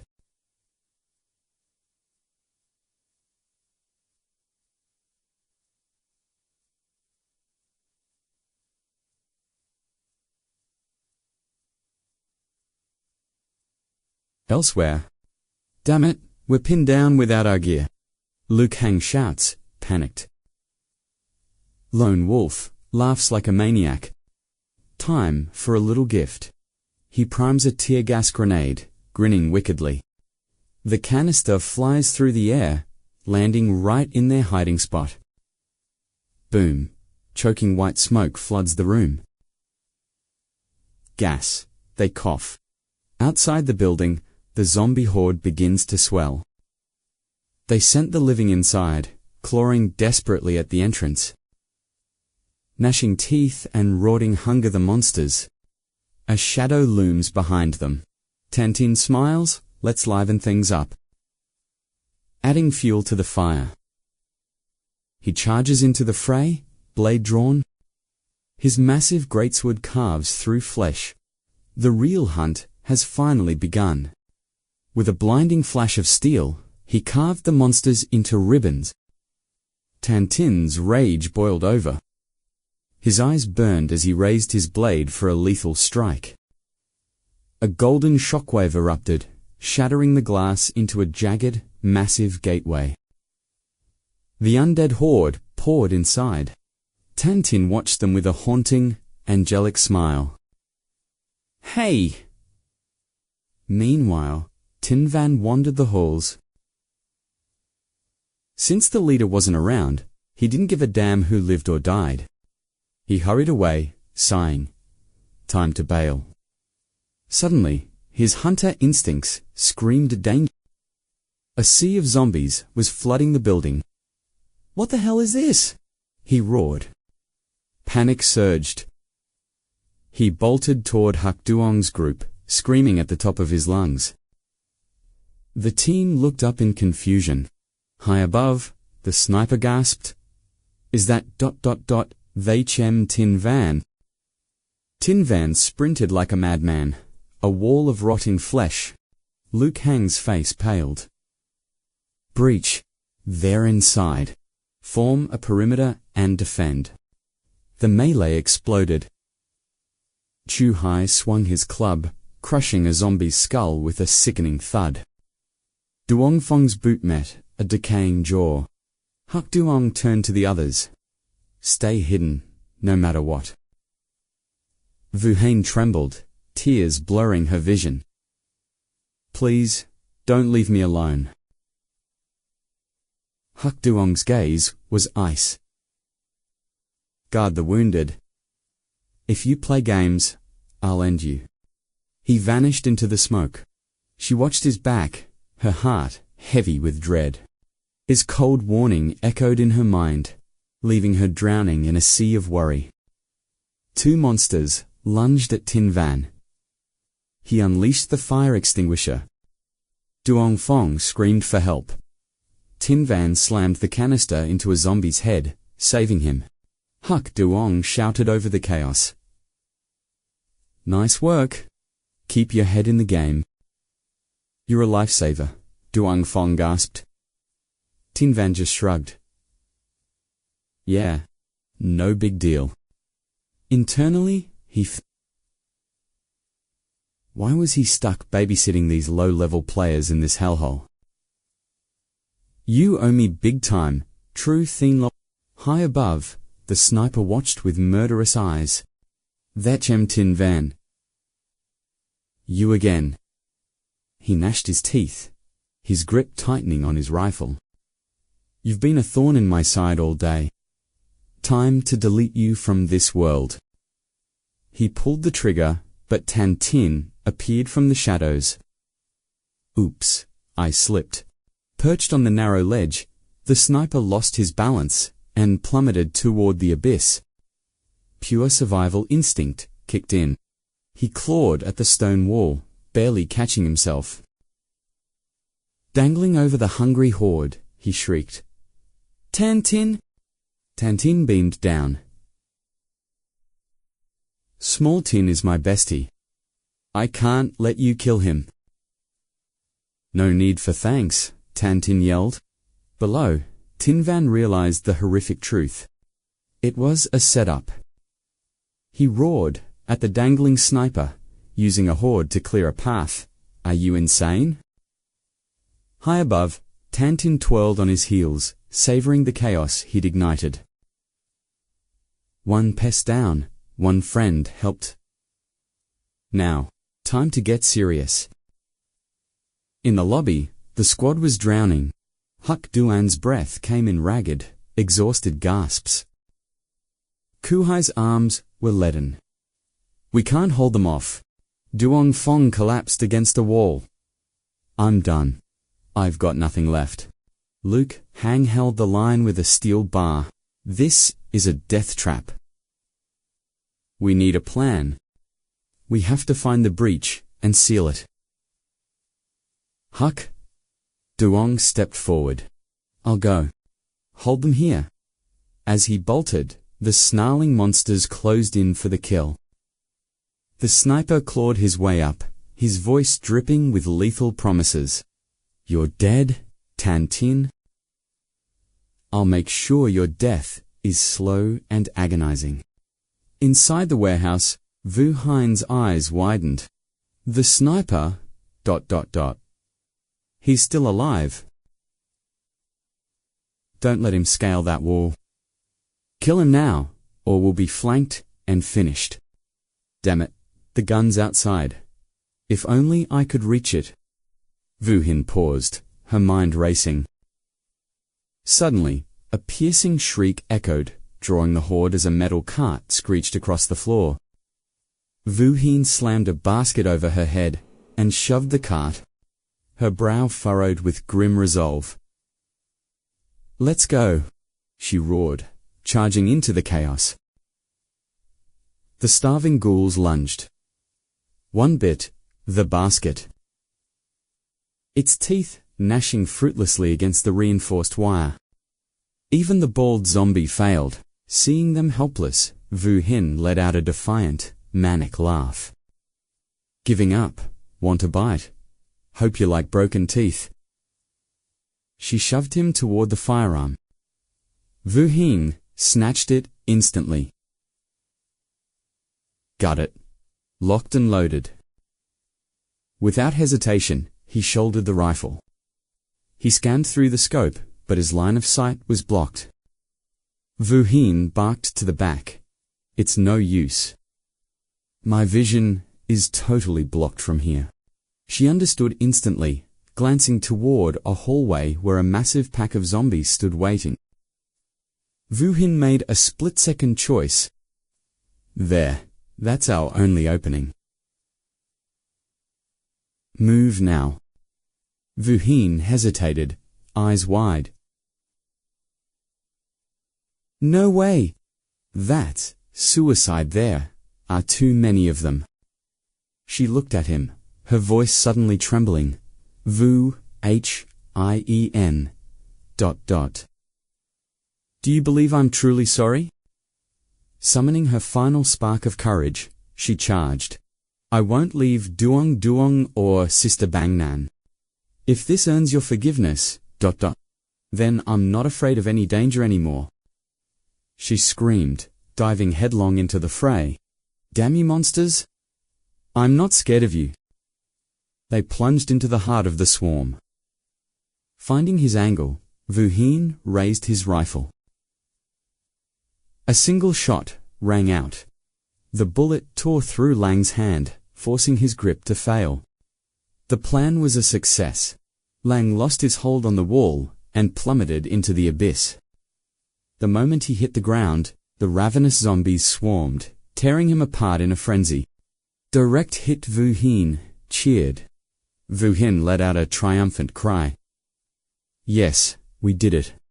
Suddenly, a downed zombie lurched up, sinking its teeth into her leg. She let out a pained shriek. Caught off guard, Wu Hin lost her balance, falling as the horde closed in around her. Before the infection took hold, she used her last strength to shove Wu Hin's cart towards safety. He drifted away, screaming her name. Her eyes dimmed as she whispered one name. Elsewhere, 𝐾𝐞𝐬𝐸 froze mid-sprint. He hesitated, a hollow feeling in his chest. Someone just call out for me. He quickly shook it off. No. It must be my imagination. There's no time to waste. He turned and sprinted harder, his boots pounding a frantic rhythm against the cold floor. Reaching the end of the corridor, he threw the window open to the nightmare outside. Below, an endless sea of zombies clawed at the walls, a tide of rotting. Watching them, 𝐾𝐞𝐬𝐸 felt a chill. Can I really handle this many on my own?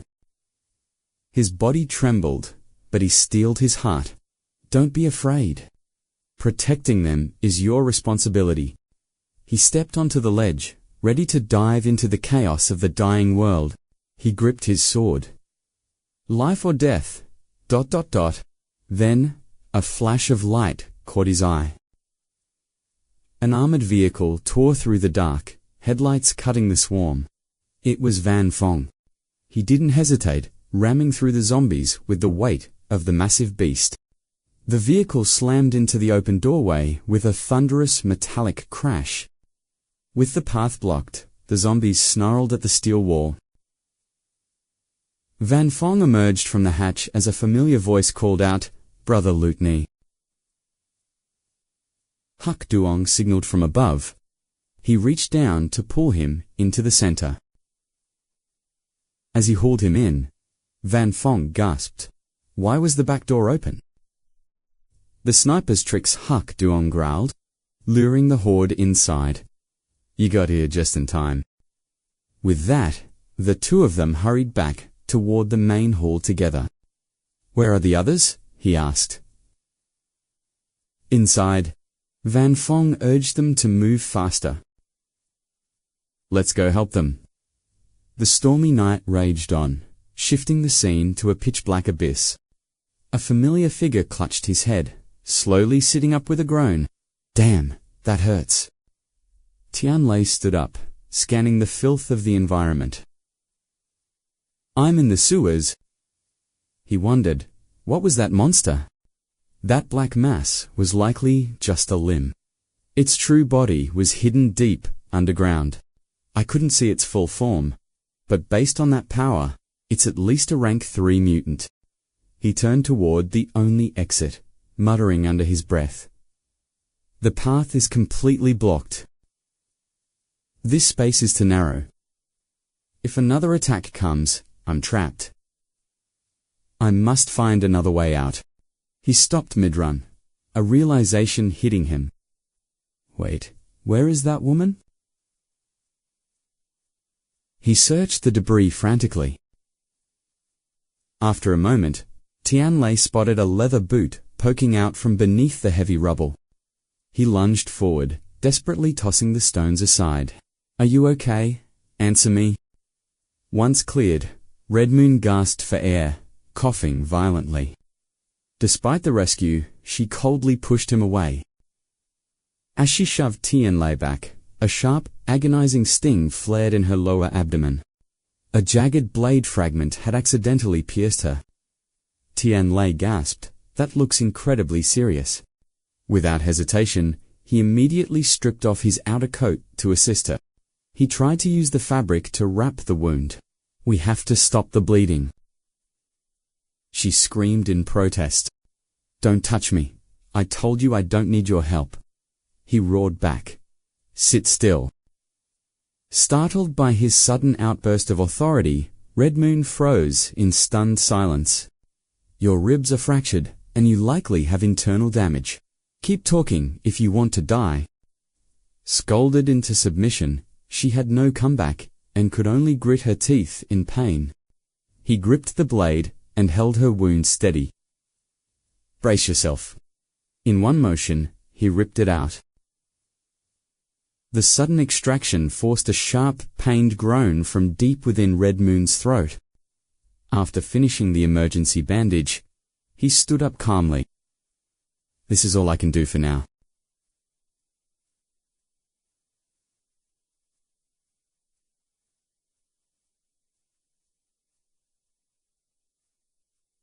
That mutant could strike at any second. We need to find a way out of this hole. He then made an unexpected offer that caught her off guard. "Well, coming with me." Within the pitch-black tunnel, a small flicker of light began to pierce through the heavy gloom. Tianlei carried Red Moon on his back, while she held the lantern to guide their path. He couldn't resist a bit of teasing. "You women are strange. Your body is more honest than your mouth."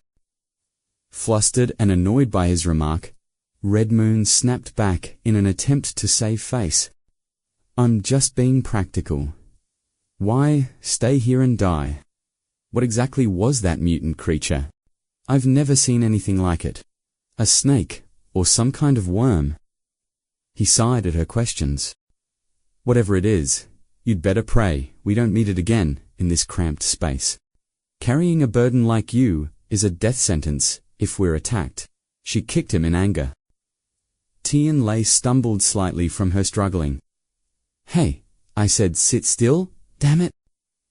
Eventually, the bickering died down, leaving only the eerie sound of dripping water in the dark.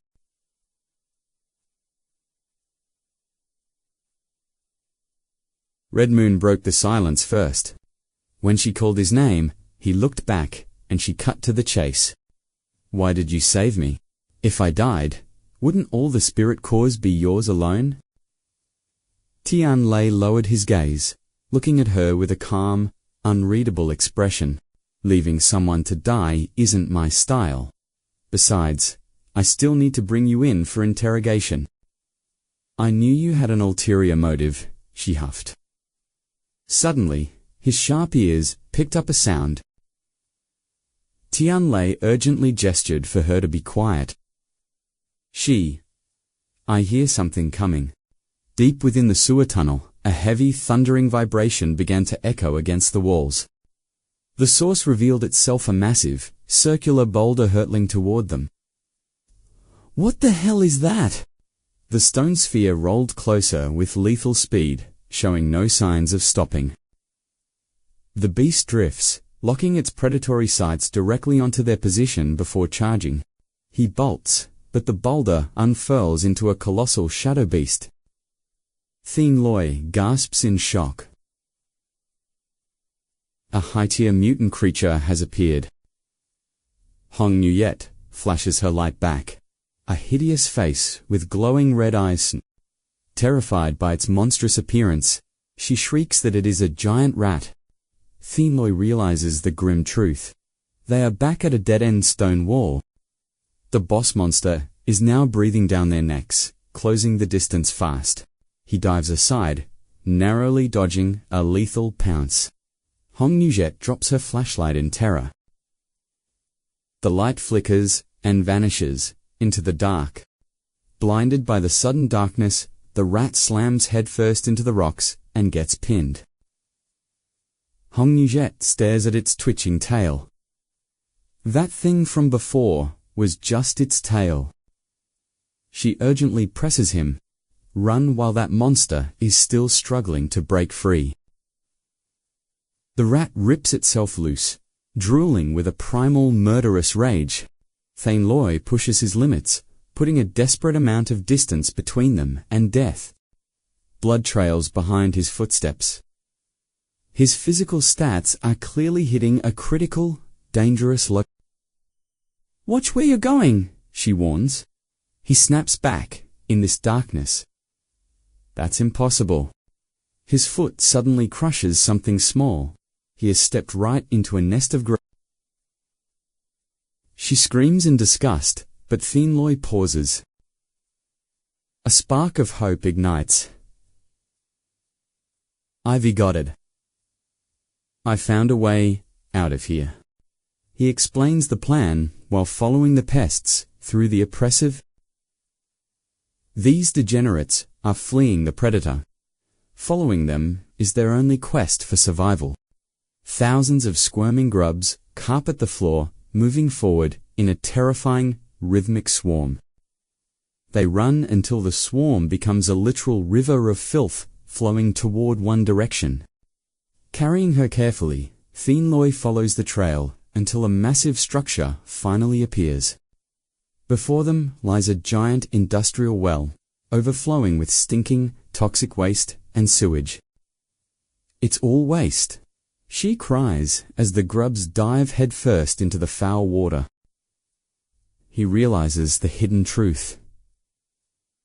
The pests are jumping. There must be a passage below. "Don't you dare jump!" she screams. "I'd rather die than touch that disgusting filth." Her protest is cut short by a bone-chilling growl echoing from the tunnel behind them. He turns slowly. They both stare into the abyss, and the abyss stares back. The mutant beast lunges from the shadows like a starving tiger eyeing its next meal. "Jump, just jump already," she shrieks, her pride vanishing in the face of certain death. 𝐾𝐞𝐦𝐨 braces himself. "Hold on tight. We're going in." They plummet into the sewage just as the beast's massive claws snap the empty air. The violent, churning current drags them deep into the dark. He keeps his eyes sharp for an exit, while she holds her breath in terror. They break the surface simultaneously, coughing and gasping for air in the foul environment. Looking up, they spot a rusted ladder leading toward a shaft of natural light. "An exit," she gasps. "That leads back to the surface world." He hauls her onto his back one last time, climbing toward their hard-won freedom. Using himself as a human platform, he boosts her up through the narrow manhole. "Hurry up, you re-heavy," he grunts, before pulling himself out of the dark hole. 𝐒𝐥𝐸𝐲𝐧 stands tall, looking down at him with a cold. He stares in disbelief. "Wait, was your leg injury just an act, this whole time?" "Call it psychological warfare," she scoffs. "You re the one who played hero and insisted on carrying me." 𝐾𝐞𝐦𝐨 snaps in fury. "If I ever help you again, I am changing my name." She smirks, darkly. "Don't you worry, that chance is gone." She sits down slowly. "Look, you did save my life twice today. Leaving you now would haunt my conscience." He scoffs, "Glad to know you actually have one." She looks away, whispering, "But you stole my first kiss. This debt must be paid in blood." He blushes, confused. Suddenly, she grabs his collar and delivers a fierce, soul-stealing kiss, as revenge. Pulling back, she releases him instantly. An eye for an eye. Now, we finally even. Hunter. Stumbling back, he shouts in shock. She ignores him, walking calmly toward her parked motorcycle. Left in a total mess, 𝐶𝐤𝐿 struggles alone to crawl out of the dark manhole. She hops on, revs the engine, and vanishes into the night like a streak of lightning. Finally reaching the surface, he bellows after her. "Get back here right now, you crazy woman!" She glances back. The name is Fong to Shin. Then, she disappears into the shadows. Standing dazed, he touches his lips. What kind of twisted game was that? Was that a quest? Suddenly, it hits him. Wait, does she actually like me? His desperate cry echoes through the dark. I've already got 2 women at home. I definitely don't need another complication in this life. Just then, Tantin arrives, dragging his massive blade. Sister Hong knew yet. I'm here to back you up. Seeing only ruins, he stands there confused. Wait. No, fair. I wanted some action. We said 2-on-1. Whereas, the trust between guild members, you totally left me out of this. As he whines to himself, a sinister growl vibrates from the shadows right behind his back. The giant boss rat emerges from the rubble. It lunges, he turns, face darkening. I am in a really bad mood right now. Don't test me. With one effortless swing, his giant blade cleaves the monster's body into 2 bloody halves. A shimmering, golden mana crystal drops from the beast's remains. Snatching the loot, he grins. At least I got a high-tier core. This wasn't a total waste. Much later, 𝐶𝐤𝐿 vaults through a window, sneaking back into the safe zone. Main building. Looking down, he mutters. These zombies are persistent. It is midnight, and they still sieging the place. He turns away, ignoring the horde. Sometimes, I actually envy their infinite, sleepless stamina and focus.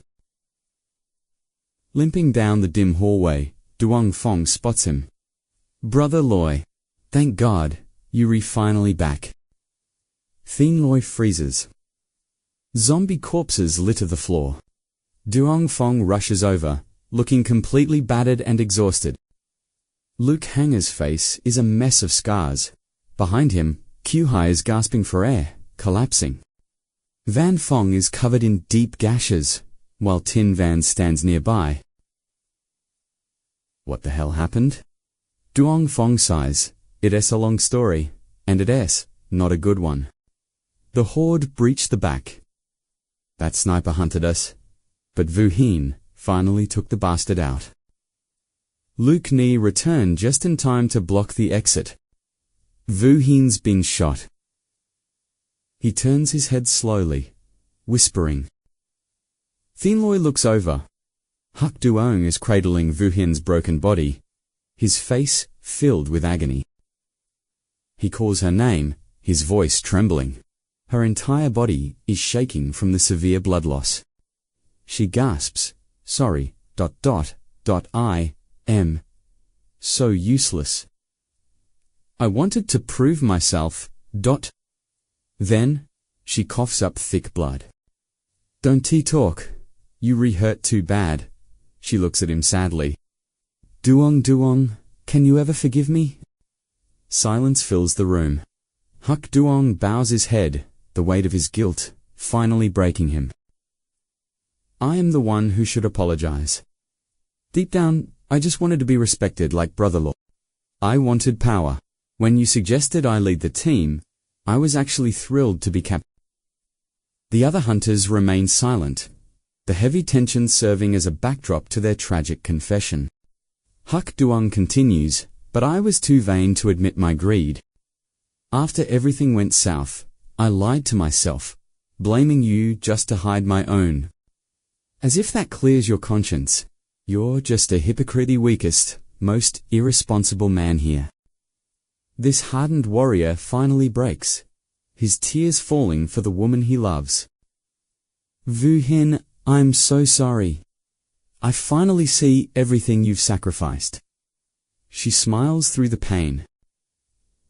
Warm tears track down her pale face as she looks at him. I can't leave you, ... or our unborn child. The hunters nearby are absolutely floored. 𝐾𝐞𝐬𝐽's heart stops instantly. What did you just say? I'm pregnant. I just never found the chance to tell you. He finally understands her actions. She's pregnant. That explains why she was always sick. Duong Phong turns to Tin Van. Why look at me? I didn't know either. Woo-hin grips 𝐾𝐞𝐬's hand. Please, save me. I don't want our family to be torn apart like this. Suddenly, agony flares within her. She screams. As the zombie virus begins its brutal mutation, Duong panics, completely helpless as he tries to comfort her. The virus is spreading. Tie her up before she turns. 𝐶 barks out orders. Once the rope is secured, the guild members quickly restrain the struggling Woo-hin. Stop it! 𝐾𝐞𝐬 moves to intervene, but 𝐶 hand drops on his shoulder. Be rational. This is the only way. Suddenly, another voice cuts through the chaos. Woo-hin sits drenched in sweat, revealing a jagged, bleeding zombie bite on his arm.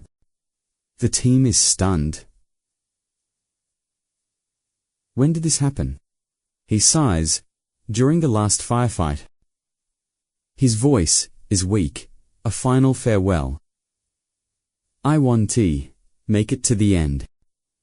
𝐶 stands frozen before retreating to a warehouse, his fists smashing into the shelves. Damn it all. He howls in rage, cursing his inability to protect his comrades. What kind of leader am I? I can even save my own team. Suddenly, the system ring pings. Host, calm down. Don't vent your frustration on me. Besides, it's just a zombie virus. There is a way to solve this. 𝐶 eyes widen. He glares at the interface. You can save them. He shakes the ring violently, his voice desperate. What is the cure? Stop! You remaking my senses dizzy? The system ring complains in a robotic tone. A holographic window flickers, revealing a glowing blue vial. This serum rewrites the biovirus. It grants permanent immunity and a massive boost to the host's physical stats. 𝐶 heart skips a beat. Wait. ISNT. This what I used before. He snarls in fury. You told me there was only one. You lied to me. Listen first. This version's success depends entirely on the host's hidden stats and willpower. Success is only 1%. If they fail, yours was 100% success. 𝐶 eyes narrow. So, ... if the evolution succeeds, they'll actually live. The system responds with a cold, calculated tone. Precisely.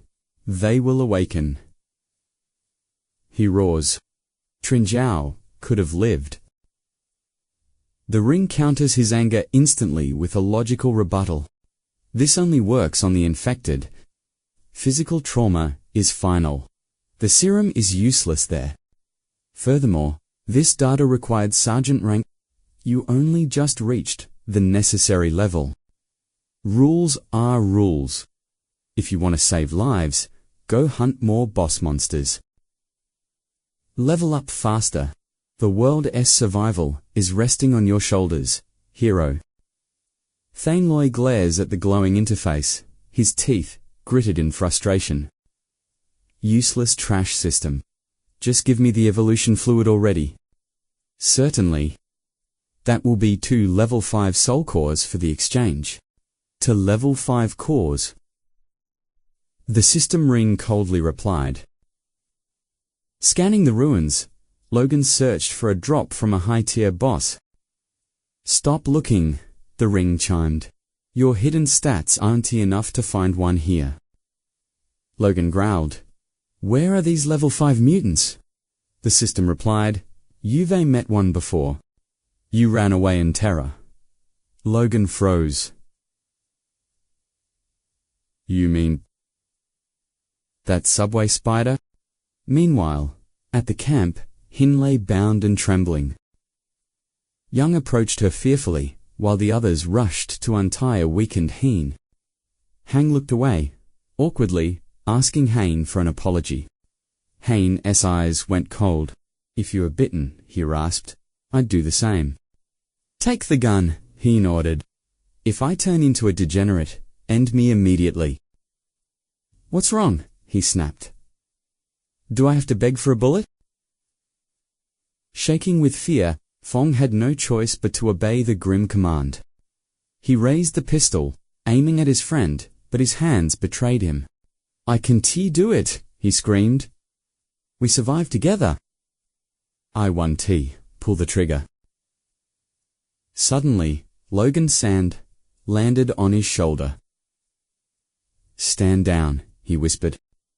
Fong gasped in relief, looking up at his leader, Big Brother Logan. You're in my guild now, Logan told Hein. Logan looked down, his voice dropping low. There is one way to save you. It's a gamble, he admitted. But I won T. Are you serious? Yang cried. There's a way to reverse the mutation. Logan turned toward the dark. Hold the line, he commanded. I'll be back. Count on us, boss, Yang replied, watching his leader vanish. From the shadows, Van watched Logan closely, her eyes filled with suspicion. Night fell as Logan entered the hollowed subway, rifle locked and loaded. The silence was deafening. He stopped at a massive tier in the steel hull. Claws sharper than diamond, he muttered, touching the shredded reinforced glass. Logan descended deeper into the lightless tunnels. Ahead, a sea of webbing choked the air, filled with fleshy cocoons. One cocoon pulsed violently, swelling until the thick silk finally ruptured. A figure emerged, reborn through degeneration, stalking the pitch-black abyss. Logan kept low, his finger hovering over the trigger. Where is it? He wondered. If it reached the surface, everyone is dead. Lost in thought, he stumbled upon a ghost train sitting idle. Line 3, he whispered, stepping onto the platform of his past life. Everything was frozen in time, bringing back memories of the world before. Back in college, Logan took this train every night to work. He remembered an office worker he used to see during the commute. The man saw his badge and treated him like a younger brother. Take this, the man would say, sharing his rations with a hungry student. He wasn't just sharing. He was looking out for Logan's survival. Shaking off the past, Logan pushed toward the cockpit to find the conductor. Inside, he found only the rotting remains of the old driver. With a heavy sigh, Logan reached out and pressed the ignition. Suddenly, the system interface flared. The engine roared back to life. Logan stared in shock. It actually still works. A chilling snap echoed behind him. Thane Loy stood frozen, realizing he was trapped in a neon-drenched playground, a twisted nightmare. He cautiously pushed forward to investigate. Just as a hauntingly sweet melody began to drift through the air. Eyes scanning the area, he jumped as a nearby duck ride chirped. What do you call your father's father? Grandpa, it squealed, right as a grotesque clown sprang from the shadows like a sick, twisted game. The atmosphere was suffocatingly cheerful. His confusion turned to dread as he spotted a slumped figure seated motionless atop a carousel horse. Curiosity warily overcoming his fear, he stepped onto the platform. He demanded. Then, a familiar satchel caught his eye. It was his senior. "Senior, it's me," he shouted, rushing over. "This place is a death trap. We need to reach base 6. The moment he spoke, the air turned ice, and the forced carnival music seemed to die in his throat. The man twitched as serrated. Insectoid limbs erupted from his spine, his hollow eyes locking onto 𝐶𝐤. A sudden wave of pure, crushing, killing intent washed over him, forcing his legs to retreat instinctively. The man's face distorted into a mess of bulging veins and crimson eyes, his jaw unhinging to swallow him.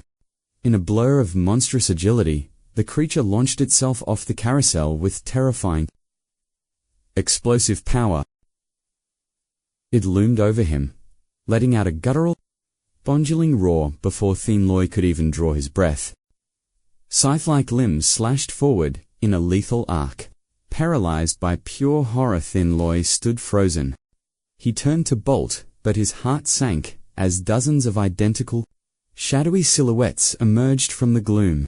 They drifted closer with vacant, soulless expressions, their bodies bristling with those same jagged, protruding bone spikes. Their ashen faces were devoid of any humanity, eyes glowing like embers of blood as they stared him down. The crowd of monsters swelled rapidly, sealing every exit and leaving 𝐶𝐤 trapped in a cage of death. Examining their forms, he realized these Warren T standard zombies were something much worse. And they were hungry. With a collective bloodthirsty shriek, 𝐶𝐤 whipped out his handgun and began unloading lead. A well-placed round tore through the Liderous skull, eliciting a horrific scream of agony from the beast. But the moment of triumph vanished instantly. The head wound knitted shut. Infuriated by the attack, the creature's speed doubled, leaving 𝐶𝐤 speechless. Before he could react, the monster leaped, its razor-sharp claws aimed directly for his throat. He barely rolled away, panic rising in his chest. Headshots. Dante work. What are these freaks? System. Identify these things now. He yelled, sprinting for his life, as the horde closed in. His ring pulsed as a blue interface flickered into existence. Target analysis in progress, the mechanical voice chimed. Second-generation variant detected, the system reported, flagging the biological threat as a high-level evolved type. These monsters were born from total cellular restructuring, fused with foreign genetic strands into a new, lethal form. Since their biology was completely destroying the brain no longer served as a fatal weakness. How do I kill it? Data is scarce, but second gens are far more complex than common degenerates. The system warned that their evolution was entirely unpredictable, making every encounter a unique gamble with death. With no universal weak point to target, STANDARD hunting tactics were completely useless against these mutated freaks. The only solution is total cellular erasure. 𝐶𝐤 cursed, glancing at the nightmare chasing him. Seeing no other choice, as they neared, he took a leap of faith into a massive ball pit. The ravenous variants dove in right after him. Luckily, a thick safety mesh held them back, leaving the monsters screeching in impotent rage. 𝐶𝐤 crawled out from the plastic depths. Thank God for childproof netting, he wheezed. Otherwise, I'd be shredded meat. He cast a mocking glance at the trapped mutants. Later, losers, he smirked.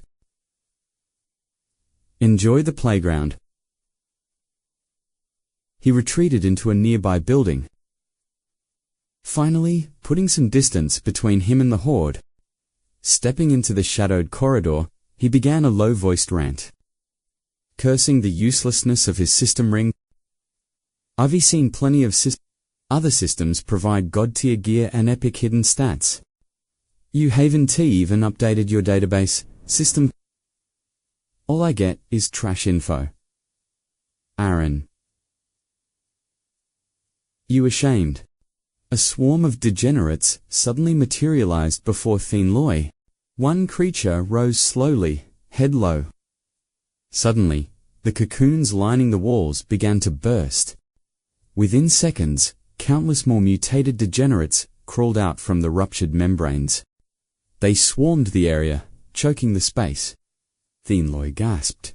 "These ... They redegenerates."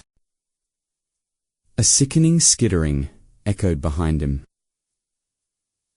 His ring chimed, "Host." The mutants scaled the walls like giant spiders before lunging straight for 𝐶𝐞𝐦. Within a heartbeat, the lead monster was already closing in on his position.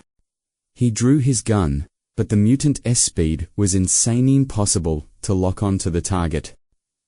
The creature swiped the weapon from his hands and let out a blood-curdling roar. A sharp claw slashed his side. Before he could recover, a flurry of strikes followed. Disarmed and desperate, 𝐶𝐞𝐦 could only retreat, dodging by a hair's breadth. But the mutant was relentless, cutting off every escape route with its savage onslaught. Just as the final blow approached, a silk thread snatched the monster by the throat. Suddenly, the degenerate was yanked backward with overwhelming. A massive boss spider emerged, devouring the mutant whole. 𝐶𝐞𝐦 watched in horror.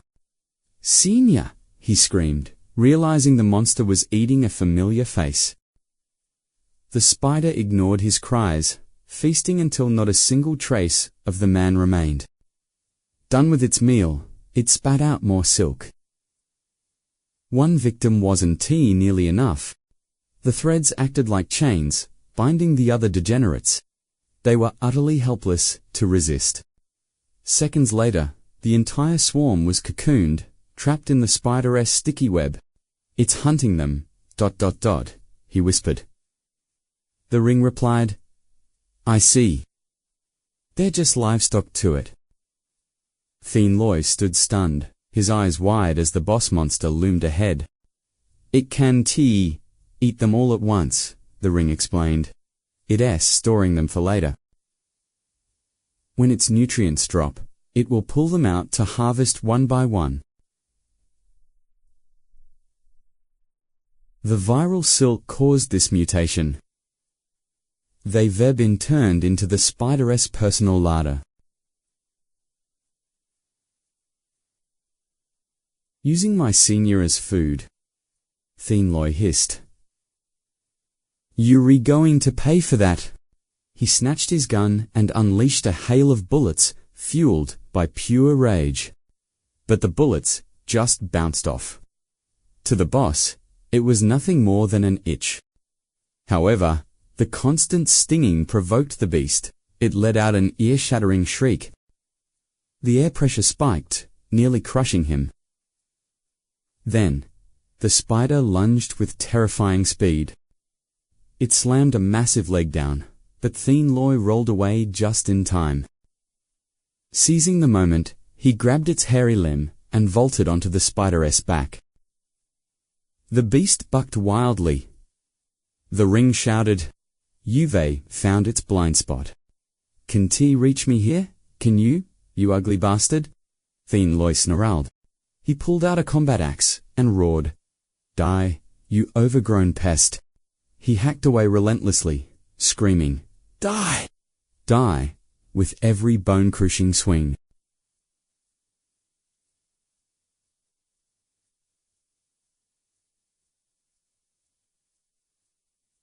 The spider shrieked in agony. He couldn't believe it. The monster was self-mutilating to reach him. "Host, watch out!" Sensing the impending danger, 𝐶𝐞𝐦 threw himself off. The creature's massive carapace, its claws began spinning, like lethal fan blades. Damn it, its anatomy is totally warped. The ring sounded impressed. A 360-degree transformation. This evolution is incredible. A perfect Tier 5 specimen. 𝐶𝐤𝐽 yelled, "Stop praising the enemy and help." The ring's alarm blared again. Incoming 𝐶𝐤𝐽 turned and sprinted for his life. Survival first.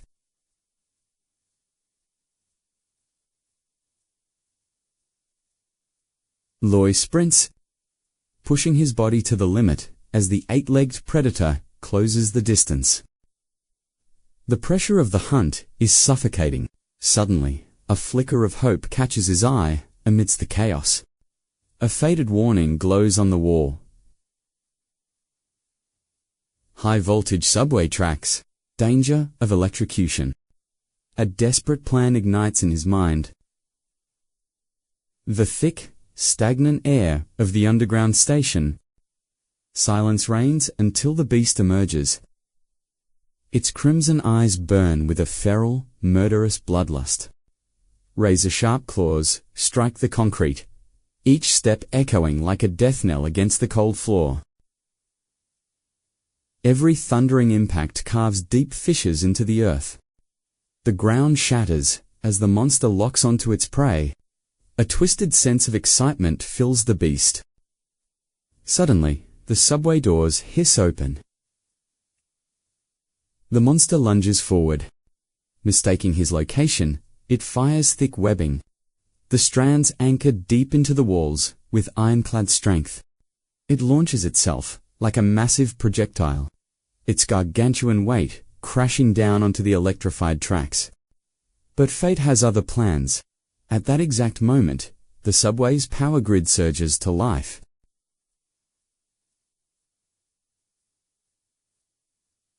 Thousands of volts surge through its body. Convulsing in agony, the panicked beast flees down the tracks.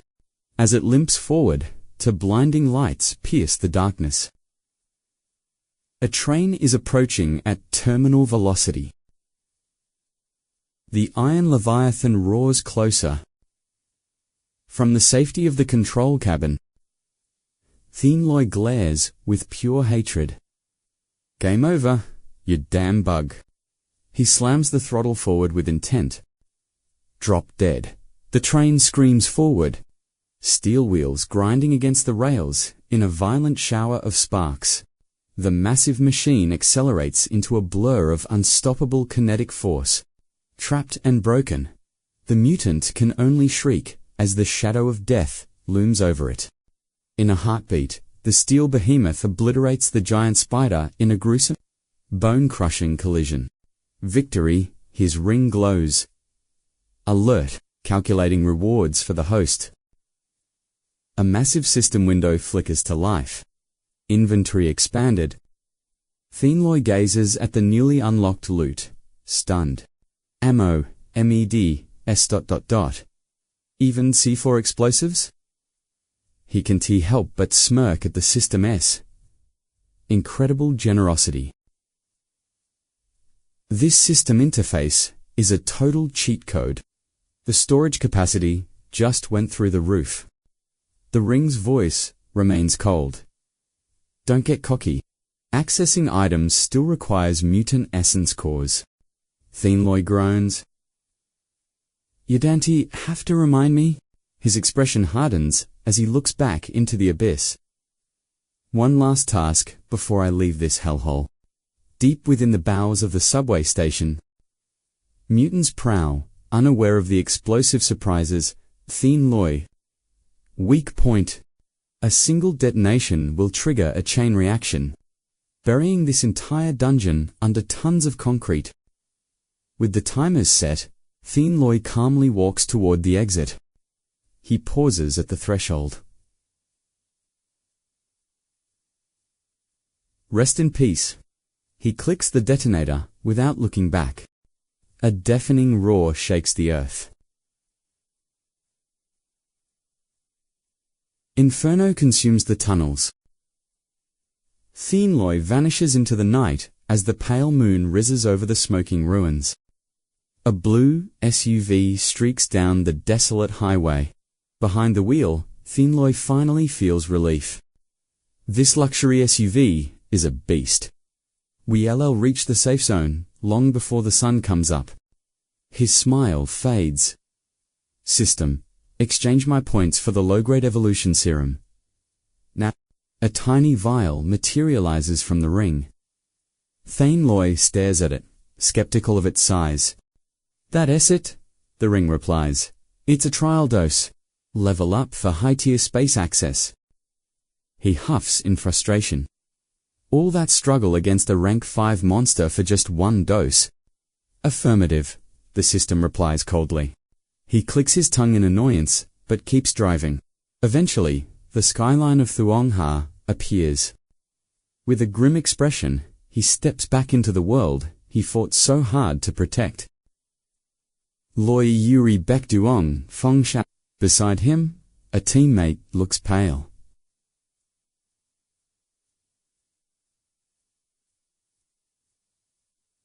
Hurry! They losing time.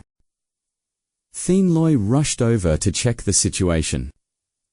Vu Hin gasped weakly, her strength failing as she finally collapsed. On the other side, Vu Hin was in so much pain, his entire body shook uncontrollably. 𝐾𝐞𝐦𝐨𝐧 asked anxiously, "Brother Loi?" 𝐶 answered, "I found it." The hunters were overjoyed to hear the news. 𝐶 pulled out the vial. "There is only one." 𝐾𝐞𝐦𝐨 was stunned by 𝐶's words. Only one person can be saved. Duongfeng panicked. "What do we do?" Tinvan proposed that they should hold a fair vote. He spoke coldly. "With one vial, we must save the person who has the most value." "I choose Vu Hin." 𝐒𝐥𝐴 agreed. "He has always been your strongest right hand. He protected us on this long journey. We would not have made it this far without him. The team cannot lose him." Even Chu Hai chose to save Vu Hin over the girl. "He saved us from that sniper." 𝐾𝐞𝐦𝐨 shouted his protest, his face pale with fear. "What about Vu Hin?" "She is dying because she risked her life to cover his retreat. She was bitten saving us." "𝐾𝐞𝐦𝐨 let her die." Tinvan answered him with a cold face. "If she lives, he dies. Her dark past can be erased by just one good deed." He approached 𝐾𝐞𝐦𝐨. "You call him brother, yet you prioritize a degenerate over him. Choosing a criminal over your own kin in a crisis. That is truly pathetic of you." 𝐾𝐞𝐦𝐨 sobbed helplessly. "I am selfish, but my sister is already gone. Vu Hin and the baby are my last family. I cannot lose them in this hell." He knelt, begging 𝐶. "Please, I beg you." 𝐶 stood there, completely stunned. Hearing his desperate plea, Van Fong finally spoke up to the group to share his thoughts. "I cannot sacrifice a pregnant woman." Duongfeng agreed. "She must live." Tinvan looked at 𝐶. "It's a 3-3 tie. What is your final choice?" The tension was rising. Tinvan pressed him. "We are out of time. The virus will turn them soon. If we delay further, both of them will become monsters." A weak voice rasped out. Vu Hin whispered, "Save the woman instead." 𝐶 gasped. Vu Hin looked down, his eyes filled with a sad, calm peace. "Fighting by your side was enough. I have lived long enough, and I have no regrets."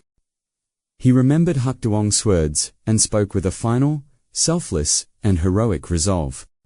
"I want to let a child die for me. I am sorry that I am so useless." He looked at Vu Hin. "You will always be my brother." I swear it to you. I will end this apocalypse and avenge you. 𝐾𝐞𝐦𝐨𝐧 sobbed his apologies to his friend. Vu-hin smiled to comfort them. 𝐶 approached Vu-hin with the 𝐾𝐞𝐦𝐨𝐧 whispered to her. Dante, be afraid. The medicine is here for you now. 𝐶 moved to inject the serum, but his hand suddenly stopped mid-air. What's wrong? 𝐾𝐞𝐦𝐨𝐧 cried out. 𝐶 whispered, it's too late. She's already dead. The news struck 𝐾𝐞𝐦𝐨 like a thunderbolt, shattering his entire world in an instant. The evolution fluid only works on the living. Once the virus seizes the brain, the item is useless. 𝐾𝐞𝐦𝐨 screamed in denial. No, she was just talking to me. She isn't. She's just sleeping. 𝐶, please, inject her. You have to save her now. She's just unconscious. 𝐾𝐞𝐦 rushed to hold the hysterical and desperate man back. Stay calm, Van Fong shouted, pinning 𝐾𝐞𝐦𝐨 down as... Suddenly, her corpse jerked. Her body began to contort with violent and unnatural spasms. She let out a blood-curdling screech. 𝐶 stared in pure and icy horror. The hunters recoiled.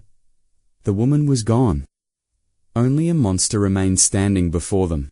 Van Fong shouted, his eyes wide. She's breaking her restraints. Everyone, watch out. She's turned, Lu Hang yelled. The rope's snapping. Open fire now. 𝐾𝐞𝐦𝐨 aimed his rifle instantly, but a voice thundered, Stop. 𝐾𝐞𝐦𝐨 lunged forward. Dante? Tin Van snapped. Are you insane? Suddenly, Vu-hin hacked up a spray of dark, crimson blood. He is fading, 𝐷𝐸ng Fong cried. 𝐶 bolted toward the dying man. Every second mattered as 𝐶 plunged the syringe into Vu-hin.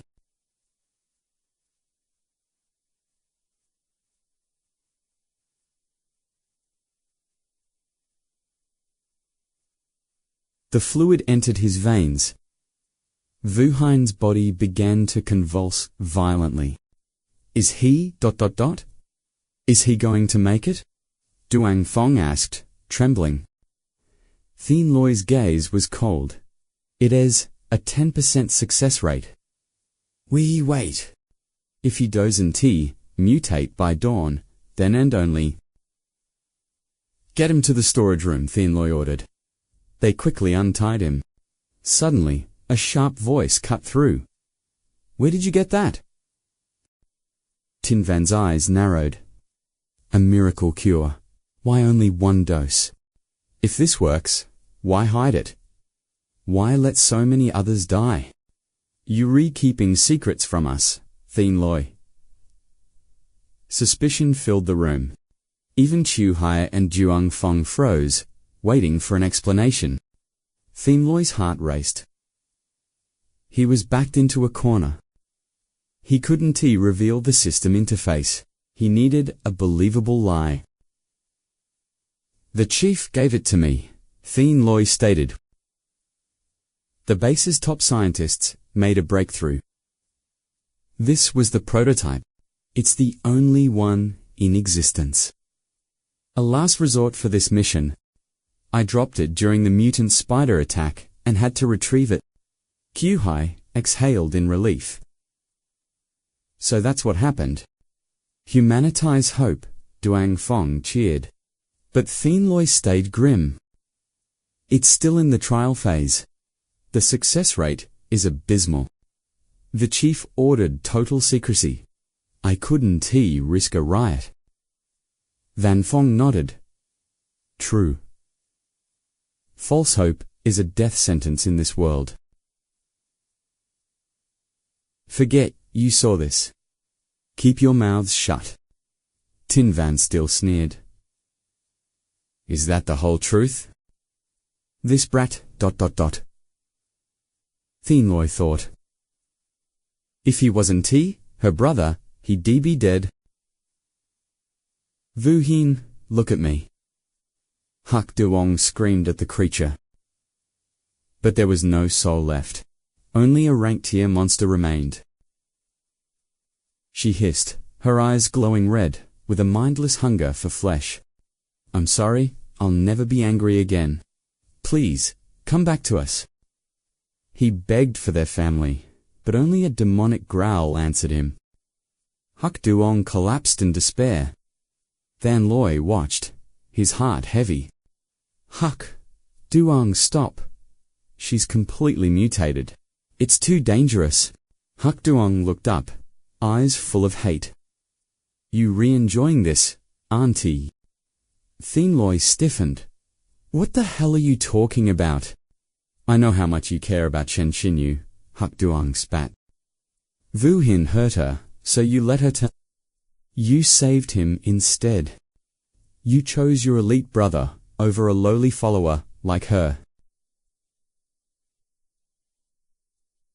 To you. Enough. Lu Hang stepped in.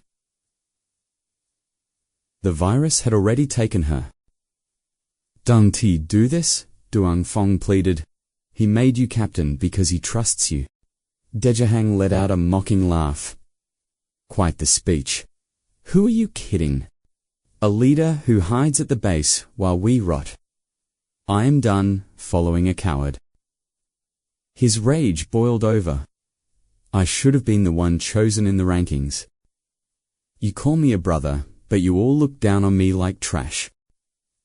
𝐶𝐤 sighed. We've fought side by side for years. Is this all we were to you? 𝐷𝐞𝐻 barked back. Don't pretend. You know it is true. Only Via Hin cared, and I ruined her for people like you. I am the one who should die. He looked at her with desperate eyes. Via Hin. I'll save you. He gagged her tightly, as 𝐿CCHing shouted in panic. What are you doing? I'll turn and bite you. 𝐷𝐞𝐻 roared. Don't you dare come closer. Via Hin is right. I want anything you can do, I can do better. If there is a cure, I'll find it first. He hoisted her onto his back. 𝐶𝐤, consider our bonds severed. We are brothers no more. He turned his back on the guild and vanished into the dark night. 𝐶𝐤 watched him go with cold eyes. The rest stood frozen in grief. 𝐷𝐞𝐻 Fong stepped forward to stop him, but a firm hand held him back. Let him go, 𝐶𝐤 muttered. He needs to find his own path now. He turned to the weary group. Get some rest. We need to recover our stamina. His gaze darkened. Tomorrow, the real nightmare begins. A heavy silence filled the room. As darkness deepened, the exhausted survivors finally drifted into a restless sleep. Via Huyan stabilized after her treatment. Suddenly, Tin Von's eyes snapped open, in the dark. He crept away silently, searching for a hidden item, while the others slept. It's here. I can feel the energy signature close by. A sinister smile touched his lips. An unexpected harvest. This is perfect. A zombie virus inhibitor? With this, I'll be the king of this new world. Looking for this. A freezing voice cut through his thoughts. 𝐶𝐤 stood there with the syringe. Tin Ven immediately feigned innocence. I was just looking for a snack, man. 𝐶𝐤's expression remained Drop the act. You with that sniper? Who sent you to infiltrate our base? Realizing his cover was blown, Tin Von's eyes turned predatory. He let out a chilling laugh. Busted, but how? I didn't leave a single trace. I knew you weren't a normal player. Your agility and speed are far beyond human limits. 𝐊𝐢𝐳 awakened, haven to you. Theon Lee replayed the events in his mind with surgical precision. That sniper He used low-tier gear to make legendary shots. Even 𝐊𝐢𝐳𝐻's military rifle couldn't match his accuracy. It was impossible. His vision stats must be inhuman. 𝐈, both modified hunters. 𝐈 enhanced. And you slipped up earlier when you spoke about the virus. You knew the exact timing of the transformation, without checking the system. A regular degenerate wouldn't know the virus's incubation period so well. His gaze pierced Tin Van. So, tell me, who is pulling your strings? Tin Van clapped mockingly. Impressive. You re exactly who they said you were. You know too much. Guess I'll have to silence you. He drew his blades. He lunged with lethal speed, but Theon Lee dodged the strike effortlessly. Tin Van froze in shock. The power gap was an absolute abyss. Too fast. While Tin Van froze, Theon Lee leaped for a counterstrike. He slammed his foot down, but Tin Van barely dodged. Frustrated, Theon Lee clicked his tongue. Instantly, the two hunters lunged at each other again. A barrage of high-speed strikes made the surrounding air turn lethal. Tin Van was paralyzed with fear.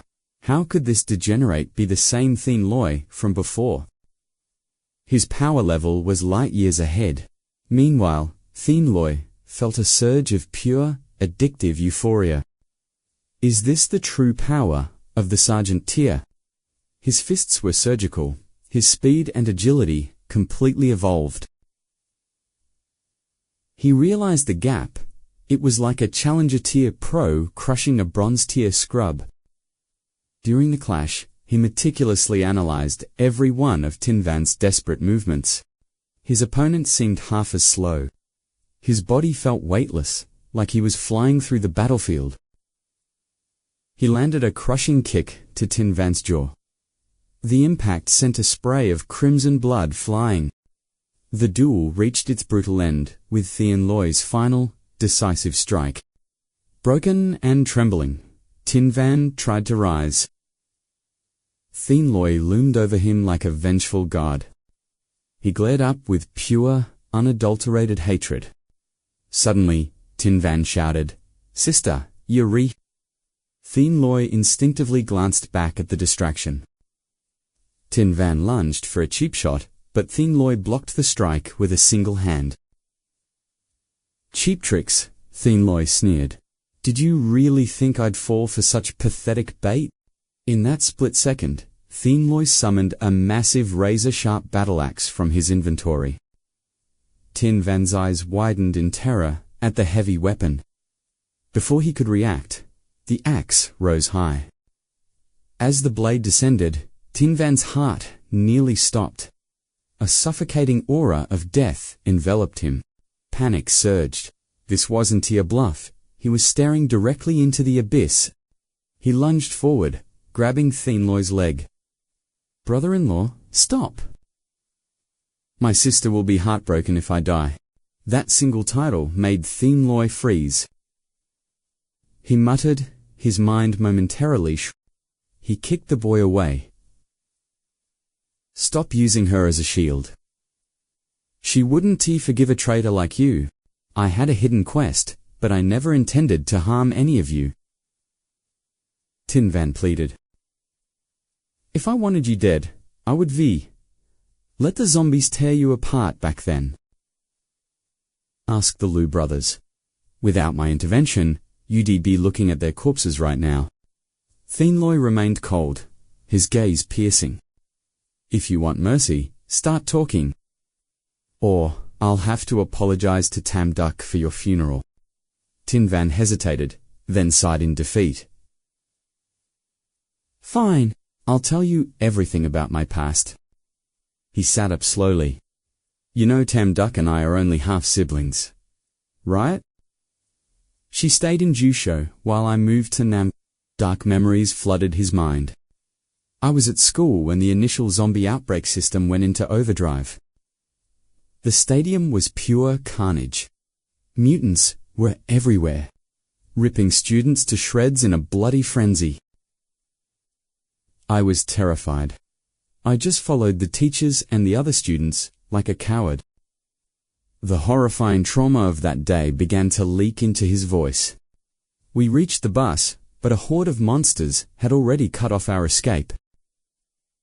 Blood-curdling screams echoed as those who were too slow were devoured alive behind us. That nightmare is etched in my soul. I hid under a bus, desperately muffling my own breath. I was the sole survivor. After the horde passed, he ran home in a state of shock. He burst through the door, screaming for his family, trying to vent his suffocating fear. But his mother just sat in the corner, silent and unmoving in the shadows. When she turned, her eyes were blue. A high-ranked mutant holding the remains of an animal. He whispered "Mom," but she caught the scent of living prey and locked her gaze on him. In an instant, she lunged with feral speed, seeing her own son as nothing but meat. As she tackled him to the ground, Tin Van let out a scream of pure agony. "Mum, it's me." "Tin Van," he screamed. For a split second, her eyes cleared, but the primal hunger of the degenerate infection instantly erased her soul. Transformed into a monster, she lunged at her own son with a blood-curdling screech. Suddenly, a blade flashed, splitting her head in two. Crimson blood sprayed across Tin Van's face like a horrific baptism. She collapsed, a lifeless heap, on the floor. Trembling, Tin Van scrambled back, his breath hitching in terror. Through the shadows, a figure emerged.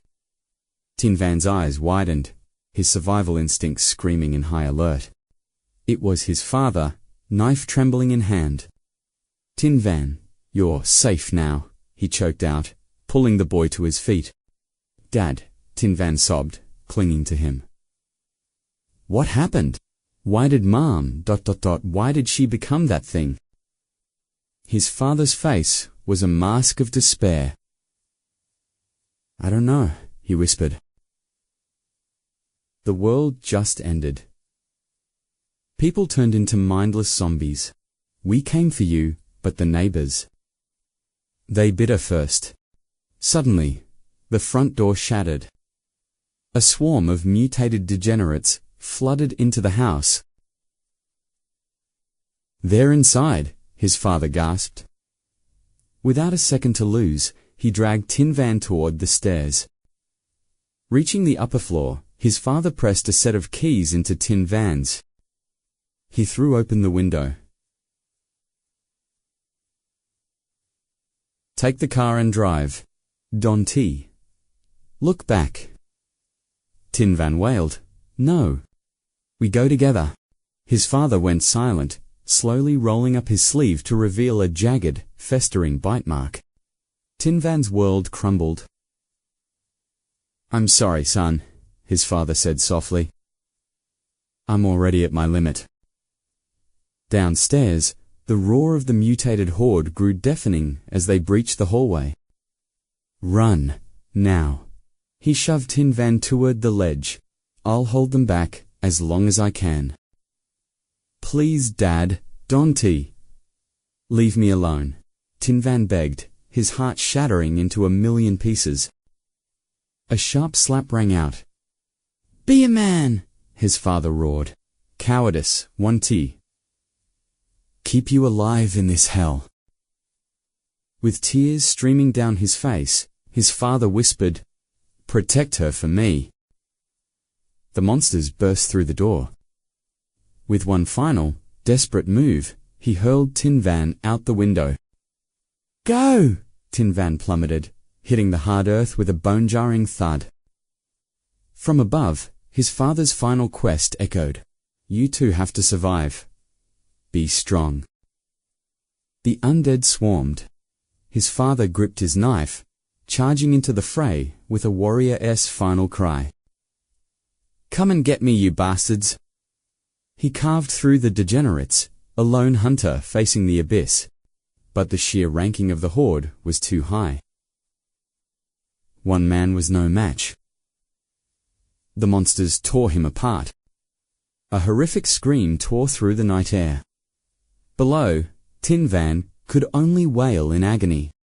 In a state of pure shock, he scrambled to the garage and drove until the city was a distant memory. When the fuel gauge hit 0, he abandoned the car, running until his lungs burned and his legs gave out. He collapsed in the dirt, gasping for air as his vision began to fade into blackness. "Is this the end?" he thought. Then, 3 figures appeared, shadows looming over his broken body. They took him to a hidden facility. "I thought they were my saviors," Tin Van recalled bitterly. "But within days, I realized I had been rescued. I had been hunted." The facility was a gilded cage. They were fed, yes, but their freedom was a long-forgotten dream. Every day, people were led away into the dark. None of them ever returned. Tin Van tried to break out, knocking out a guard in a desperate gamble for liberty. He didn't make it far. "They dragged me to a place, bleached white," he whispered. "It was a laboratory hellscape where humans were treated like lab rats in a twisted game." He was strapped to a cold metal table, screaming as the scientists prepped their instruments. "Get away from me," he shrieked, but the needle descended, cold and unforgiving. The serum entered his veins. Tin Van bowed his head, the memory of the pain still fresh. Organization X, he spat the name.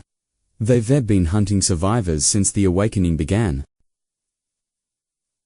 They weren't saving lives.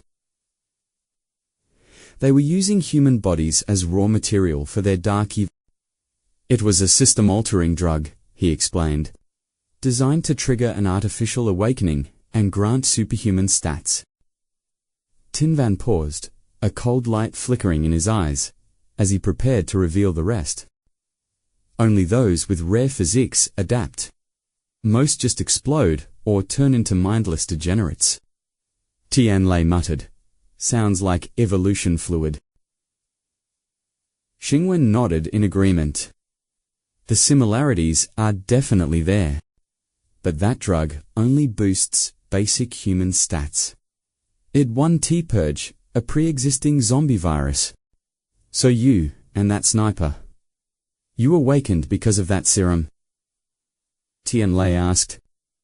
Exactly, Xingwen replied. The lucky survivors are called evil. Once you awaken, you're rebound to the organization for life. Names are stripped away for aliases. They call me S. His is Greedy Wolf. Tianlei's eyes narrowed. Is there a woman named Fang Siding in your ranks? Xingwen froze. How do you know her? Tianlei crossed his arms. We've already clashed. Xingwen sighed. She is the boss, favorite elite. Her Kodi name is Red Moon. 𝐒𝐥𝐚𝐲𝐧, the strongest combatant, but she is a legendary crystal harvester. Tianlei's ears perked up at the term. Crystal core. Xingwen explained they refound inside mutated monsters. That S where the serum is extracted from. Higher mutant tiers yield stronger cores. The more potent the core, the more insane the awakened S. Tianlei realized the truth. So that is why she kept hunting me down like a dog. Xingwen looked at him grimly. Since she's already moved, the organization is hungry for you. They've targeted you. Tianlei was stunned. You mean I am the one they're all after? Of course. Red Moon and Greedy Wolf are both elite hunters. Is the Liu family really worth this much effort? But why me? I have no ties to them. Blame your own monstrous performance. You've been making far too much noise. Even the highest-ranked 𝐒𝐥𝐚𝐲𝐽 solo zombie hordes. The vision of Tianlai slaughtering the undead. To them, you re the ultimate raw material. They want tea, let you slip away. Tianlai's face darkened. Now I've got a guild of fanatics on my tail. If you caught me, you'd be a hero. Why, help us instead of taking your shot. Xingwen's expression turned cold. He looked Tianlai dead in the eye. Because I want out. The organization sent me here to gather intel inside the base. I infiltrated through 𝐾𝐞𝐬 how to get close to the military command center. But I found my sister there. Everything changed the moment our paths crossed. I promised my father I'd keep her safe. We just want to survive together. But as long as I am under their thumb, she'll never be safe. They use her against me. I have to escape for her sake. Tianlai remained cautious. Why should I trust you? I've told many lies, but I once gambled with my sister's life. Tianlai fell silent, weighing the heavy truth in the man's. Suddenly, the door crashed open. Brother Lei. Something's wrong with Vu Hin. Before he could finish, a guttural, monstrous roar echoed through the corridor. They raced toward the screams. Inside, the team was struggling to restrain a thrashing Vu Hin. Vu Hin? Snap out of it. But his eyes were empty. He was acting like a rabid beast. With superhuman strength, he hurled Van Fong and 𝐾𝐞𝐦𝐹 across the room like dolls. Pin him down, now, Liu Kang roared. The group lunged together to kill him. What happened? Tianlai barked. He was fine, then he just